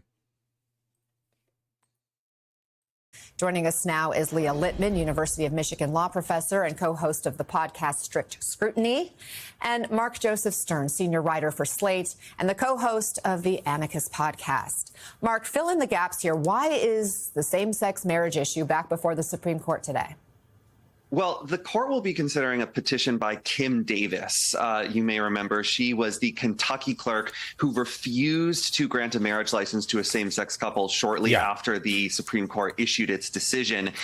The couple she discriminated against sued and ultimately won $100,000 in damages. She is appealing that damages award and that decision and argues that she should have been able— Wasn't that like a decade ago?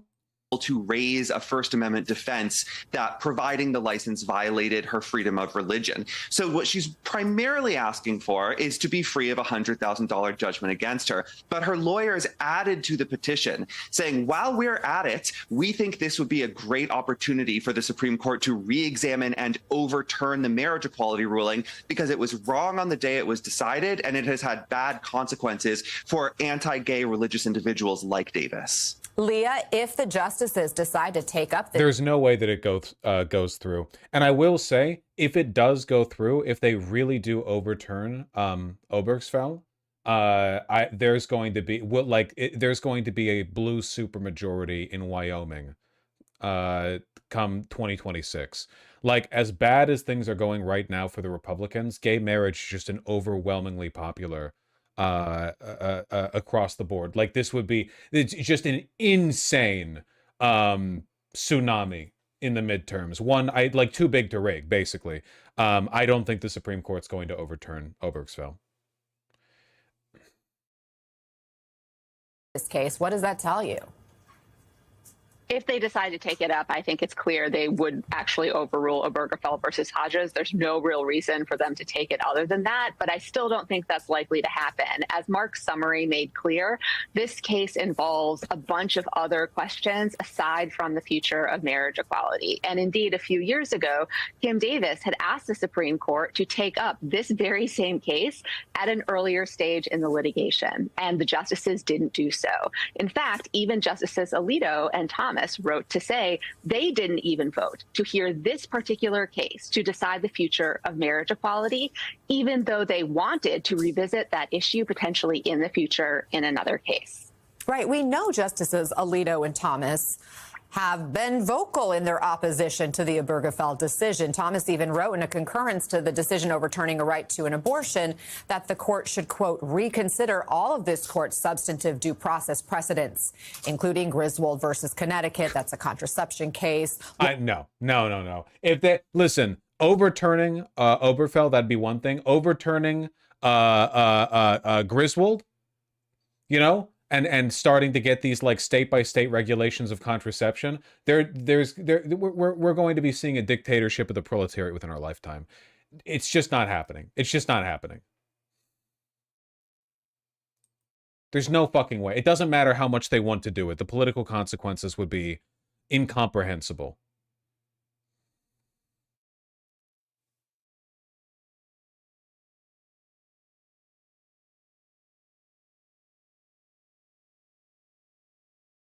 Thomas is so insane, man. Yeah. Yeah.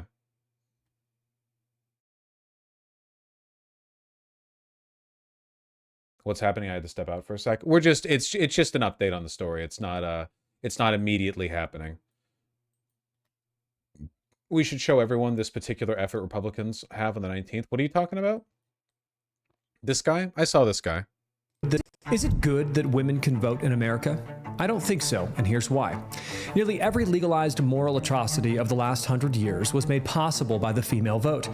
Abortion and homosexuality would likely still be illegal if not for the female vote. Man, men are fucking dumb, huh?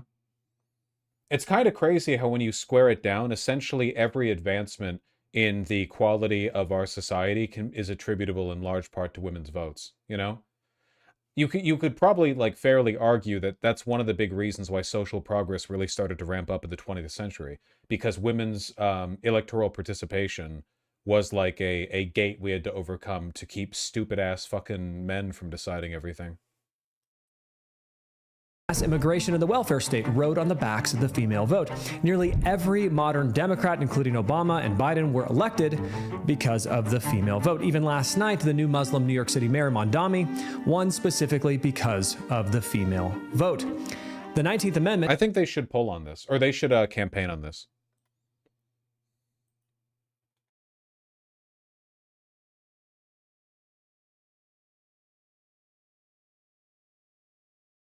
No, please, yeah, run on it. Nothing, right now, the open, obvious contempt for women that so many Republicans have is playing out really, really well for them in the polls, you know?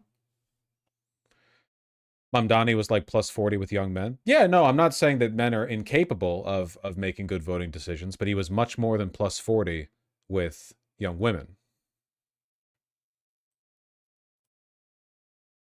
This is a more modern coal mine. I'm just going through my links right now. Don't worry, we're not done with actual segments. It's a big day today. Since 1997, so coming up on 20. We're gonna learn. My name is Matt Beaver. I've been a coal miner since 1997, so coming up on 20 years. You gotta want to do it. I mean, you gotta want to work. You know, I've talked to some miners that have been laid off and they go to other jobs and they're bored. You know, they get bored. The work, your work ethic that you get from working in a mine is like no other. You know, it's a special. All right, bud. Beep, beep. You don't do this if you don't like it. Coal miners, whether they work, it's you know, a big mine, small mine, low mine, high mine. There's a brotherhood there. I think that coal a lot of times is forgotten, but I mean, the big picture is power. In this area, it's jobs, it's family. You know, not only does it provide cheap, efficient power, and we have a lot of it, it provides great jobs. It's a hypercuck mentality. At the end of the day, like, that's the issue. It's a hypercuck mentality. Why do they like it? They don't. They're just afraid of looking weak in front of their male coworkers. That's it. Everyone, it's slave mentality. At least the slaves were honest. If you talk to a slave in like 1851, they'd probably be like, yeah, it sucks. Oh, on condition of anonymity, I'd like to speak. Yeah, this shit sucks. Thank you. But yeah, no respirator, I guess. No respirator for this? Yeah, that'd be like gay or weak or whatever. It's about 4 feet high, and we put 42-inch bolts in the top, crawl everywhere, knees ache every night, but it's worth it for your family. What if there was a job that didn't kill you, that paid you enough to support your family, hypothetically? Again, like, the problem here isn't that they have hard jobs or whatever. It's like these people defend the difficulty of their jobs, will call you gay or a sissy for thinking that they work too hard. Because that's my position. This guy should have an easier life, and then vote for people who make their jobs harder. You know? Like, what about unionizing? Like, you can't. People did this shit in like the turn of the century. You know, you've got people getting ground up in looms or whatever, and when you tried to unionize, they would be like, "No, that's gay. I've been told that it's gay to unionize."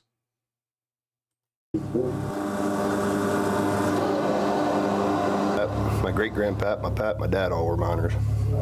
Oh, I got that about 5 years ago. One guy did it. It was actually his first one. He was pretty proud of it. And my great-grandpap wore a hat just like that. It's kind of ironic.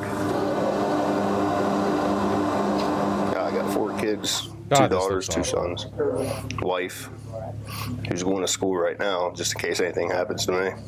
I voted for Donald Trump because he's pro-coal, and hopefully he'll bring us back. Go Donald, save us. When I first started, we ran 1 section, 2 shifts, was about 50 guys. Not a single mask on for any of these fucking people. Up until about 1.5 years ago, and coal just kind of fell off, and right now I believe there's 13 of us left. But hopefully things turn around and we can get those other 50 guys back to work. It provides a good living, it's good, honest work, and I think sometimes we lack that in our country. You know, and you know, you're not. See, it's the Protestant work ethic shit. They're moralizing how hard they work. Like, they're like, yeah, it's not just these jobs are difficult, which they obviously are. It's these jobs are difficult, but there's moral good in me suffering for this work. You're suffering for the profits of some very, very, very wealthy men. Dog, you're not, it doesn't have to be like this. Going to get it for free, you know, you got to work for it. And I think that's what coal mining will put that into you. I have 3 boys, 15, 12, and 10. It's provided a great life for me and my family, and allows my kids to participate in a lot of different things, and kind of, you know, it makes it nice. For the past 20 years, I've been able to say that, I mean, I've never been laid off. You know, now it's a little scary.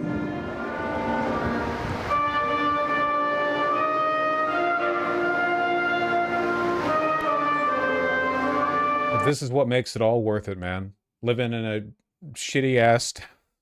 God, it's so depressing. A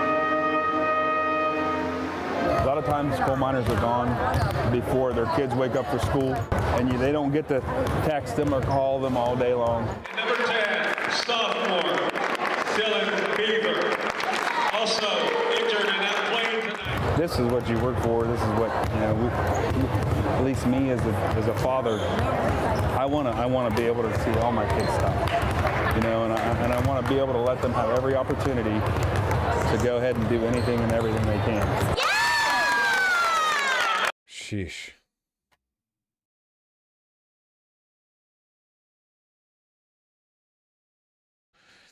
I raised 6 very happy kids on a miner's pay, crawling around in all that muck and mud and rock, working my ass off never bothered me much because my family always seemed happy. It's been 25 years now and my baby is 17. Me and mom,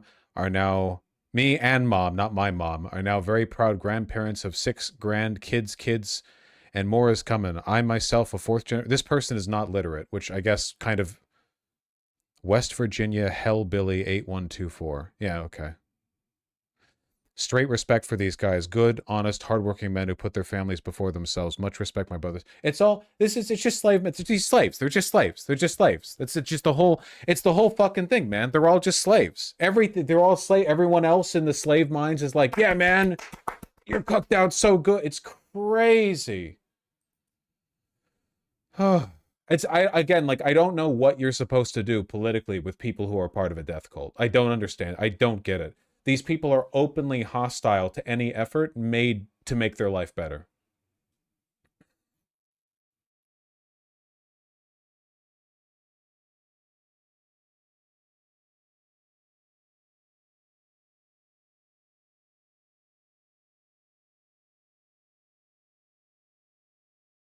Joe Manchin once said you could give anything to the people in the state and they would still mine coal until it kills them and they're all morons. Joe Manchin with the rare dub. Yeah. What about the ones where there's no other jobs? Yeah, but like that doesn't work when you guys are the ones voting for the people and for the policies that make it so there are no jobs, you know? Like West Virginia has been killed year after year after year by policy positions that have hollowed out the state in favor of coal company profits. It's the only fucking thing these people care about, you know? And they just keep doing it over and over and over again. They'll hollow out the state more and more and more and more and more because they've been told that it boosts their coal. And I understand they're being lied to, but past a certain point, you have to put your fucking noggin to work, you know? You have to put your thinking cap on.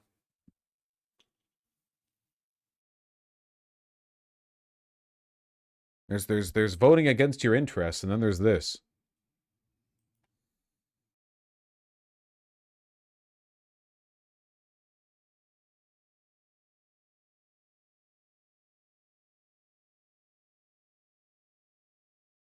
What happens if there's no more coal to mine? There'll always be some coal to fight over, at least for the foreseeable future.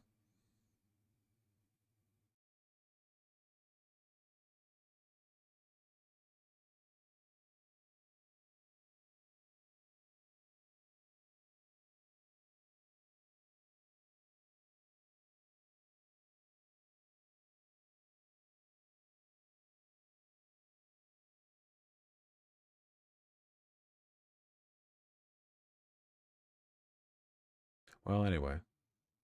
Very depressing stuff here. Folks are curious to hear your thoughts on Hassan's formal wear here. But by folks, do you mean you?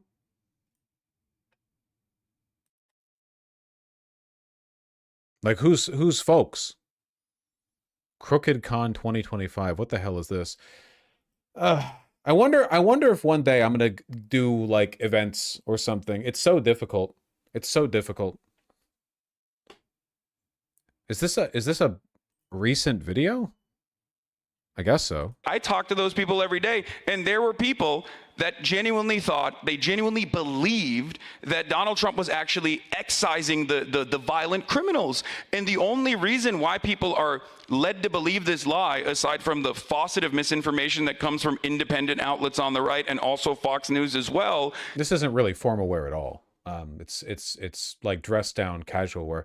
I don't even think he has the top button of his shirt buttoned. I mean, it's not really formal. Looks cozy. Because there is no robust response from the Democratic Party that says that's a fucking lie. That's a lie. Undocumented migrants in this country are responsible for a lower rate of per capita crime than natural-born U.S. citizens are. If you pair that up with documented migrants, it's negligible. It is marginal, and they're hyper-focusing on it specifically because this is a vulnerable population that is easy to target and it's easy to ridicule, and there is not enough of a robust defense mechanism out there. Yeah. And that's the reason why people end up believing this bullshit, and then they get shocked when it's actually implemented. So what's this? Crooked Con 2025? Who are these people affiliated with? Senator Chris Murphy. Ah, they got a lot of people on here. It's the Pod Save guys. Oh, okay. Well, the Pod Save guys have been on one lately. I mean, ever since Kamala Harris lost, I feel like they've been, you know, they've been shifting.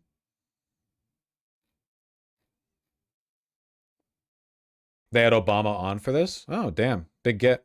I've heard of that guy. Is weak Democrats. One of the biggest problems we have with governing is weak Democrats, right? We have a lot of people who are up there, they get power, and they don't do anything with their power.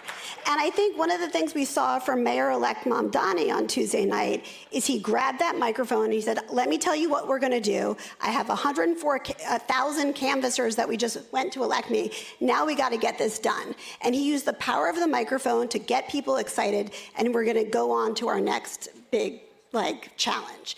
And I think so many Democrats, when they have won, their first thing is going to be like, okay, how do we compromise, instead of saying, how do we get some big shit done? Because right now it seems like a fine conference.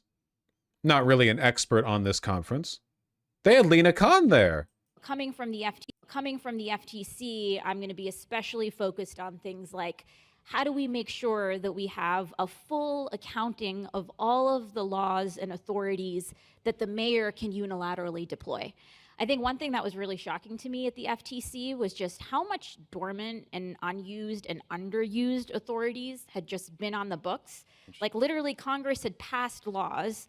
We love our Democrats, don't we, folks? Sometimes saying things as uncontroversial as it should be illegal to say your products are made in America when they aren't.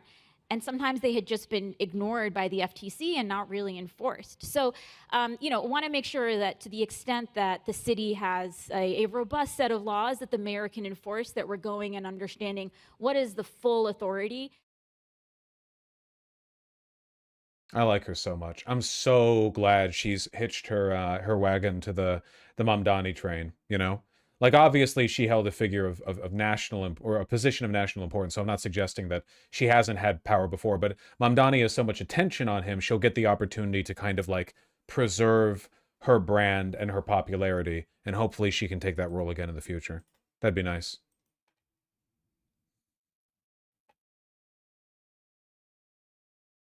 Guys, stop arguing about the Ruroids or whatever. It's not a matter of who's responsible. Obviously, like, in a systemic sense, no individual, like, can really be held culpable for anything, because we're not talking about individuals. We're talking about broader patterns in behavior. There's nothing genetic or innate about people in West Virginia that makes them more susceptible to their retarded fucking ideas than people in other areas. It's that on an interpersonal level, I don't really know how to deal with people who are part of a death cult. And I've been consistent about that. Like, if there's a huge demographic of women who are like super in favor of repealing the 19th, or there's a, you know, a bunch of Latin voters who are like, no, we love ICE, we love Trump, he's going to get the bad ones out. Like, I've said the same thing about them, like, depending on how adherent there are. Though the Appalachians commit to it doubly hard because they're fucking generational with their bad decision making, right? The Latin people who voted for Trump, that's like a one election cycle thing, basically. But the Appalachian coal miners have been falling for it again for like 4 generations straight. So it's it's very ingrained in the community, you know? It's just very difficult, very, very difficult.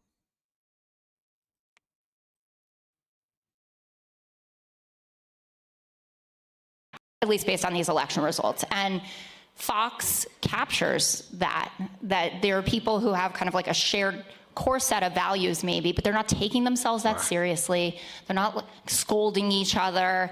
Like, it also matters in the quality of the programming. It looks great. Our graphics are beautiful. Our lighting is fantastic. Who's this again? She's the token Democrat in the Republican on the 5, you know? Next to Gutfeld and Waters. Face. Look, I'm your Fedayeen. I'm your biggest. Is Hassan wearing fucking Birks? Is he wearing the goddamn Bostons?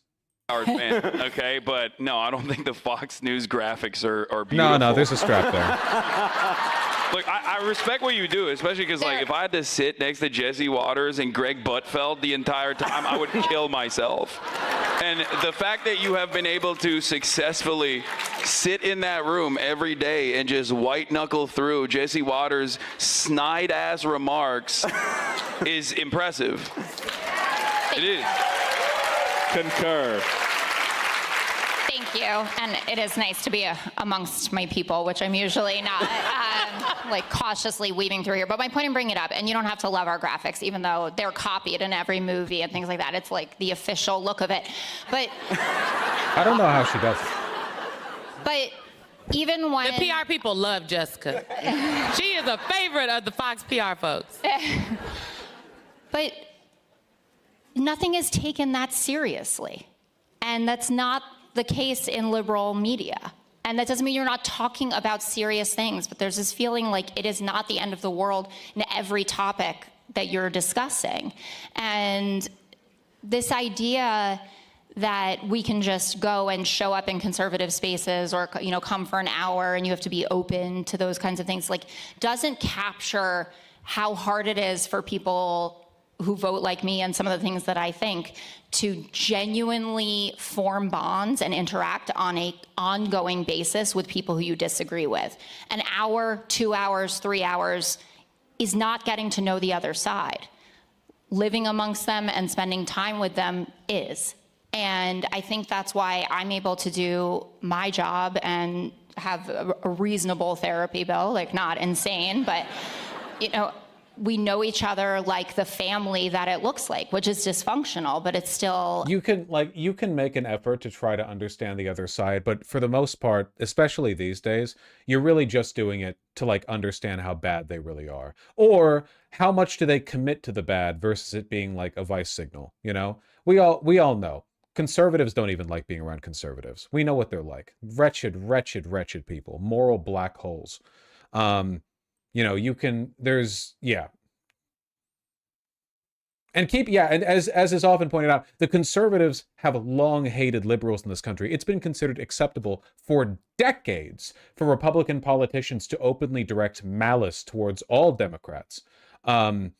Democrats waking up to hating Republicans, that's like new for them. Republicans have been on this for a long time, you know?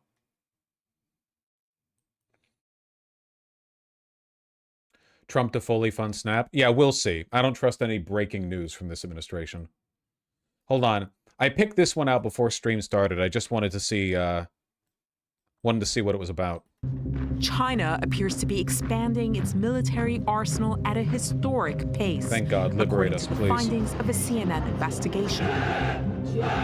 We identified and located 136 facilities linked to China's rocket force, which oversees both nuclear and conventional missiles.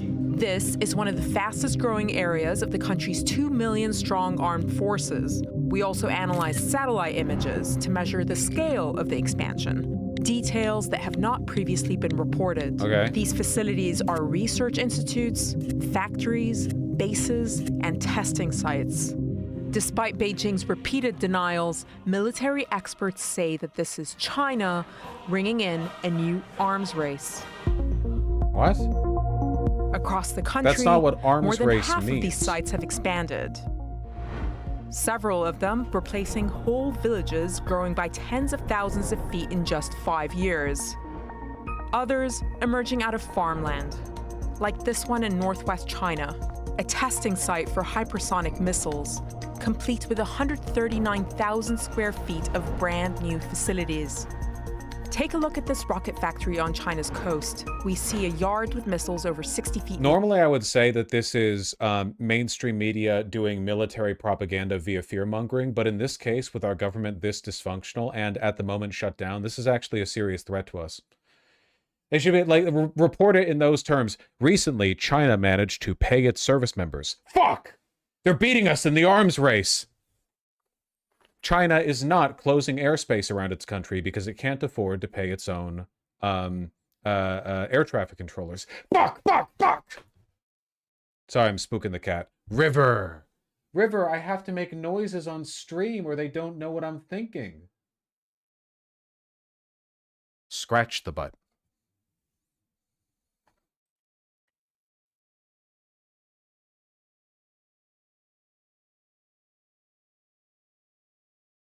She's chill.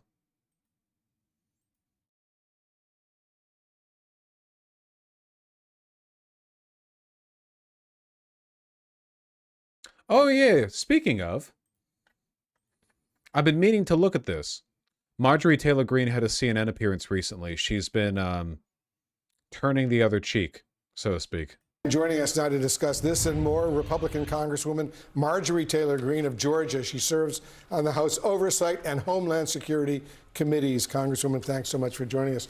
When we spoke the other day, last month, it was relatively recently, you acknowledged that the cost of living here in the United States is still high under President... She's looking kind of Mar-a-Lago pilled. To be fair, she's always looked like that. But yeah, no, she's been doing a weird shift recently. Normally when people do stuff like this, I'm inclined to call it a grift. But Marjorie Taylor Greene has always been, to me at least, one of the more sincere people. A fucking nut job, by the way. Like, nut job, conspiracy theorist, evil, but largely sincere. I just think she's like a crazy boomer mom. Well, she's not a boomer, crazy Gen X, you know, conspiracy mom, true believer type. Trump. Is that a major reason why Republicans, you believe, lost the elections the other day? It's a massive reason, and I think they were surprised by it. But it's been something I've been talking about for quite some time, and that's the most important thing people care about: the ability to put food on the table, a roof over their heads, and also their safety and security for their financial future. Speaker Mike Johnson, Senate Majority Leader Thune, and Vice President J.D. Vance, they all downplayed the election results, disputing that this is a broader wake-up call for your party. Are they wrong? I don't think they should downplay it. I'm from Georgia, and we lost 2 very important public service commission seats that were statewide races in the state of Georgia.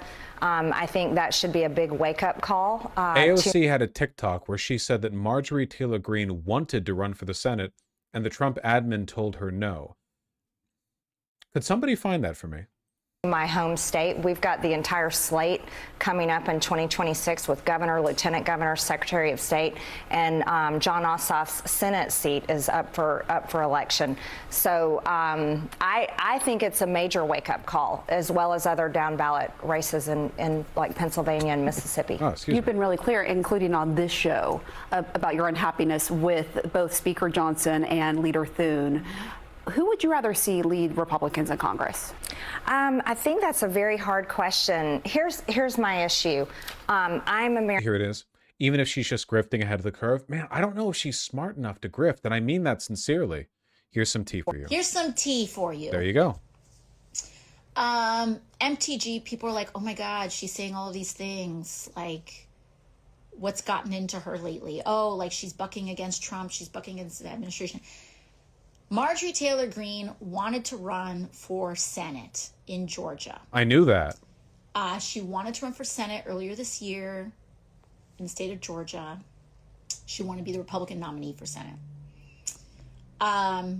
So she was gearing up for that statewide race, and Trump told her no. Trump said no. And the White House and Trump land shut down Marjorie Taylor Greene's personal ambitions to run for Senate. And she has been on a revenge tour ever since. Could be true. Could be true, 100%. Being kind of revenge-oriented is also characteristic for a type, isn't it? Being like petty. First, and I don't apologize for that. And I believe Congress, both Democrats and Republicans, should be serving the American people. And when you campaign on America First, it's like having a restaurant advertising like a certain type of food, and then you don't deliver America First, and your customers come in your restaurant and the food's totally different, and they're like, wait a minute, this isn't what I was coming in for. You're not going to have those return customers. And I see it through that business lens. And here, I was telling my staff on the way here, I said, I voted to fund the government on September 18th. And here we are today is November 6th. And the House has not been in session since. Nor will it be. MTG responded to AOC on Wolf Blitzer's show. Oh, please. We hear you breaking with your party on several issues, like the shutdown, the government shutdown, healthcare, foreign policy, the Epstein files. You say that's nothing new, but Congresswoman Alexandria Ocasio-Cortez, she's arguing that this is all a, quote, revenge tour on your part. Here's some tea for you. The White House. I did see this, and so I'm going to skip to the end. Any truth to her claim? No, there's no truth to it. I actually put out. Is he wearing a knit tie? Is there any truth to No. her claim? No, there's no truth to it. I actually put out a statement earlier this summer on why I didn't want to run for Senate. And if you look at the gridlock in the Senate right now, that actually I find repulsive. It just shows, why would I'm a serious person. I like to achieve things. I never want to go work somewhere where you can get nothing done. I'm literally one of those disenfranchised, forgotten Americans that feels like the government has failed them, and I just so happened to get elected to Congress. So I didn't come in here with some sort of career or desire to just continue climbing the ladder. All I really want to do is do the job that I'm doing right now, and I'm trying very hard to do it, but we can't even go to work, so it's pretty hard to do it.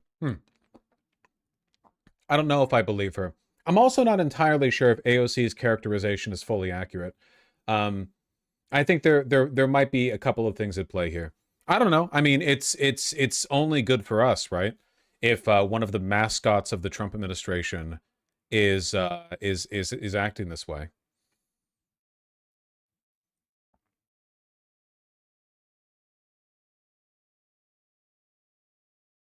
Possibly funny rhetorician, yeah. All right, what do we have here on the list? What do we have here on the list?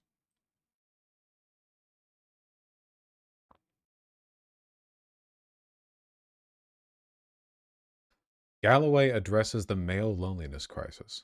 Fascinating.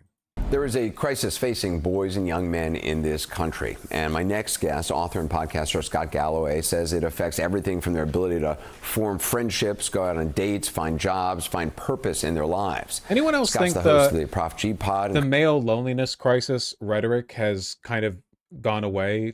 I think it went away after the election because it's really, really, really difficult to maintain an environment where sympathy is being offered to people who are associated with the incel crowd when the incel crowd is unambiguously the #1 rep for every evil policy that is being fronted by this administration from young men in America. Like that demographic of people, this like lonely, socially awkward, very online guy is now justifiably an avatar for all of the worst policies of the administration. It's just difficult to stay sympathetic, right? Co-host the Pivot and Raging Moderates podcast. He's a best-selling author, and his latest book is Notes on Being a Man. And Scott joins me now. I want to read to you. You write in this book, algorithmically generated content on social media contributes to and profits from young men's growing social isolation, boredom, and ignorance, with the deepest pocketed firms on the planet trying to convince young men that they can have a reasonable facsimile of life on a screen. Many grow up without acquiring the skills to build social capital or create wealth. The statistics are insane. Like 45% of men 18 to 25 have never approached a woman in person. Never asked a woman out in person. That's fucking crazy. That's insane. I don't know if I've heard that one before. Sheesh. And then what they're up against, think about it. You could largely describe America right now as a giant bet on AI. 10 companies have driven all the growth in GDP, are responsible for 77% of the earnings growth. Our economy literally rests on 10 companies now, often referred to as the Magnificent 10. And they do several things, but quite frankly, they're in the business. Galloway has his issues, but his messaging is really good. Yeah, the main thing I remember about him is that he advocated for Bloomberg back in 2020. So not really going to, you know, hang my hat on the hook of his political instincts, but you know, if he's talking about these issues broadly. Enragement, polarization, and then sequestering young people from all other activities. And that's only getting worse given where AI is going. I mean, with like, agents and chatbots who are, sexually clad anime type figures chatting with young men. Well, it starts pretty innocent. Really demonstrating a high level of understanding of the issue. In that he's not technically wrong, but the way he's talking about it shows he can only begin to fathom. When you use AI, have you noticed the prompts that are almost irresistible at the end? Let me put this in a series of tweets. Right. Before you know it, you're 3 hours deep. But effectively, these companies have attached the entire economy and literally trillions of dollars to trying to get people to, or trying to convince young people, specifically young men who are more susceptible, because quite frankly, their prefrontal cortices isn't as developed, to try and convince them they can have a reasonable facsimile of life online. Why go through the hierarchy of trying to make friends? It's not easy, right? Why try to figure out how to navigate a corporate, all this, when you can go on Reddit or Discord and find friends, or you can trade crypto or stocks on Robinhood or Coinbase? And why, Anderson, would you go through the rejection, the dress? I've always said that this is one of the big drivers in the modern popularity of the incest genre of pornography, with fake incest, but you know what I mean. Whereas it is the fetishization of the kind of relationship that you have by default without having to ever make an effort to know other people.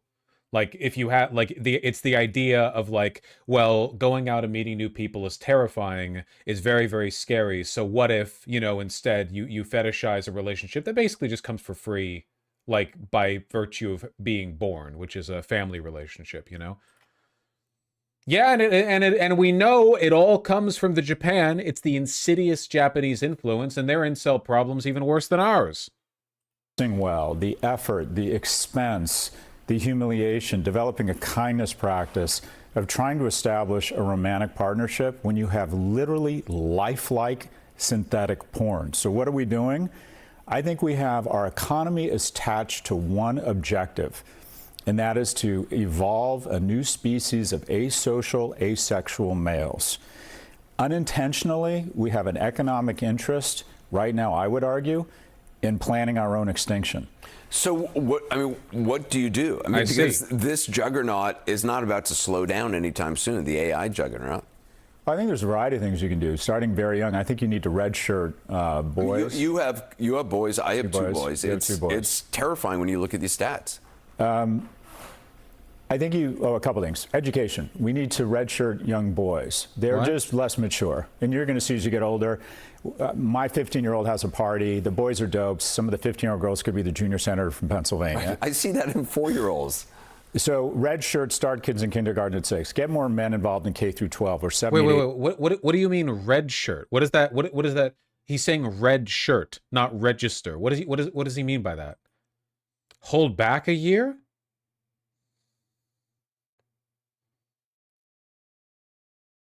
Have things gotten that dire? Is that what we're advocating for? Oh yeah, young men are stupid. There's no way of fixing this, so we're just gonna, like, hold them back a year for school. So that all the girls in their class are 1 year younger than them.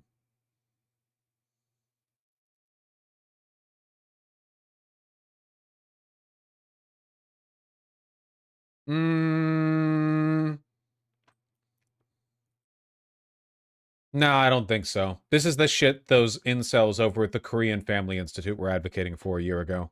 80% are women who are naturally going to champion people who remind them of themselves. What is this naturally shit? Man, young men aren't stupid because of their fucking genetics or whatever. Young men are stupid because there are a bunch of social incentives for them to be stupid, and their brain is getting cooked by algorithms or whatever. It's not like an innate thing. Yeah, we're doing boys will be boys shit on young men. Boys need more male role models. Immediately have a social zeitgeist where the moment a boy comes off the tracks, which is typically when he loses a male role model, at that point, he is more likely to be incarcerated than graduate from college. Whereas girls in single-parent homes have the same outcomes. It ends up that boys, while being physically stronger, are emotionally and neurologically much weaker. I completely, unironic misandry, I completely reject this. I will 100% reject this. This is what no sociology does to a motherfucker. You see there are differences in patterns, and you're like, ah, yeah, it just must be how they are, you know? What about, like, the influences one might be subjected to that would lead to them acting differently, you know? What are we talking about here? Yet also, I mean, at age 3 and 4, I see it already, girls have the vocabulary, or at least the desire, to talk about what they did in school, whereas boys, it's like pulling out teeth. What are we doing? Are we being real? Do we unironically think that 4-year-old boys are? You're not even at puberty yet. There's no the hormone washes haven't even hit. What are you talking about?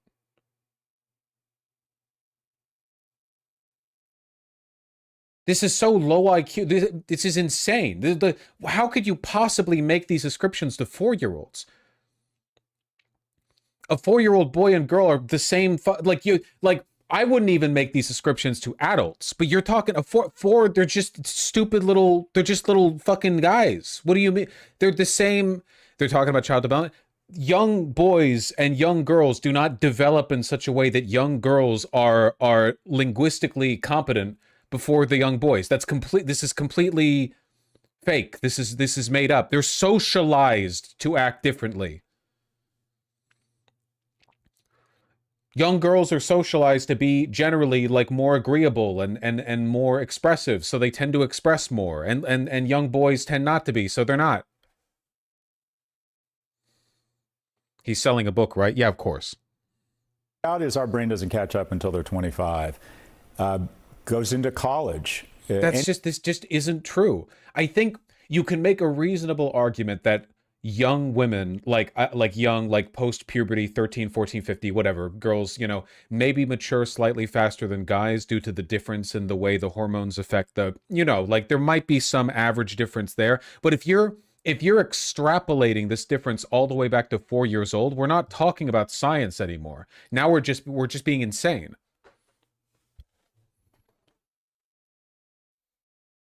So many normies think just like this. This is the reason why we're in this fucking problem, a lack of a sociological imagination. The reason young men are retarded is because of social forces, okay? It's not because of an innate feature of their da-da-da-da-da. People used to think the exact opposite about this, by the way, you know? Like, young men in prep school were these, like, entrepreneurial little officers by 12 years old. Meanwhile, 12-year-old girls were like, and here's how you set a table. And everyone would be like, yeah, you know, young men are just naturally more commanding and capable of leading. Everyone wants to boil down the way people act to like, well, their brains just made them do that. But it robs them of the ability to understand how their behavior is contributing to the behavior of others. And it does hurt men, by the way. It's misandry. Yeah, it hurts everyone across the board, you know, across the spectrum. But like, what lesson are you teaching here to young men? Oh, the reason you're like that is just because of your brain. Good luck. You're gonna change when you're 25. No, the fuck you won't. A young man who's like weird, reclusive, socially underdeveloped throughout his adolescence is not going to magically become competent socially at 25. Any school, any college, in my view, that has over $1 billion endowment and isn't growing its freshman class faster than population growth should lose its tax-free status because it's not a public servant, it's a hedge fund with classes. And there's a lot to get into with that one. I'm just going to ignore it. My industry is so corrupt that we've decided the ultimate way to create artificial scarcity and extract more margin from middle-class homes is to limit our supply. Dartmouth sits on $8 billion endowment, lets in 1,100 people, which is what a good Starbucks serves in a weekend.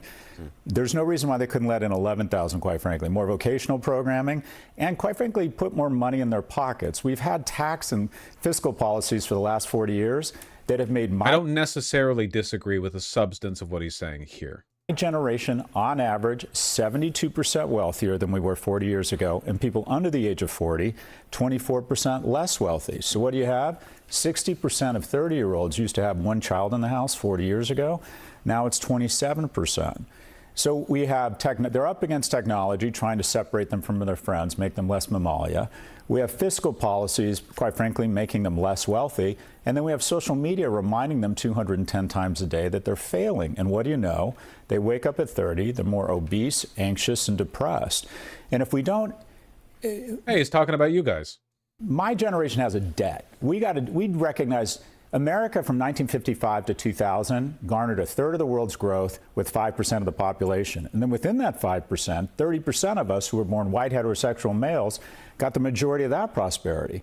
So there's a natural gag reflex when I start talking and advocating for young. I actually don't like this because I don't like the implication to it. There is a lot of generational inequality where a lot of wealth has been siphoned up by boomers and silent generation people, even to an extent Gen Xers who are kind of hoarding it, and it's not like moving down the way that it used to, and there's a lot of negative consequences to that. But the problem with men behaviorally right now, young men, is not a lack of money. It's just not. There are a bunch of social forces at play here, but if you gave all of these, like, you know, like incel-ish, borderline neo-Nazi young men more money, that would not magically fix them. It's not necessarily like opportunity of in an economic sense. I think it's opportunity of access to social gatherings. You know, the real problem is that we've structured a world in which nobody has to interact with anyone else, and it's tough to do so. Even if you want to go out there and be like a social butterfly, that doesn't mean other people are. A lot of people who might otherwise get along with you, you know, are also up in their house. You know, it's not necessarily something you can overcome on your own.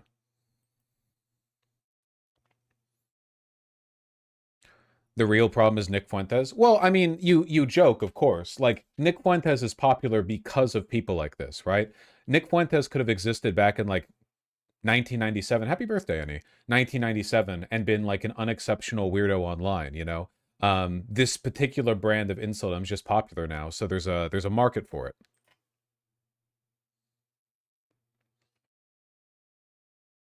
Part of it's a money problem, though, because access to social gatherings are monetized heavily. Yeah, but that's not a problem that you solve by giving everyone more money. That's a problem you solve by making society less hostile to socializing. But even then, it's not just, like, if you want to go out to a walk in a park with somebody, you can. That shit's still free. It's just, I don't know. Yeah, I've read the Gooning article.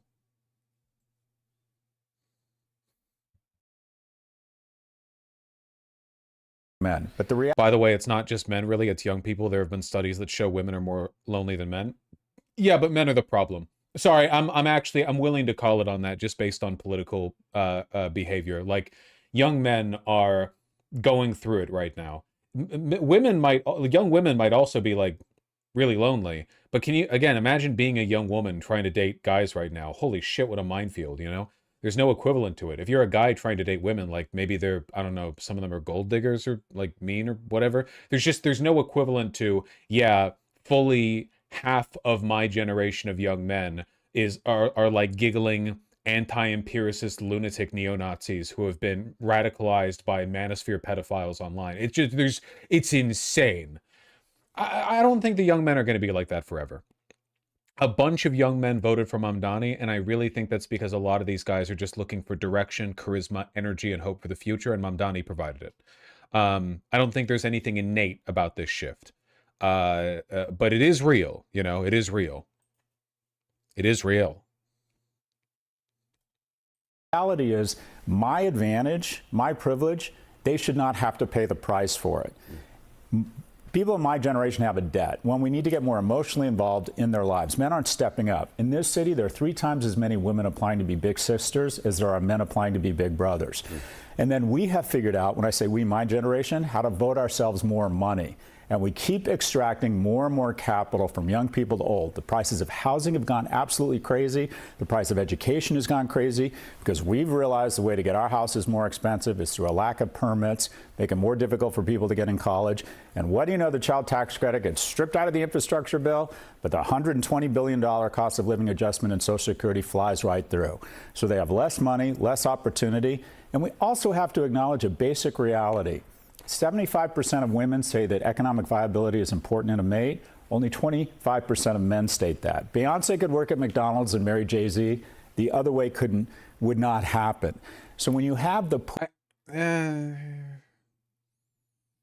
I don't know. I feel like this is shifting. I could be wrong. I don't know. I haven't dated every single woman on earth. I don't have like a broad spread. I think this is getting to be less true.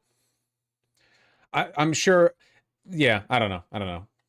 Well, men mate socioeconomically horizontally and down, women horizontally and up. And when the pool of horizontal and up, in other words, economically and emotionally viable... See, okay, I think rhetoric like this contributes to the marginalization of young men. If young men are terrified of approaching women because they don't make a lot of money, like that contributes to their loneliness. Yeah, this is whole math shit. I don't believe in this, man. And listen, again, I've said this so many times before. I'll keep repeating it over and over. If you're a guy and you don't have much in your bank account, and you want to fucking hook up with a girl, or you tell her she's cute or whatever the fuck, you can go and do that. And if she gives you shit for not having money, then just drop her ass.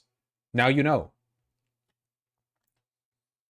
Just drop her. Then she's not worth it. Just but now you know. You don't need to have the listen, if you have this like burning insecurity in your gut about a woman telling you you don't make enough for her, you need to, that's your fault. Work on that shit. Why the fuck do you have that, man? Why are you that weak? I'm being serious. Why are you so psychologically vulnerable that the idea of being shamed along those lines would eat away at you like that? Who cares? So somebody was mean to you, whatever. I don't know why, like, you're so vulnerable to that. Don't let yourself be.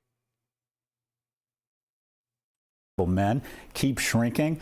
We have less household formation. And just to finish off this word salad, the cartoon of a woman in her 30s who doesn't find romantic love and what a tragedy she's living alone with her cats, that's not the tragedy. She's fine. Men need relationships much more than women. A widow is happier after her husband dies. A widower is less happy. Women in relationships live 2 to 4 years longer. Men in relationships 4 to 7 years longer. There's an element of truth to it, but I hate how it's being pushed, okay? Men and women both need relationships exactly equally as much. There's nothing about either that innately makes people more or less desiring of social attention. The difference is that historically, a lot of marriages have been a pretty fucked up arrangement for the woman. Like, it was only relatively recently that divorces could be done, like, basically at will, that marital rape was illegal. Like, historically, women have not gotten the better end of the deal from marriage. The logic was always that, like, the men provide the money and the women, you know, deal with everything that comes after because they need the money. Like, the financial reliance is the element that's the glue that holds it together. And that's why marriage is less common these days, because women have more money on average. So as a consequence of that, like, widowers tend to die earlier after their wife dies, but widows tend to live longer after their husband dies because they don't have to deal with that shit. But if a guy's wife dies, he ends up eating like cereal for breakfast every day for the rest of his life, or bread sandwiches or whatever the fuck. The point that I'm getting at here is that, like, this is a consequence of historically how marriages have panned out between men and women, not an innate biologically essential feature of the way men and women are different. You know? You got to be careful with that. Again, it's the essentialism, man. It always comes down to the fucking essentialism.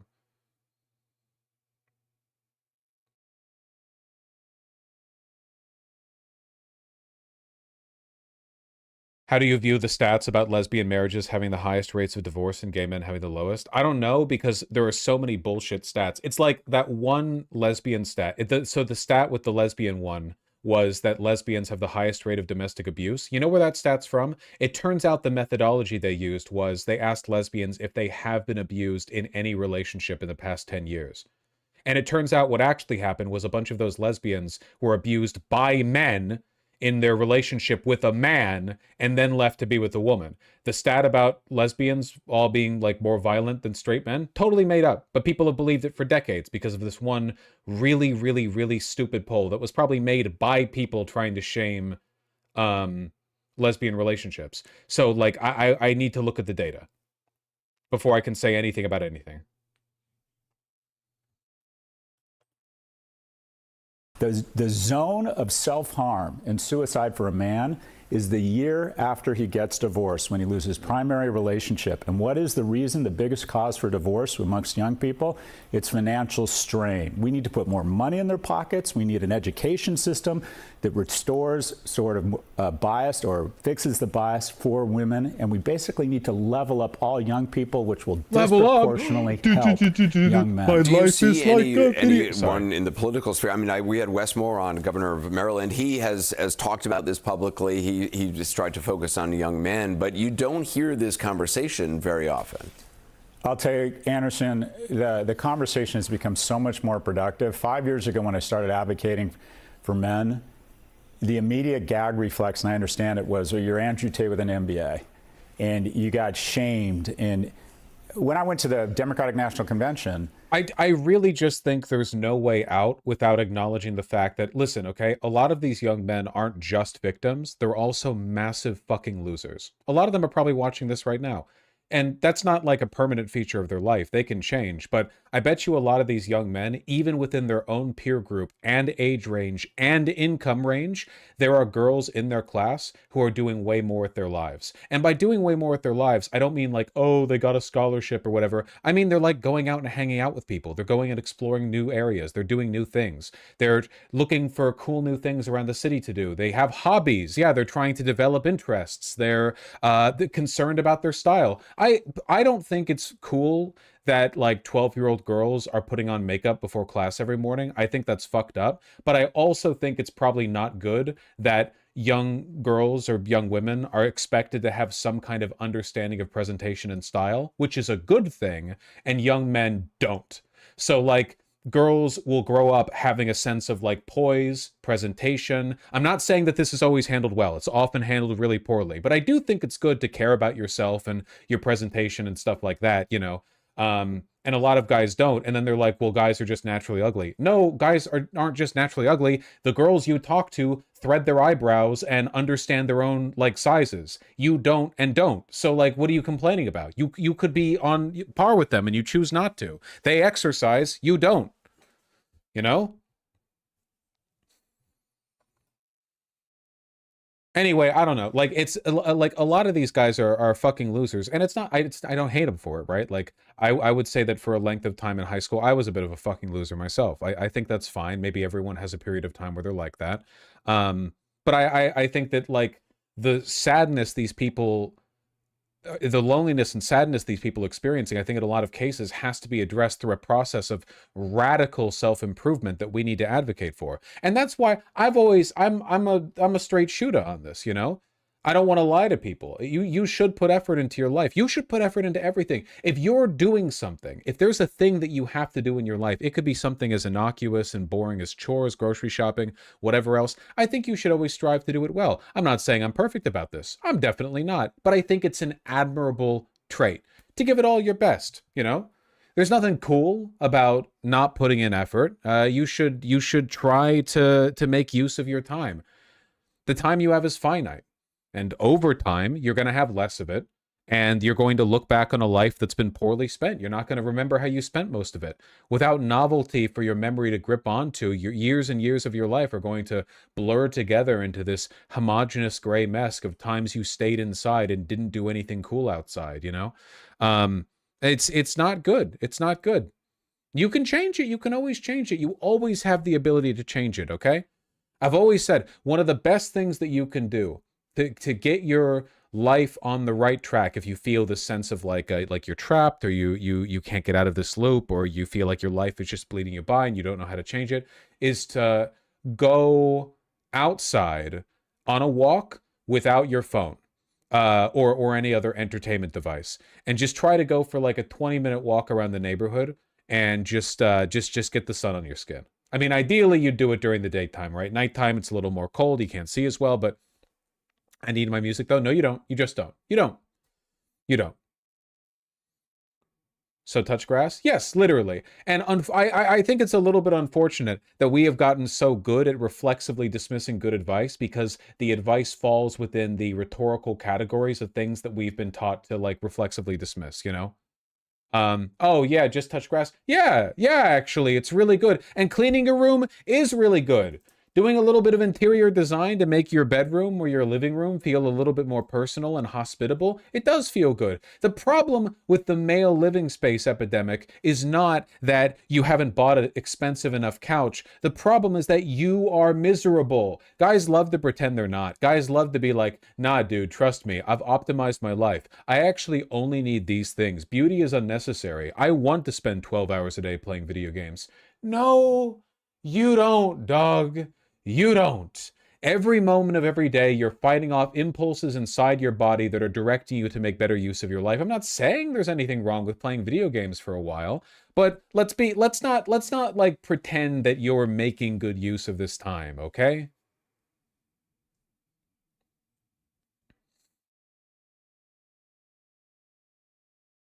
Our podcast's okay?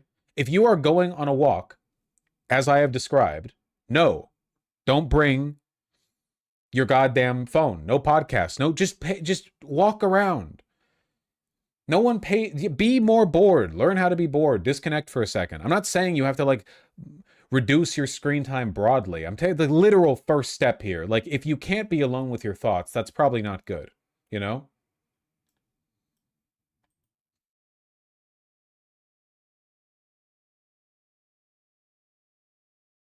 Not that I think it's really that boring to walk around without a phone. I mean, like, depending on what you've got going on in your neighborhood, you could find some good stuff to look at. It's not necessarily just about the walk or the boredom. It is good to get some sun on your skin. It is good to get a bit of light exercise. It is good to go out there and to, you know your neighborhood a little bit. Yeah, that's fine. That's fine.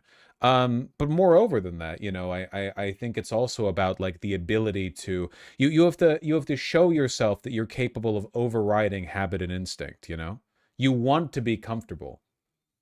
But you'll be comfortable enough when you're dead, man. One of these days you're going to be dead and you don't have to worry about doing scary things anymore, okay? There's a lot of cool stuff out there.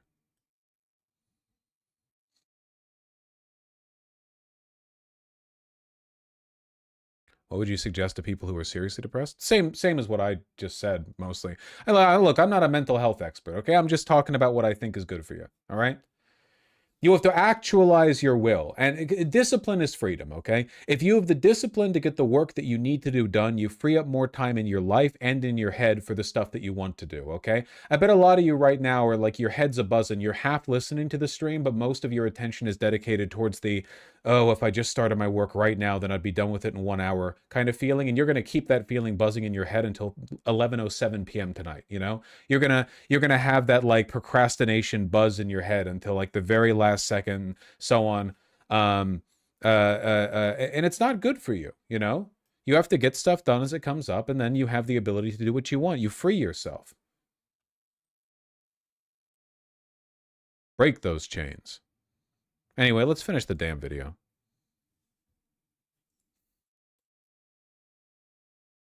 They talked about every special interest group on the planet except for the one that had fallen furthest fastest, young men. And the people who are leading this fight and made the conversation much more productive, very simple, mothers who see what's going on.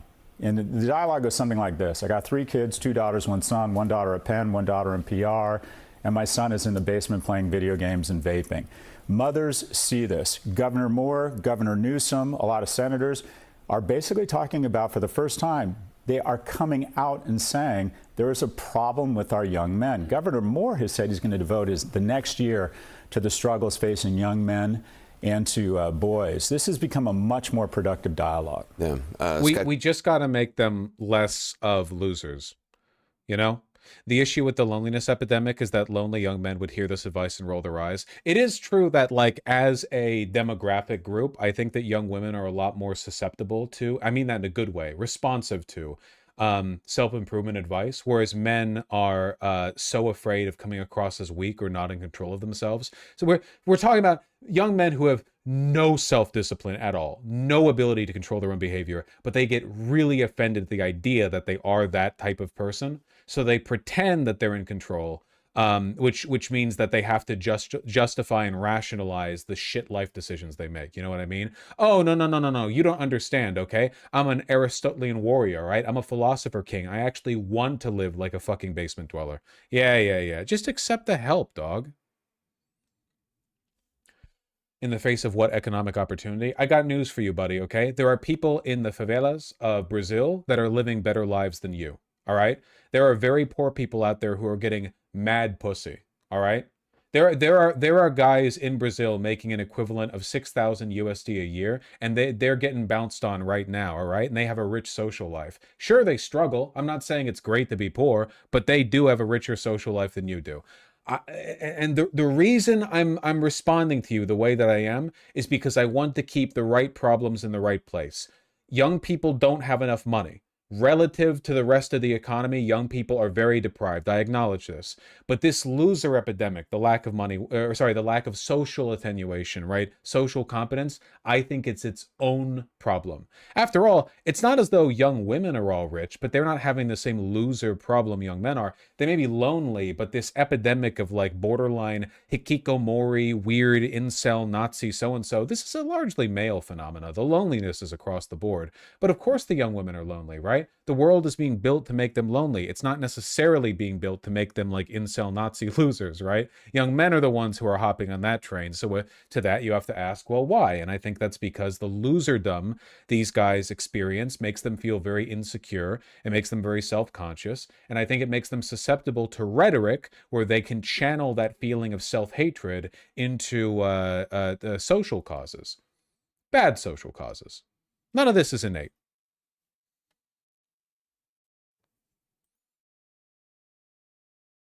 None of this.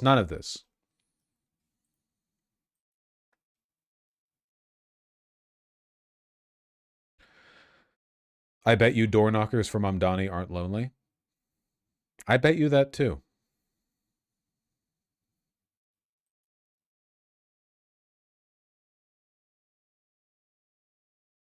Some of it is societal too. Oh, it's very societal. Absolutely. It's not an individual thing. It's not like a segmented issue or anything like that. Yeah, no, it's 100% societal.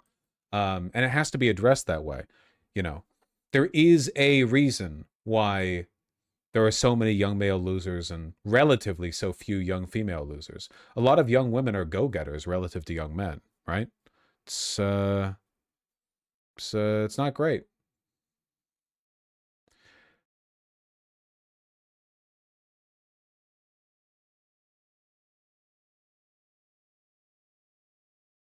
Volunteering is very good for your mental health. I agree.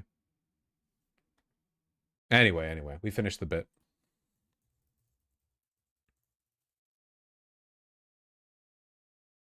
You get me.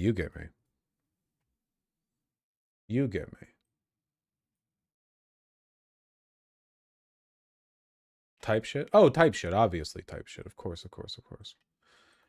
Man, how do we still have stuff to talk about? It's a full day. It's a banner day. I'm going to stick around until we get the next drop of votes for Katie Wilson, which should be in about 1 hour, 7 minutes. But I can't go 1 hour, 7 minutes without pissing, folks. Not unless you want me to piss my pants. Now, I'm sure some of you do. And I won't begrudge you for your particular interests, but I will say, for one, you haven't donated enough for me to even consider it. And for two, the amount you would need to donate, it's high. Folks, it's true. However, whatever number you're thinking, it's higher than you think. Anyway, I'll be right back.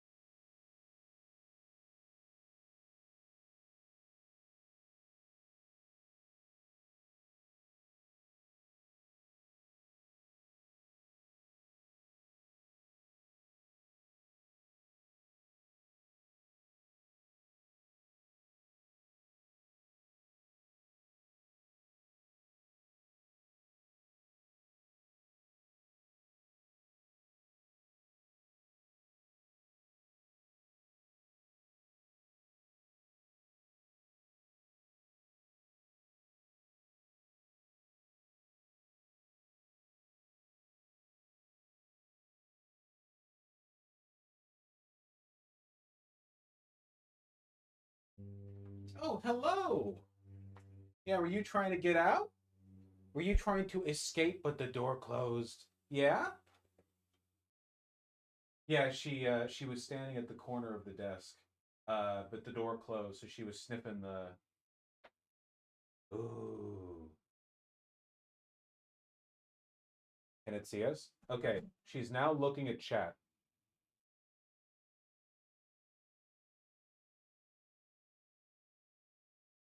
Wah, wah, wah. Wah, wah, wah.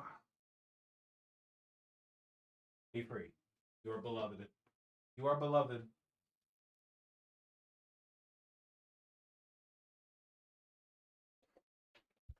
Are her legs short? I don't think she's disproportionate. She's a small cat.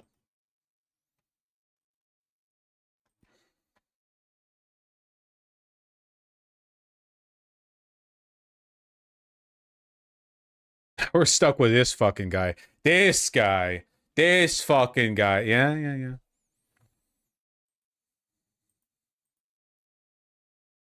All right. I keep threatening to talk about this. I don't really have much to say about it, only that the sandwich guy has been acquitted. You might recall that grand juries in D.C. multiple times failed to indict him. Like, the federal government kept going over to grand juries and saying, hey, will you please, please, please let us charge him? And grand juries kept saying, no, we like it when people throw sandwiches at ICE officers, actually. We're in favor of that. But eventually they did get an indictment. And he was acquitted in, like, no time. Seriously, how the hell did they fast-track this result so quickly? A jury acquittal within, what, less than a month? Or insanely fast.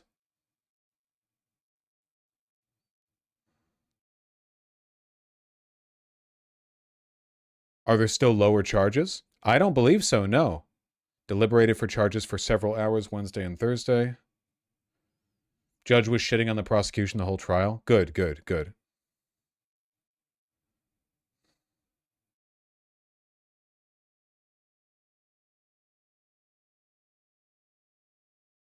Border Patrol officer Greg Larimore received 2 gag gifts related to the incident, a plush sandwich and a patch featuring a cartoon of Dunn throwing the sandwich with the words felony footlong, which the defense team argued showed this was not a serious event in his life. Larimore had testified that the sandwich, quote, exploded all over his chest and claimed he could smell the mustard and onions. But a photo showed that the sandwich was still in its wrapper on the ground after it hit Larimore in his bulletproof vest.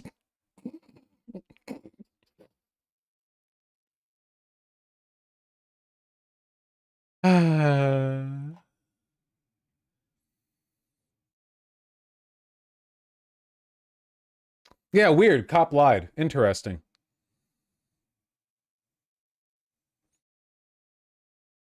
In closing arguments, defense attorney Sabrina Schroff argued that a sandwich could not and did not cause harm. This case, ladies and gentlemen of the jury, is about a sandwich, she said. Well, that's so funny. The cop up there, the Border Patrol officer, like, tearily recounting the incident, you know? How he nearly died. God, that's funny.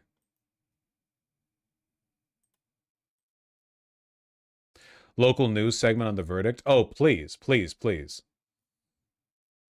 Certainly huge smiles and signs of relief from the so-called DC sandwich guy and his legal team as a jury found him not guilty of misdemeanor assault. Now, Sean Dunn had become something of a cult hero and a symbol of the resistance to the Trump administration. God bless Images him. of him throwing that sandwich could be seen on T-shirts and buildings throughout DC over the past few months. Now, this all stemmed from an incident back in August when Sean Dunn was captured on video getting in federal agents' faces and screaming shame and profanities.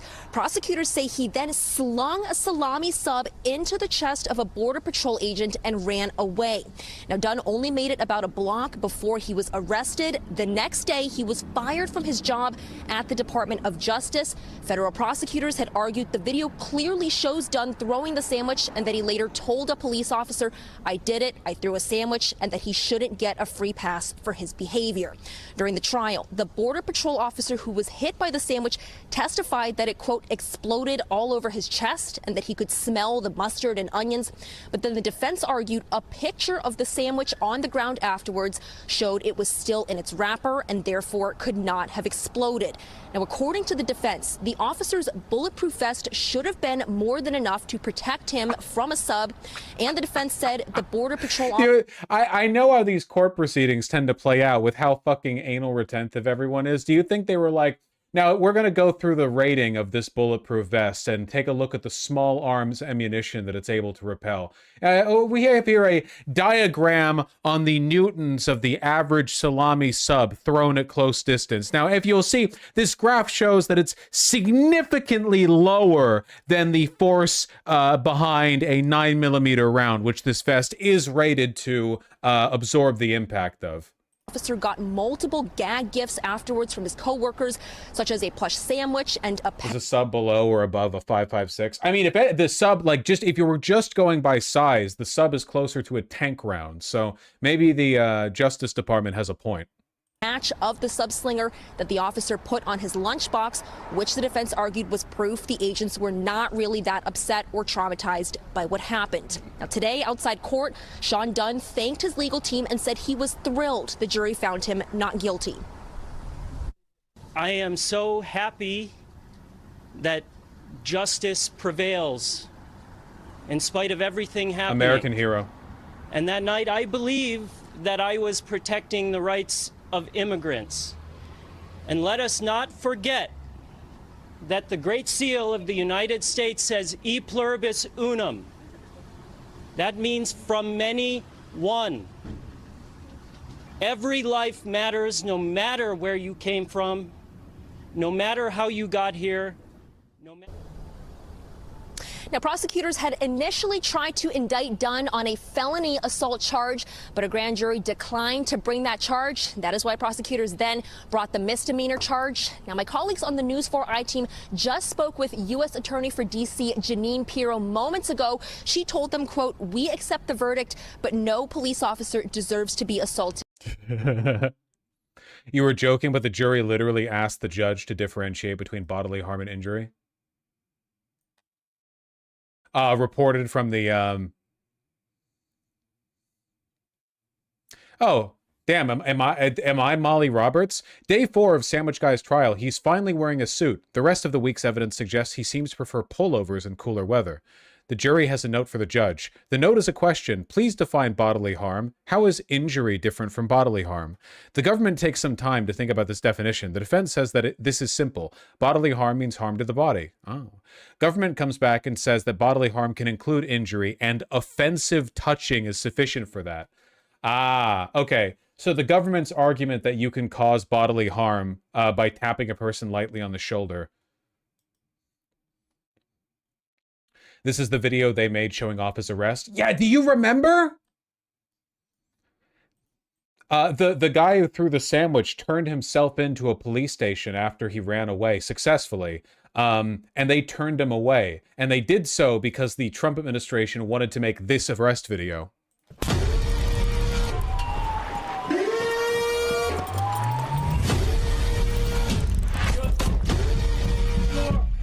Coming down!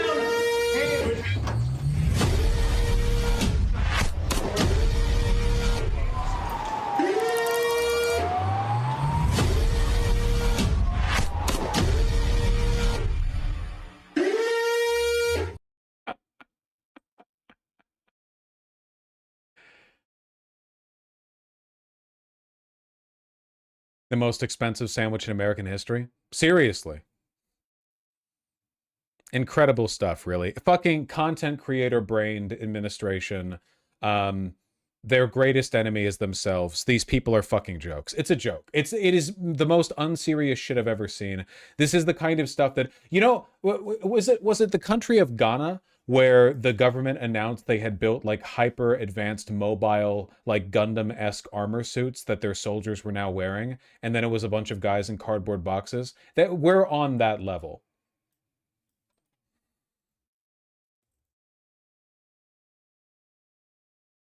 Russia did that too. Ghana did it much funnier. They did a military parade through a bunch of tents with their hyper-advanced mobile exoskeleton combat units. They had like a parade float of a mech. You get it.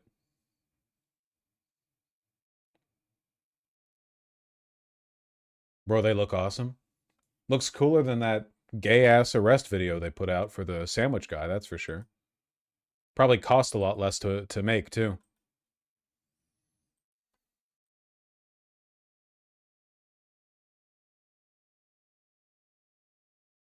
They do look like they're having a good time.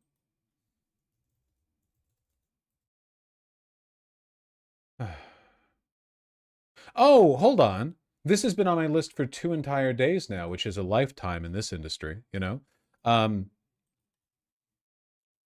Grand Theft Auto 6 has been delayed. You guys hear about that? Apparently, so here's a claim that I've seen on social media that I want to investigate. Apparently, Rockstar is union busting inside the studio, and that's the cause of the delay. I want to investigate that, because I don't know if it's true. Boy, that's some text, but for the sake of you fine people, I'll read it. This has been verified, apparently. This is an actual. Hey everyone, Rockstar employee of many years here. Understandably, I want to remain anonymous due to retaliation from the company, but I may be willing to verify I'm an employee with @SpiderVice via DM if required. I'm also a member of the union.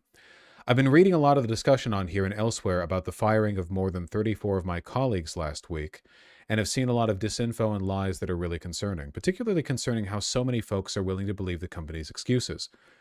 Last week, my colleagues who were in the studio were each individually messaged by HR for a short friendly meeting under the friendly guise of, hey, are you free for a quick chat?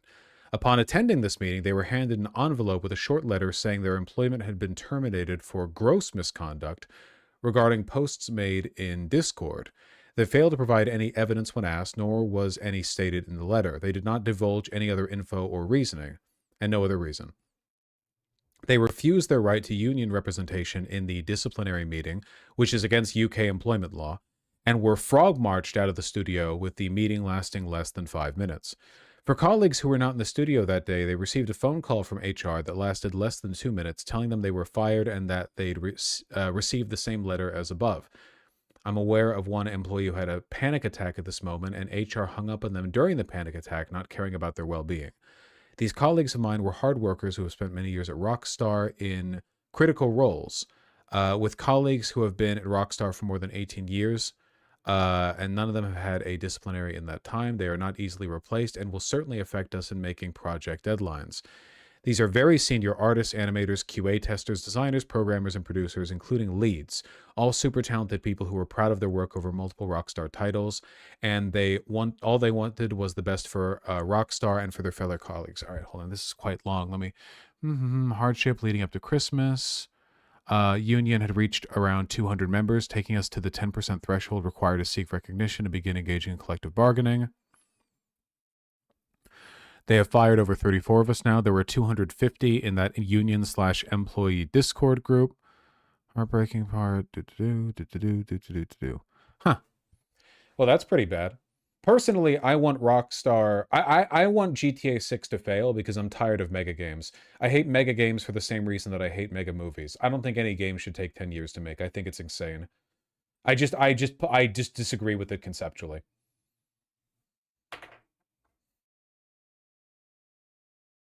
Yeah, the quadruple A.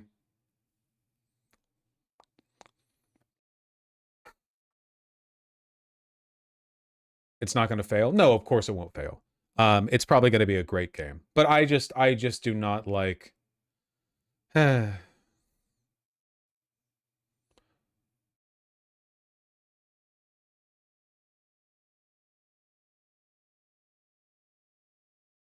don't know.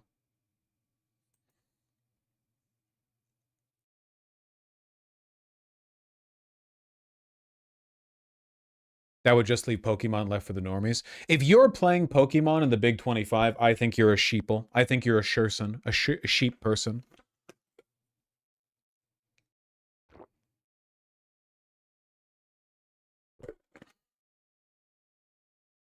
Those games fucking suck.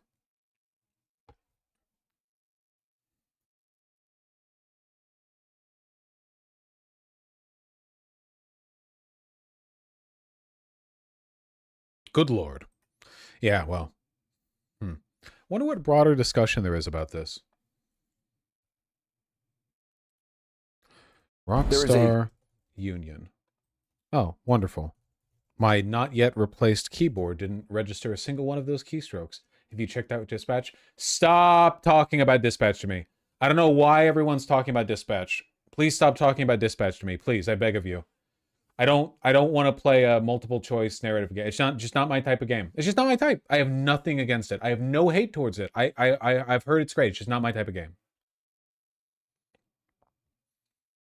I know half the people advocating for me to play it don't even fucking, like, haven't even played it and are probably just doing so because they know that it's gay.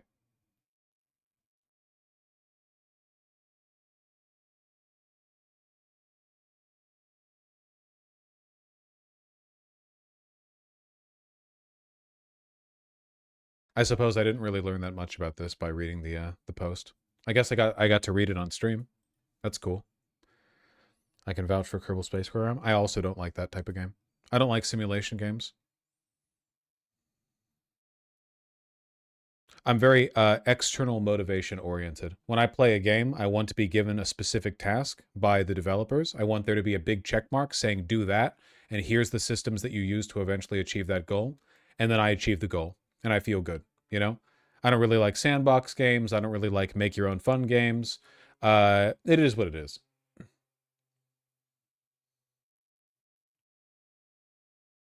So no Kenshi? Correct. KSP as missions? It's not the same.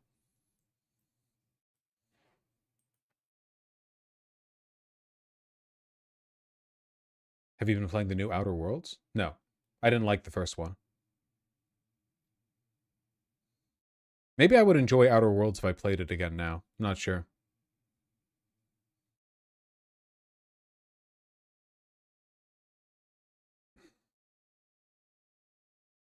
Elder Scrolls Fallout? Why are we doing this? Why are we doing this? Why? Why are we doing this? Why are we doing this right now? All I have to say about open world is this, as a concept.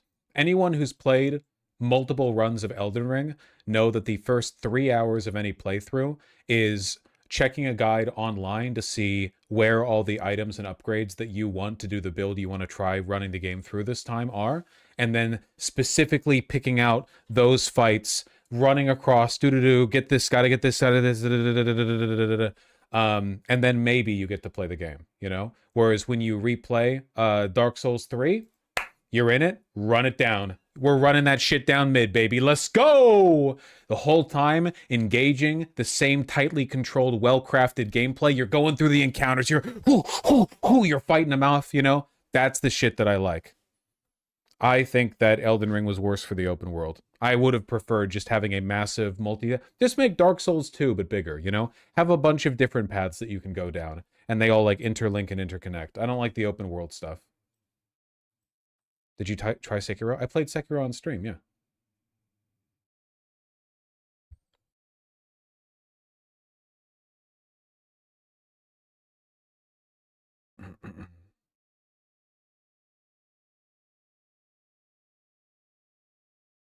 The genre preference is bottom coded? Incorrect. Bottoms fucking love open world games and like simulation games. They love that shit. They can't get enough of it. Yeah, bottoms love Hearts of Iron 4. Absolutely.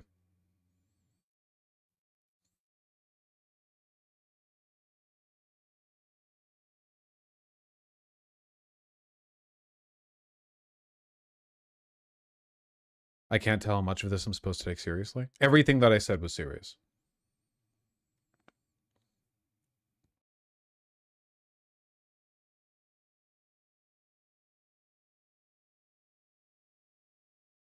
Yeah, I never joke.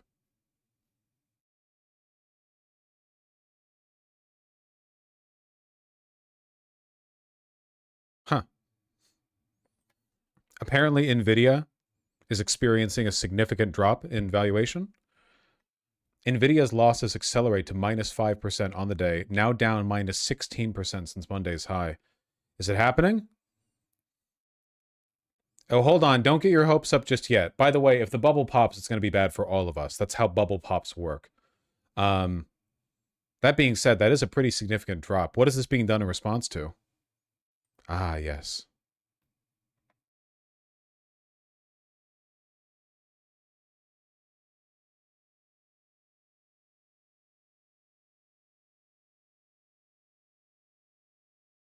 True, but it'll be worse for investors.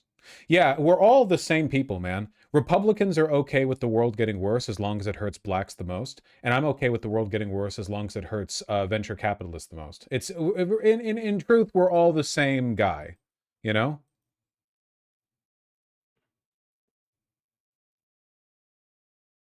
I need to get a Financial Times subscription.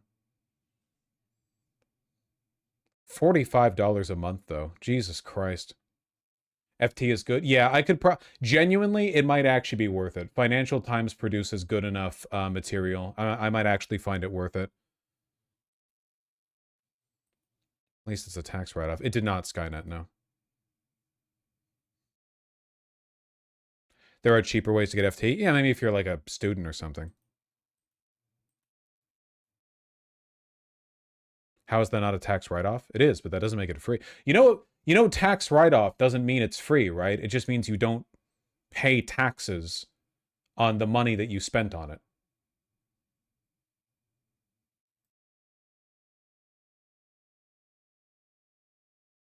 Also, tax write-offs are a pain in the ass anyway, keeping receipts. That's why I just guesstimate every year. Like, yeah, probably like, I don't know, $200,000 spent on business expenses type shit. The government's defunded. They don't know. They can't tell.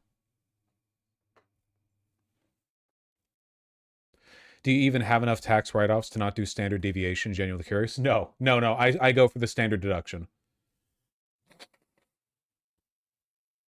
I actually spent 1 year like really methodically tracking all of my write-off. Well, wait, hold on. Sorry. To be clear, these are two different kinds of write-offs.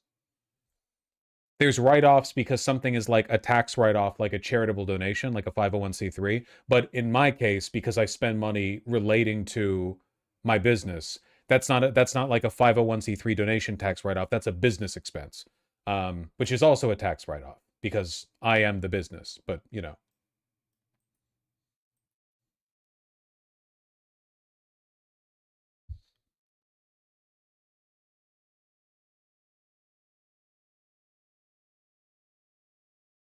Here's the reason NVIDIA is not doing well. Yeah.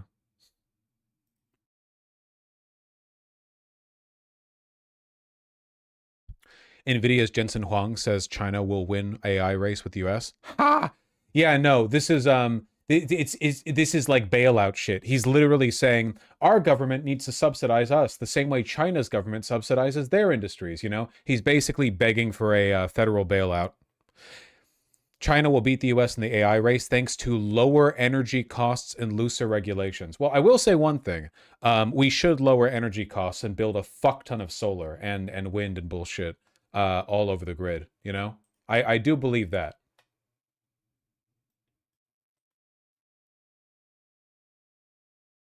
That's what China's doing. Yeah, we don't build new energy. We have a smaller grid than we did like 20 years ago, man. It's crazy. I think I threw this up on stream literally yesterday, but like, look at our total energy production. It's fucking nuts. Oh, that's a really artifacted That's a very, very JPEG, very JPEG. Here we go. It's nuts. Our grid generation, okay, it's not lower than it was 20 years ago. But it's like basically the same. That's insane considering the fact that we, you know, it's been 20 years. There are more people now.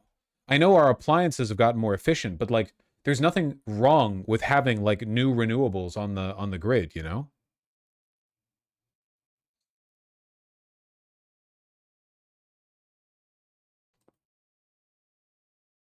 How is petroleum not higher? Because this is electricity generation. Petroleum isn't used for electricity generation. Not generally, at least, you know. So this is like power plants, not just like total fuel consumption. Got to upgrade the grid first, then keep heating it. Yeah. Just grid investment is what I mean. But there's nothing wrong with doing we should, you know what? We should be on the grid producing 3 times this much energy. Just feed it all with renewables. Fuck yeah, why not? Get a bunch of American jobs building and installing solar panels everywhere, upgrade the grid so it can handle it, and just have incredibly cheap energy. Why not? Just have it all. It's not bad for the environment. Just build it all. Yeah, have it. And that way, we have a massive oversupply of energy at all times. We could turn it on or off. I mean, like the eggheads who run the grid can figure out how to distribute it. But like that way, it's super, super cheap and available. It makes everything more inexpensive, and it like future-proofs the country. So maybe in the future we have like, okay, so here's an example, right? Ocean desalination. One big way of making fresh water is to literally just turn salt water into fresh water, which you can do. The problem is it takes a ton of energy, which makes it really expensive, not cost efficient. But if we had a bunch of energy on the grid, I'm not saying it has to necessarily be desalination, but couldn't that open the door up to a bunch of technologies that might not be viable unless energy was really, really cheap? You know? It also leaves a lot of brine left over. I'm just using it as an example. I'm just saying there might be cool ways of using that energy if we produce a bunch of it. You know? There might be technologies where it's like, in order for this technology to be viable, you know, nationwide, you would need to have like an obscene oversupply of energy. Well, we do. They just use it on AI though, haha. Well, look, buddy, the energy is getting used on AI either way. The only difference is the way we're doing things right now, it's making it much more expensive for everyone. Look, the shit-ass and shitification AI center riddled future is happening one way or another. In my future scenario, though, at least it's less cheap and we have better infrastructure. Or sorry, less expensive and we have better infrastructure.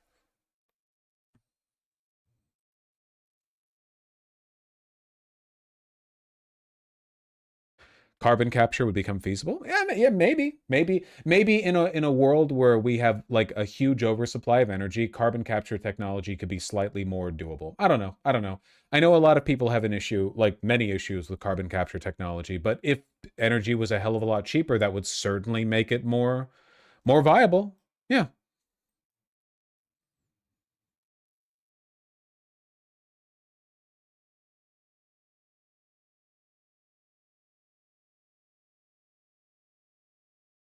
Carbon capture will never be as efficient as just planting a forest. Then we can plant forests with all that energy.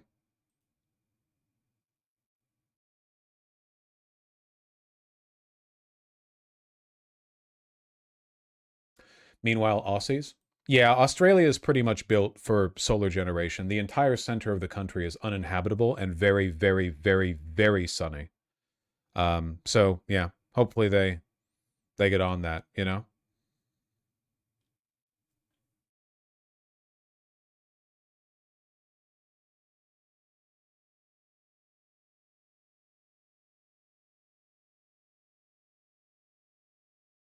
That's how Spain's been one of the few EU countries with job growth due to everyone building solar. Makes sense. The center of Spain is also very sunny and difficult to live. Well, not difficult to live in. Isn't the center of Spain, like lots of it is kind of desert-y? It's like Southern California. It's not like the center of Australia, which is really actually unlivable, but it's relatively arid. You know, you could build some good solar there.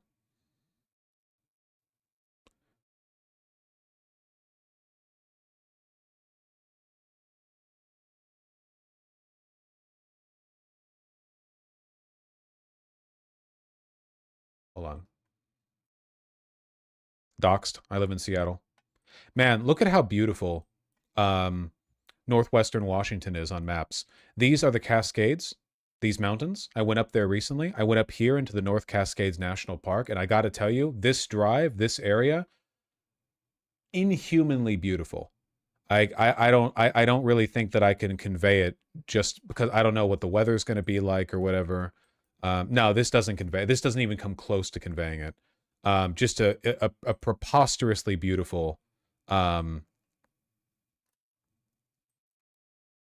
just rolling mountains and heavy fog, and it's very nice. It's very, very nice. Is there like a lookout point? Here we go.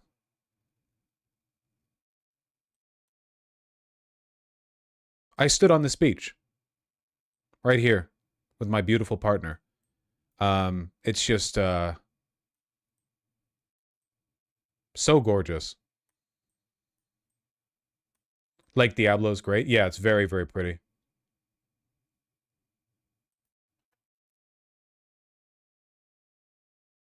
Hold on, let me see if I can get...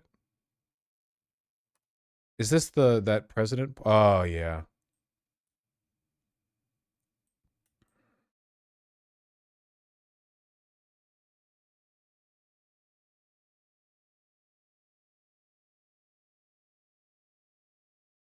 I see Bigfoot. It would be the place. It would be the place. This right here is where we got snowed out. We were heading through this part of the... I love you too. We were heading through this part. We were trying to go further in, or maybe it was like further in. I don't know. It was somewhere around here past Lake Diablo. And, or was it on this road? I don't remember exactly, but the point is we got snowed out. We changed biomes. I felt like I was in Minecraft, dude. Everything looked like really nice and sunny. I mean, no, sorry, it wasn't sunny, but it was like rainy. It was dark. It was late. But it was not at all snowing. And then in no time, it was like a fucking tundra. Heavy, multiple feet of snow. Ooh, that's pretty. Oh, wait, hold on really quickly. Can I show you guys concrete? I went to this town called Concrete. And, wait, which of these roads do I have to follow? Okay, hold on. So I need to be here. Hold on. I'm getting to a point here, okay? Hold on. New Halem is like the non-town. Okay, this right here, this is where I went with my beautiful partner. We stopped by the side of the road, and there was a fucking this infrastructure here, this dam that was built early into the Seattle City Lights existence, and it's a station. It transfers power from the dams that run up in these mountains all the way over to Seattle. Look at all this, man. Oh, it was so pretty.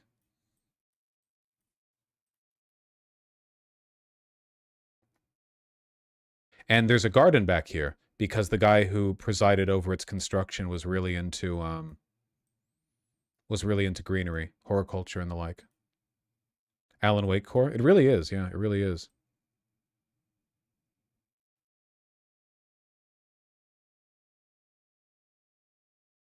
Phew. Oh, I can tell this is a cold day. The snow is pretty far down that mountain.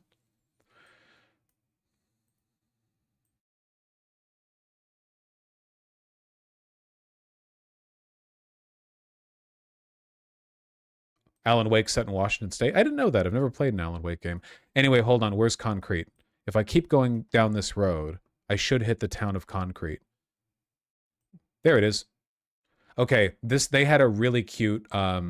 Okay, wait, can I find it just from the... Can I find it just from the sky? This was so cute. Where is the 5B's Bakery? Is this it? Is this Main Street? Really cute, like small town. I guess this isn't a very cool snapshot of it. No, it wasn't here. It wasn't here. Hold on. That wasn't the bakery that I'm thinking of. Or is it? Concrete, Market Fresh, Pizza Station. Where's the ice cream shop? Where's the ice cream shop that I went to? Hold on, this is very important. Ice cream shop. Church. Here it is, ice cream parlor, right here. This place was really cute to stop at. They had a little theater, a little community theater. This ice cream shop right here has the booziest pecan ice cream I've ever had in my life. I had one spoonful of it and got the whiskey burn in the back of my throat. I'm being serious. I know I'm a lightweight, but this was like an actual, like one little, like a little spoonful. Like it was actually really... I think that if I'd had the whole ice cream myself and hadn't split it, I wouldn't have been able to drive afterwards. But anyway, they have this great big concrete silo, which I'm trying to see from above.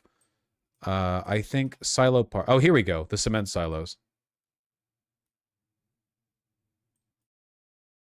See, it says welcome to concrete on it. Ain't that cute? Portland Cement.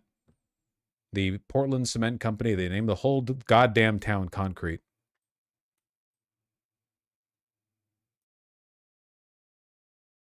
Also a weirdly pretty bridge over here.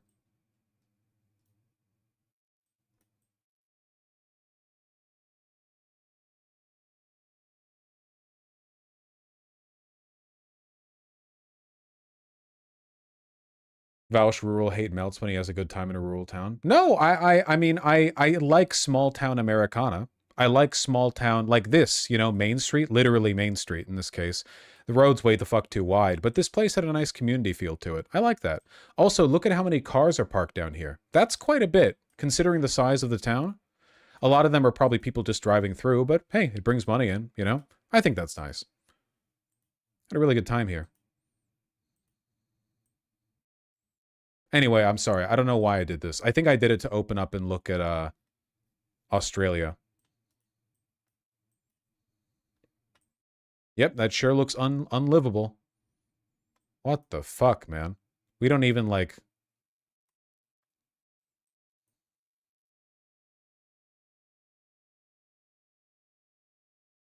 This looks halfway livable. The brush? This looks like North Africa to me. Am I off on that? Or like maybe West Africa? I feel like I've seen images where the grass, the like grass dirt color, it has this same kind of like really desaturated green, but really deep red. You know what I mean? Is there a part of Africa where the desert has that look to it? Same equatorial zone? With maybe if I was thinking of Botswana or Namibia. I don't know if I was though.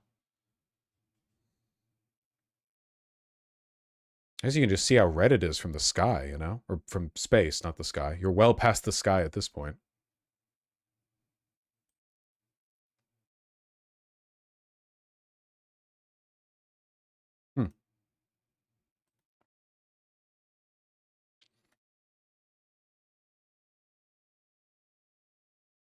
Yeah, stuff like this. Look at how red that dirt is. It's crazy. Go look like at like Sydney. They're so car-centric, it's not even funny. Yeah, if you want to go to a good city in Australia, Melbourne is where it's at. Sydney, I don't think is that great. I've only been there once, but I've had friends that have been there multiple times. Sydney's not that great. Melbourne is special, though, in my opinion.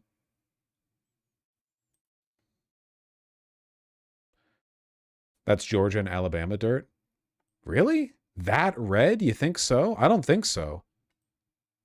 Because the reason it's that red is because there's iron in the dirt, right? Isn't that's what causes it? It's the same reason why Mars is red. Because iron rusts, so you get a bunch of iron oxide. Whoa. Cool.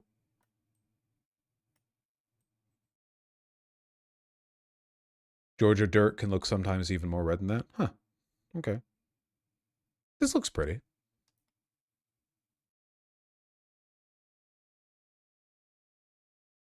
Go look at Red Rock in Arizona. I don't need to. I'm going to be going there soon myself.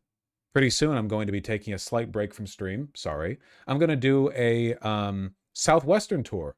I'm going to drive around with my beautiful partner. We're going to go to the Grand Canyon. We're going to go to, why am I blanking? It's the famous tall rocks. You know, the Monument Valley. Thank you. Go to Zion. We're planning on going to Zion.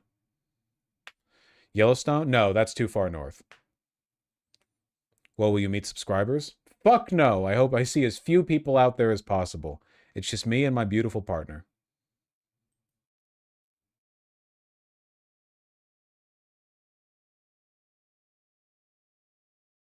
Is that the new Vegas place? Yes. Yes.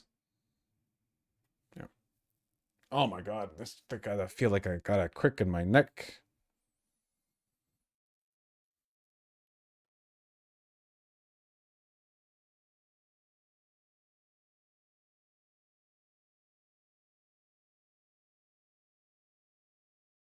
Well, that sounds fun. Am I cognizant?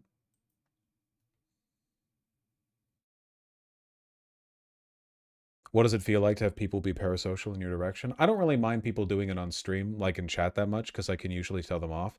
Sometimes I do get emails from people who definitely overstep. Like, for instance, if I get an email and it begins with, "Hello, dear Mr. Vaush, aka the Great Kuczynski Debate Destroyer," or something like that, I usually, like, I'll still read it as a politeness, but it's usually an indication of how you think about me, and it kind of frees me up from having to take it that seriously. We still have some time before the next Katie Wilson vote drop, which, again, I'm very interested in. I'm looking at the CNN website and seeing right now that apparently they put out an interview with Katie Wilson. That's grim. A film? Couldn't play content. Oh, God, this is like one of their proper, like, things here, you know. Candace Owens is insane. I really hope they don't launder her reputation. Did I say with Katie Wilson? I meant with Candace Owens. I did? Okay. Well, that's not what I meant to say.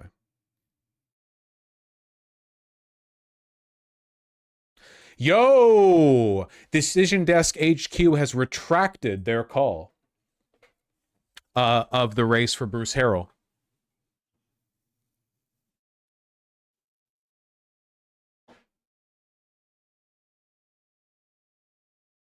I think we got a real chance here, boys.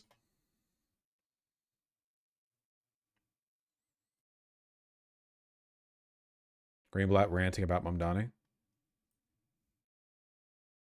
Going over to an audience that'll be more receptive to his insanity than Joe Scarborough. I will make sure, as God is my witness, that every Jewish New Yorker knows that ADL has your back. And we will make sure with everything we've got, we hold this mayor accountable. I'm not the one who got elected to office. I'm not the one who's responsible for the largest Jewish community on the planet Earth, like in the city with the most Jews. I mean, it's him. And so it's not for me. Briefly acknowledging the truth that the largest Jewish community on earth is in fact New York City, not Israel. On bended knee to go to him. It's for him to tell Jewish New Yorkers, again, where real truers know, spiritually, Israel is evangelical.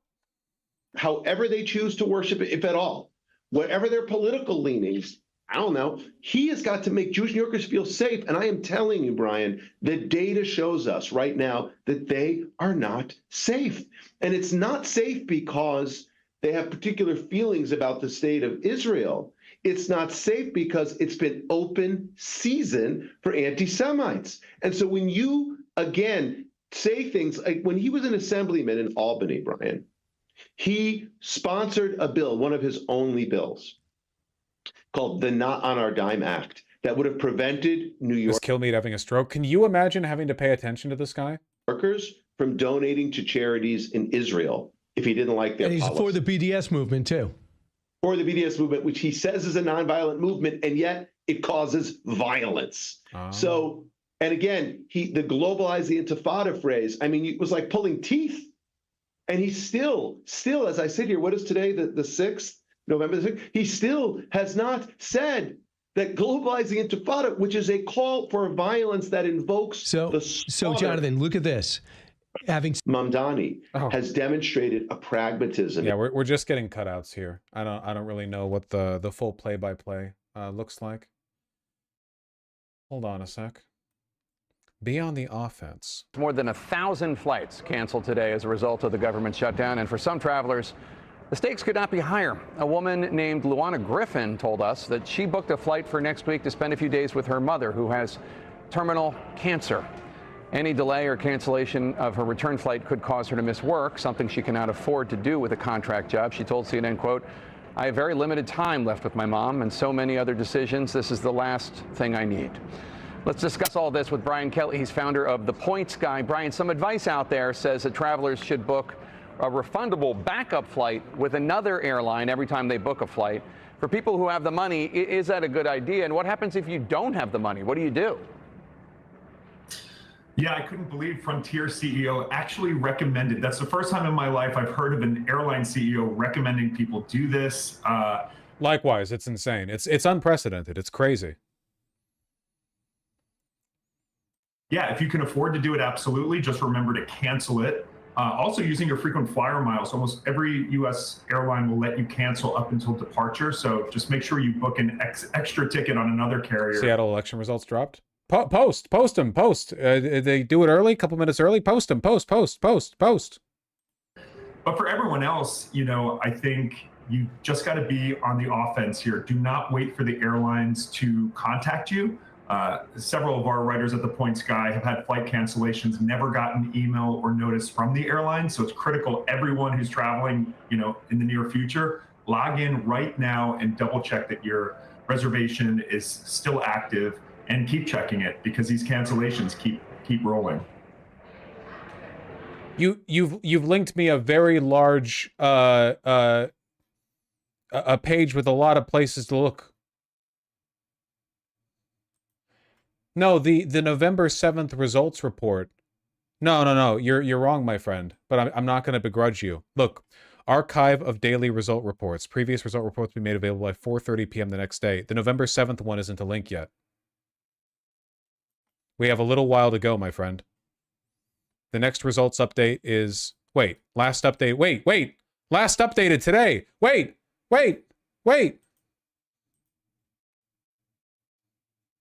They just haven't archived it yet. Hold on.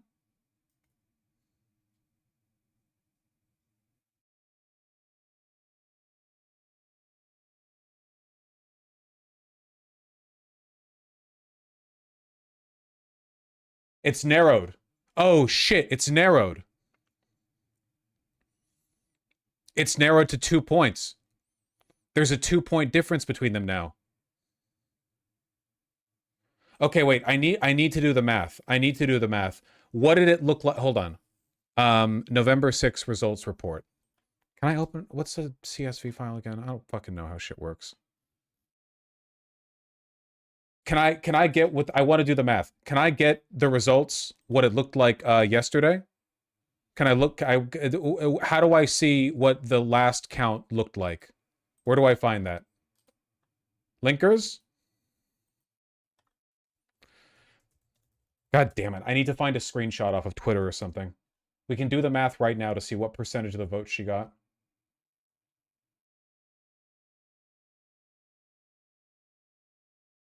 Last count was Harold. Wait.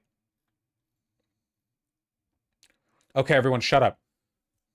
Open up the calculator. And then open up the Notes app. Notepad. Whatever. Okay, we're going to do this. And I'm not even looking at chat, because if I do, one of you has probably already done it. One of you has probably already done it. Okay. So last count was Harold 91,000, Wilson 81,000. So right now it's Harold 160. Okay, so 116,000 and 435 minus 91,263 means that he's gained 25,172 votes. And for Wilson, hi there. Hello. For Wilson, Wilson is currently at 112,135. I'm not looking at you. I'm sure one of you guys already has the math. I'm not looking, though. I'm not looking. Wilson, 81,300. So minus 81,355. Minus 81,355 equals 30,780 votes gained for Katie Wilson. So there's about, more or less, 50,000 left to count. And if they continue to be counted at this rate, at the percentage balance towards Wilson that we're seeing right now, that means she's going to win. Okay, but let me know for sure by doing the percentage, okay? Hold on. How do you do percentages again? Fuck, I'm so stupid.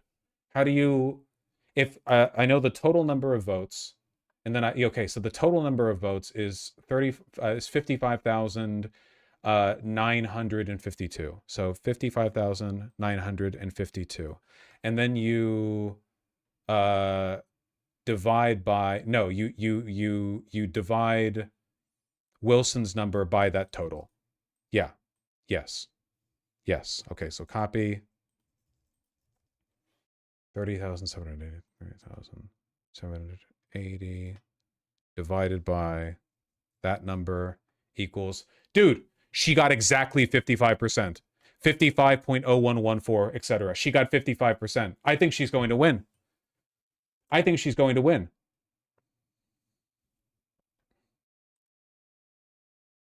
Oh my God, that's so close. It's gonna be close, but I think she's going to win.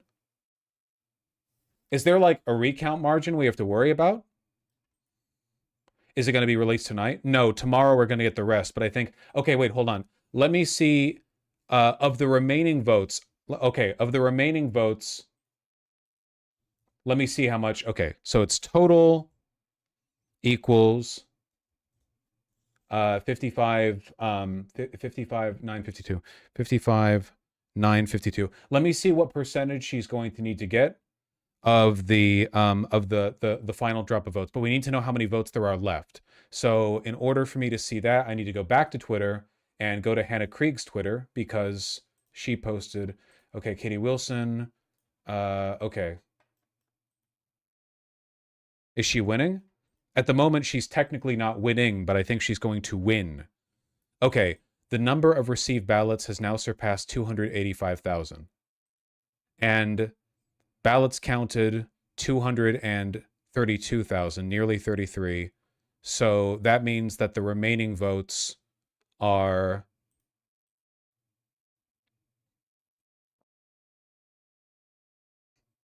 over 50,000 left, right? Let's say 233 for the sake of math. 233, 50. Yeah, so let's say 52,000 votes. Let's say no additional votes get counted. So 52,000, okay, fuck, how do I do this math? So let's say hypothetical remainder, 52,000. And then what percentage of those 52,000 need to go to Katie Wilson to close the final gap? The final gap that we're looking for, because the total difference right now is 3,000. No, it's 4,300. That was easy. 4,300. So what percentage of the remaining votes?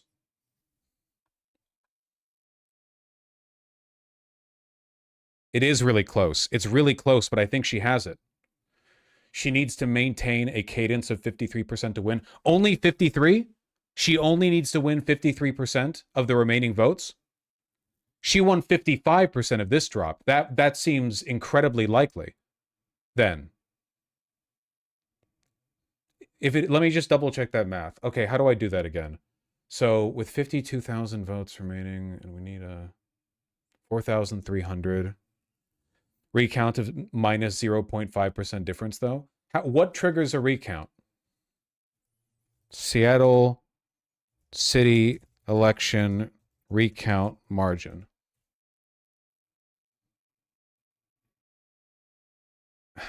Does Seattle have a recount margin for mayoral elections?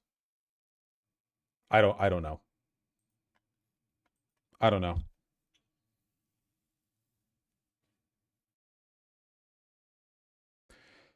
Shouldn't she get a larger share of tomorrow's? I'm not sure. I'm not sure.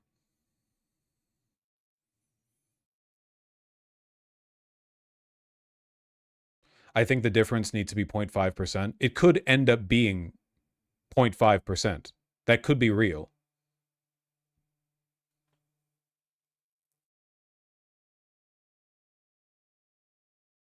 The nail biter stretches to its third day then. I think it is very likely that she wins this now.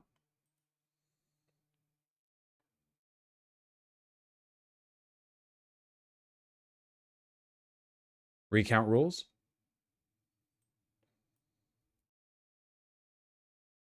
There might not even be an automatic recount. Vote recounts are either requested or legally required. Recounts are legally required within the votes for an office fall within a certain range. Local ballot measures do not have a required recount range. Recount can be requested by a candidate. Okay, what's the range?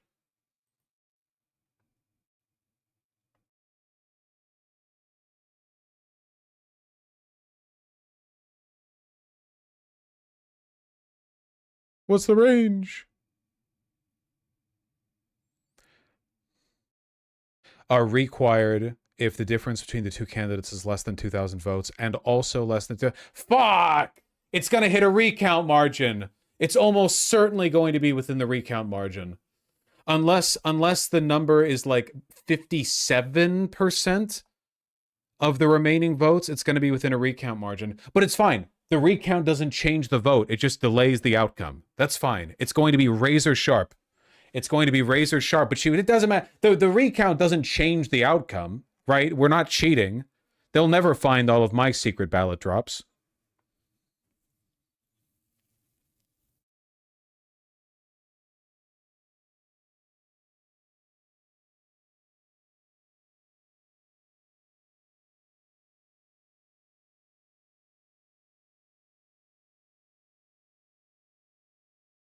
Hand recounts are only required when the difference between the two candidates is less than 150 votes, which is unlikely. I think Katie Wilson is probably going to...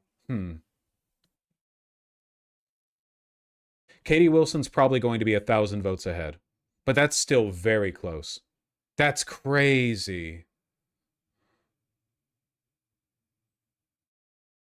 My suspiciously 5,000 Bruce Harrell voter ballot shaped stomach, yeah.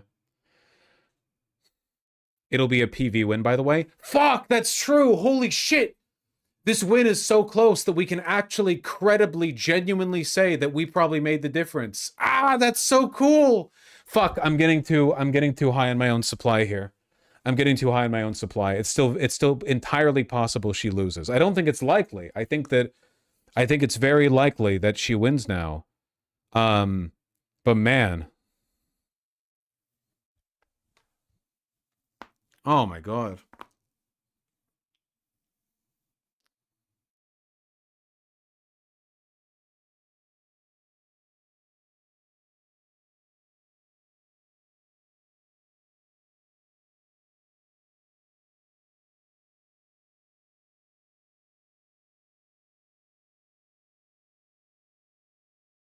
Holy shit. She must be a nervous wreck right now. Fuck yeah. I wonder if I should like reach out, be like, it looks like you got it.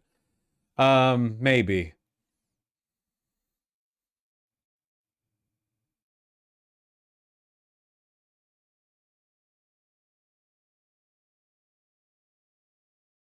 Has she posted?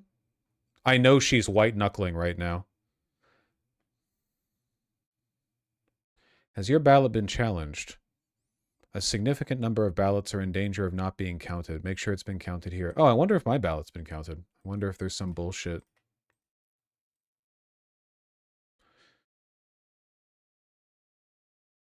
My voter information. Please input a combination of any of these three fields below.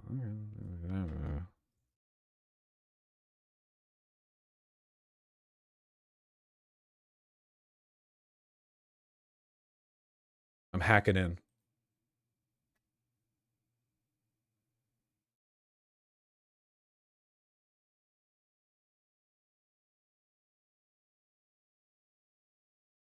Huh. We are unable to find a registered voter with the info you provided. I did submit my voter application along with the ballot, so it's entirely possible that... Yeah, no, wait, this actually makes sense. I didn't just vote, I submitted my voter application for my address change. If they haven't processed all of the votes, the ones they process last are probably the ones that take the longest to process, which means that it would make sense mine would be in that final group. Like it would, like if they're taking this long to count everything, the one that includes a registration form, that's probably not getting done. I literally did it same day on Tuesday at the voter's office. So it would probably be part of the last batch.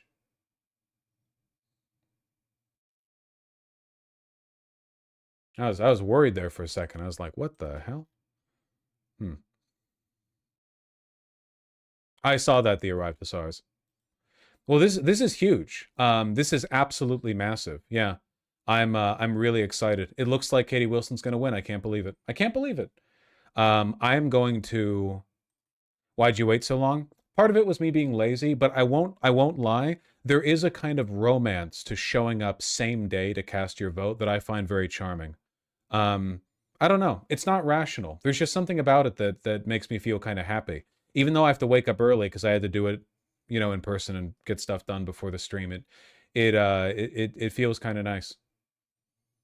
Bro's autistic. I don't think that's autism. I think if anything, that's like sentimentality. Wouldn't the autistic thing be like, well, no, it's the same outcome as mailing it in, so why wouldn't I just do that if it takes less time and effort?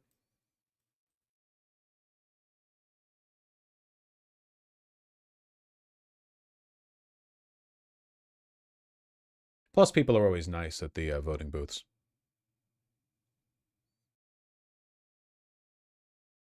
I mean, why'd you wait so long to re-register? Because I thought the elections are coming up. I might as well just go down once. If I'm putting off the vote, I might as well just get it all done in one run. You can. There's nothing that prevents you from doing that. It just means you spend an extra 5 minutes filling out forms. So I was like, why not? You know. Otherwise, I would have had to get the papers and mail it in, and yeah, oh my God, the work.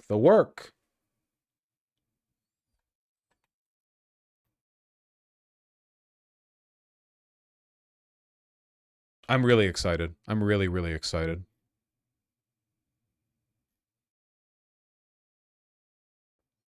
I am going to lose my fucking mind, though.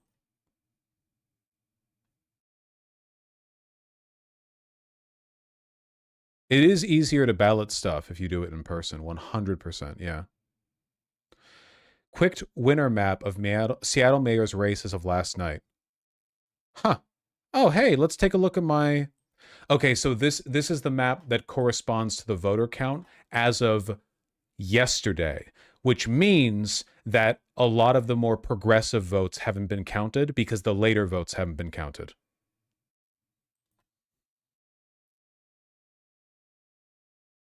That being said, even based on the early information, a lot of this stuff makes sense to me. Wealthier housing over here by where people boat, over here in Queen Anne, yeah, that's blue. Bruce Harrell's blue. Salmon is Katie Wilson. Over here in the wealthier areas on the Puget Sound where people boat, that's blue. Yeah, 100%. These wealthier houses over here by the water, basically all the waterfront property is very expensive. So they're going to be more likely to vote for Bruce Harrell. Downtown also voted Bruce Harrell. Here's Cap Hill. Look at that. You can see that right there, can't you? That's the gay neighborhood right there. That's the one, you know? You've got the Soto, Beacon Hill, Judkins, Capitol Hill. You've got a funny split right here. University District right up here. That's deep blue. That's where the students are at the University of Washington. Ballard and Fremont over here. Very, very, very salmon colored, you know. Blue is Bruce Harrell. Salmon is Katie Wilson. And I don't really know enough about these northern parts of Seattle to make strong claims about them, to be honest. There is a lake somewhere around here that I've been to, and it's pretty.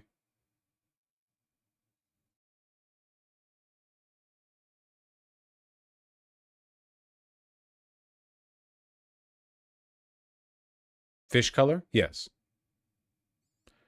Salmon? That's what the guy said. He says salmon right here. I'm just going off of his naming scheme.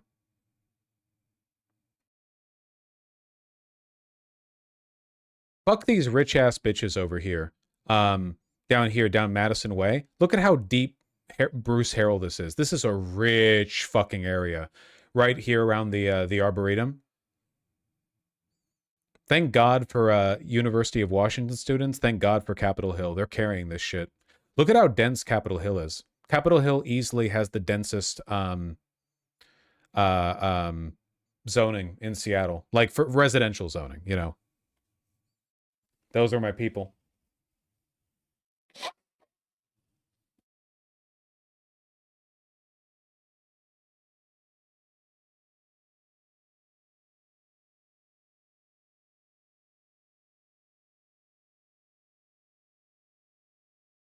Lol, does Bainbridge get to vote too? Thank God, no.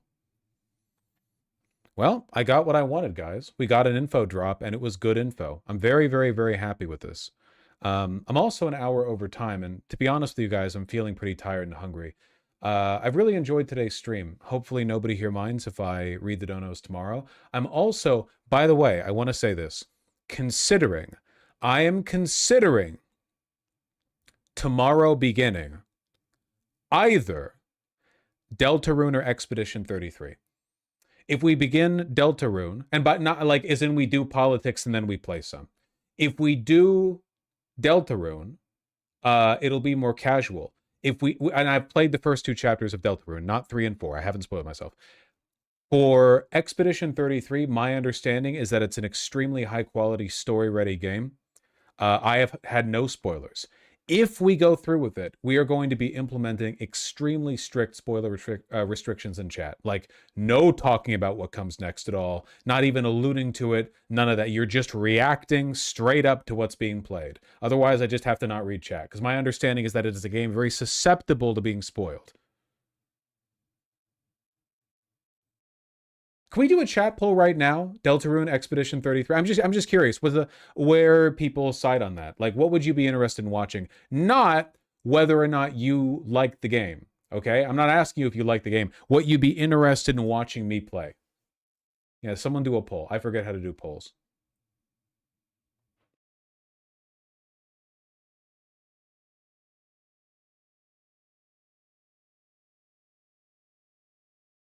The mods also forgot how to do polls.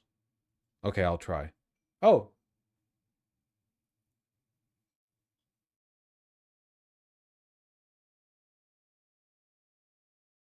That's pretty close. Not as close as the Wilson-Harrell race, but, you know. Looks like Expedition 33 is winning out. Okay.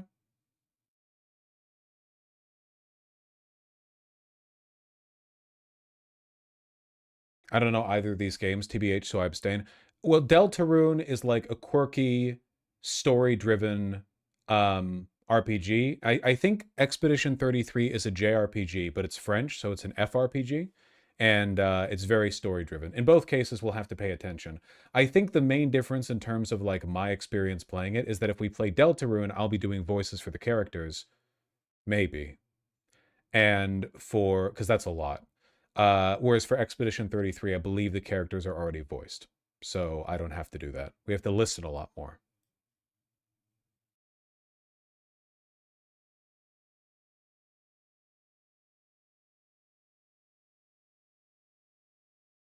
Difficulty-wise, you will just absolutely crush Expedition 33. Is that true? Is there a way Expedition 33 can be played that would be challenging for me, or is it primarily a story game? Because if it's only a story game, I feel like I'd rather watch somebody else play it, you know? There is a hard mode, but no, it won't be challenging. Okay. I'll give it some thought. I'll give it some thought.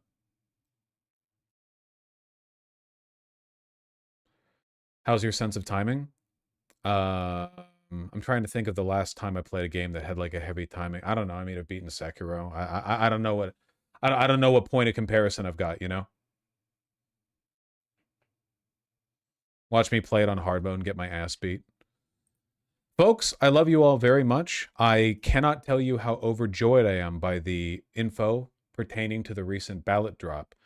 I'm gonna go eat. I'm actually really hungry. I'm surprised by how hungry I am. So everyone take care. Either way, I will see you tomorrow, and we'll see what we do. We'll see what we do. Okay? Take care. And I'll read donos. Yeah, sorry.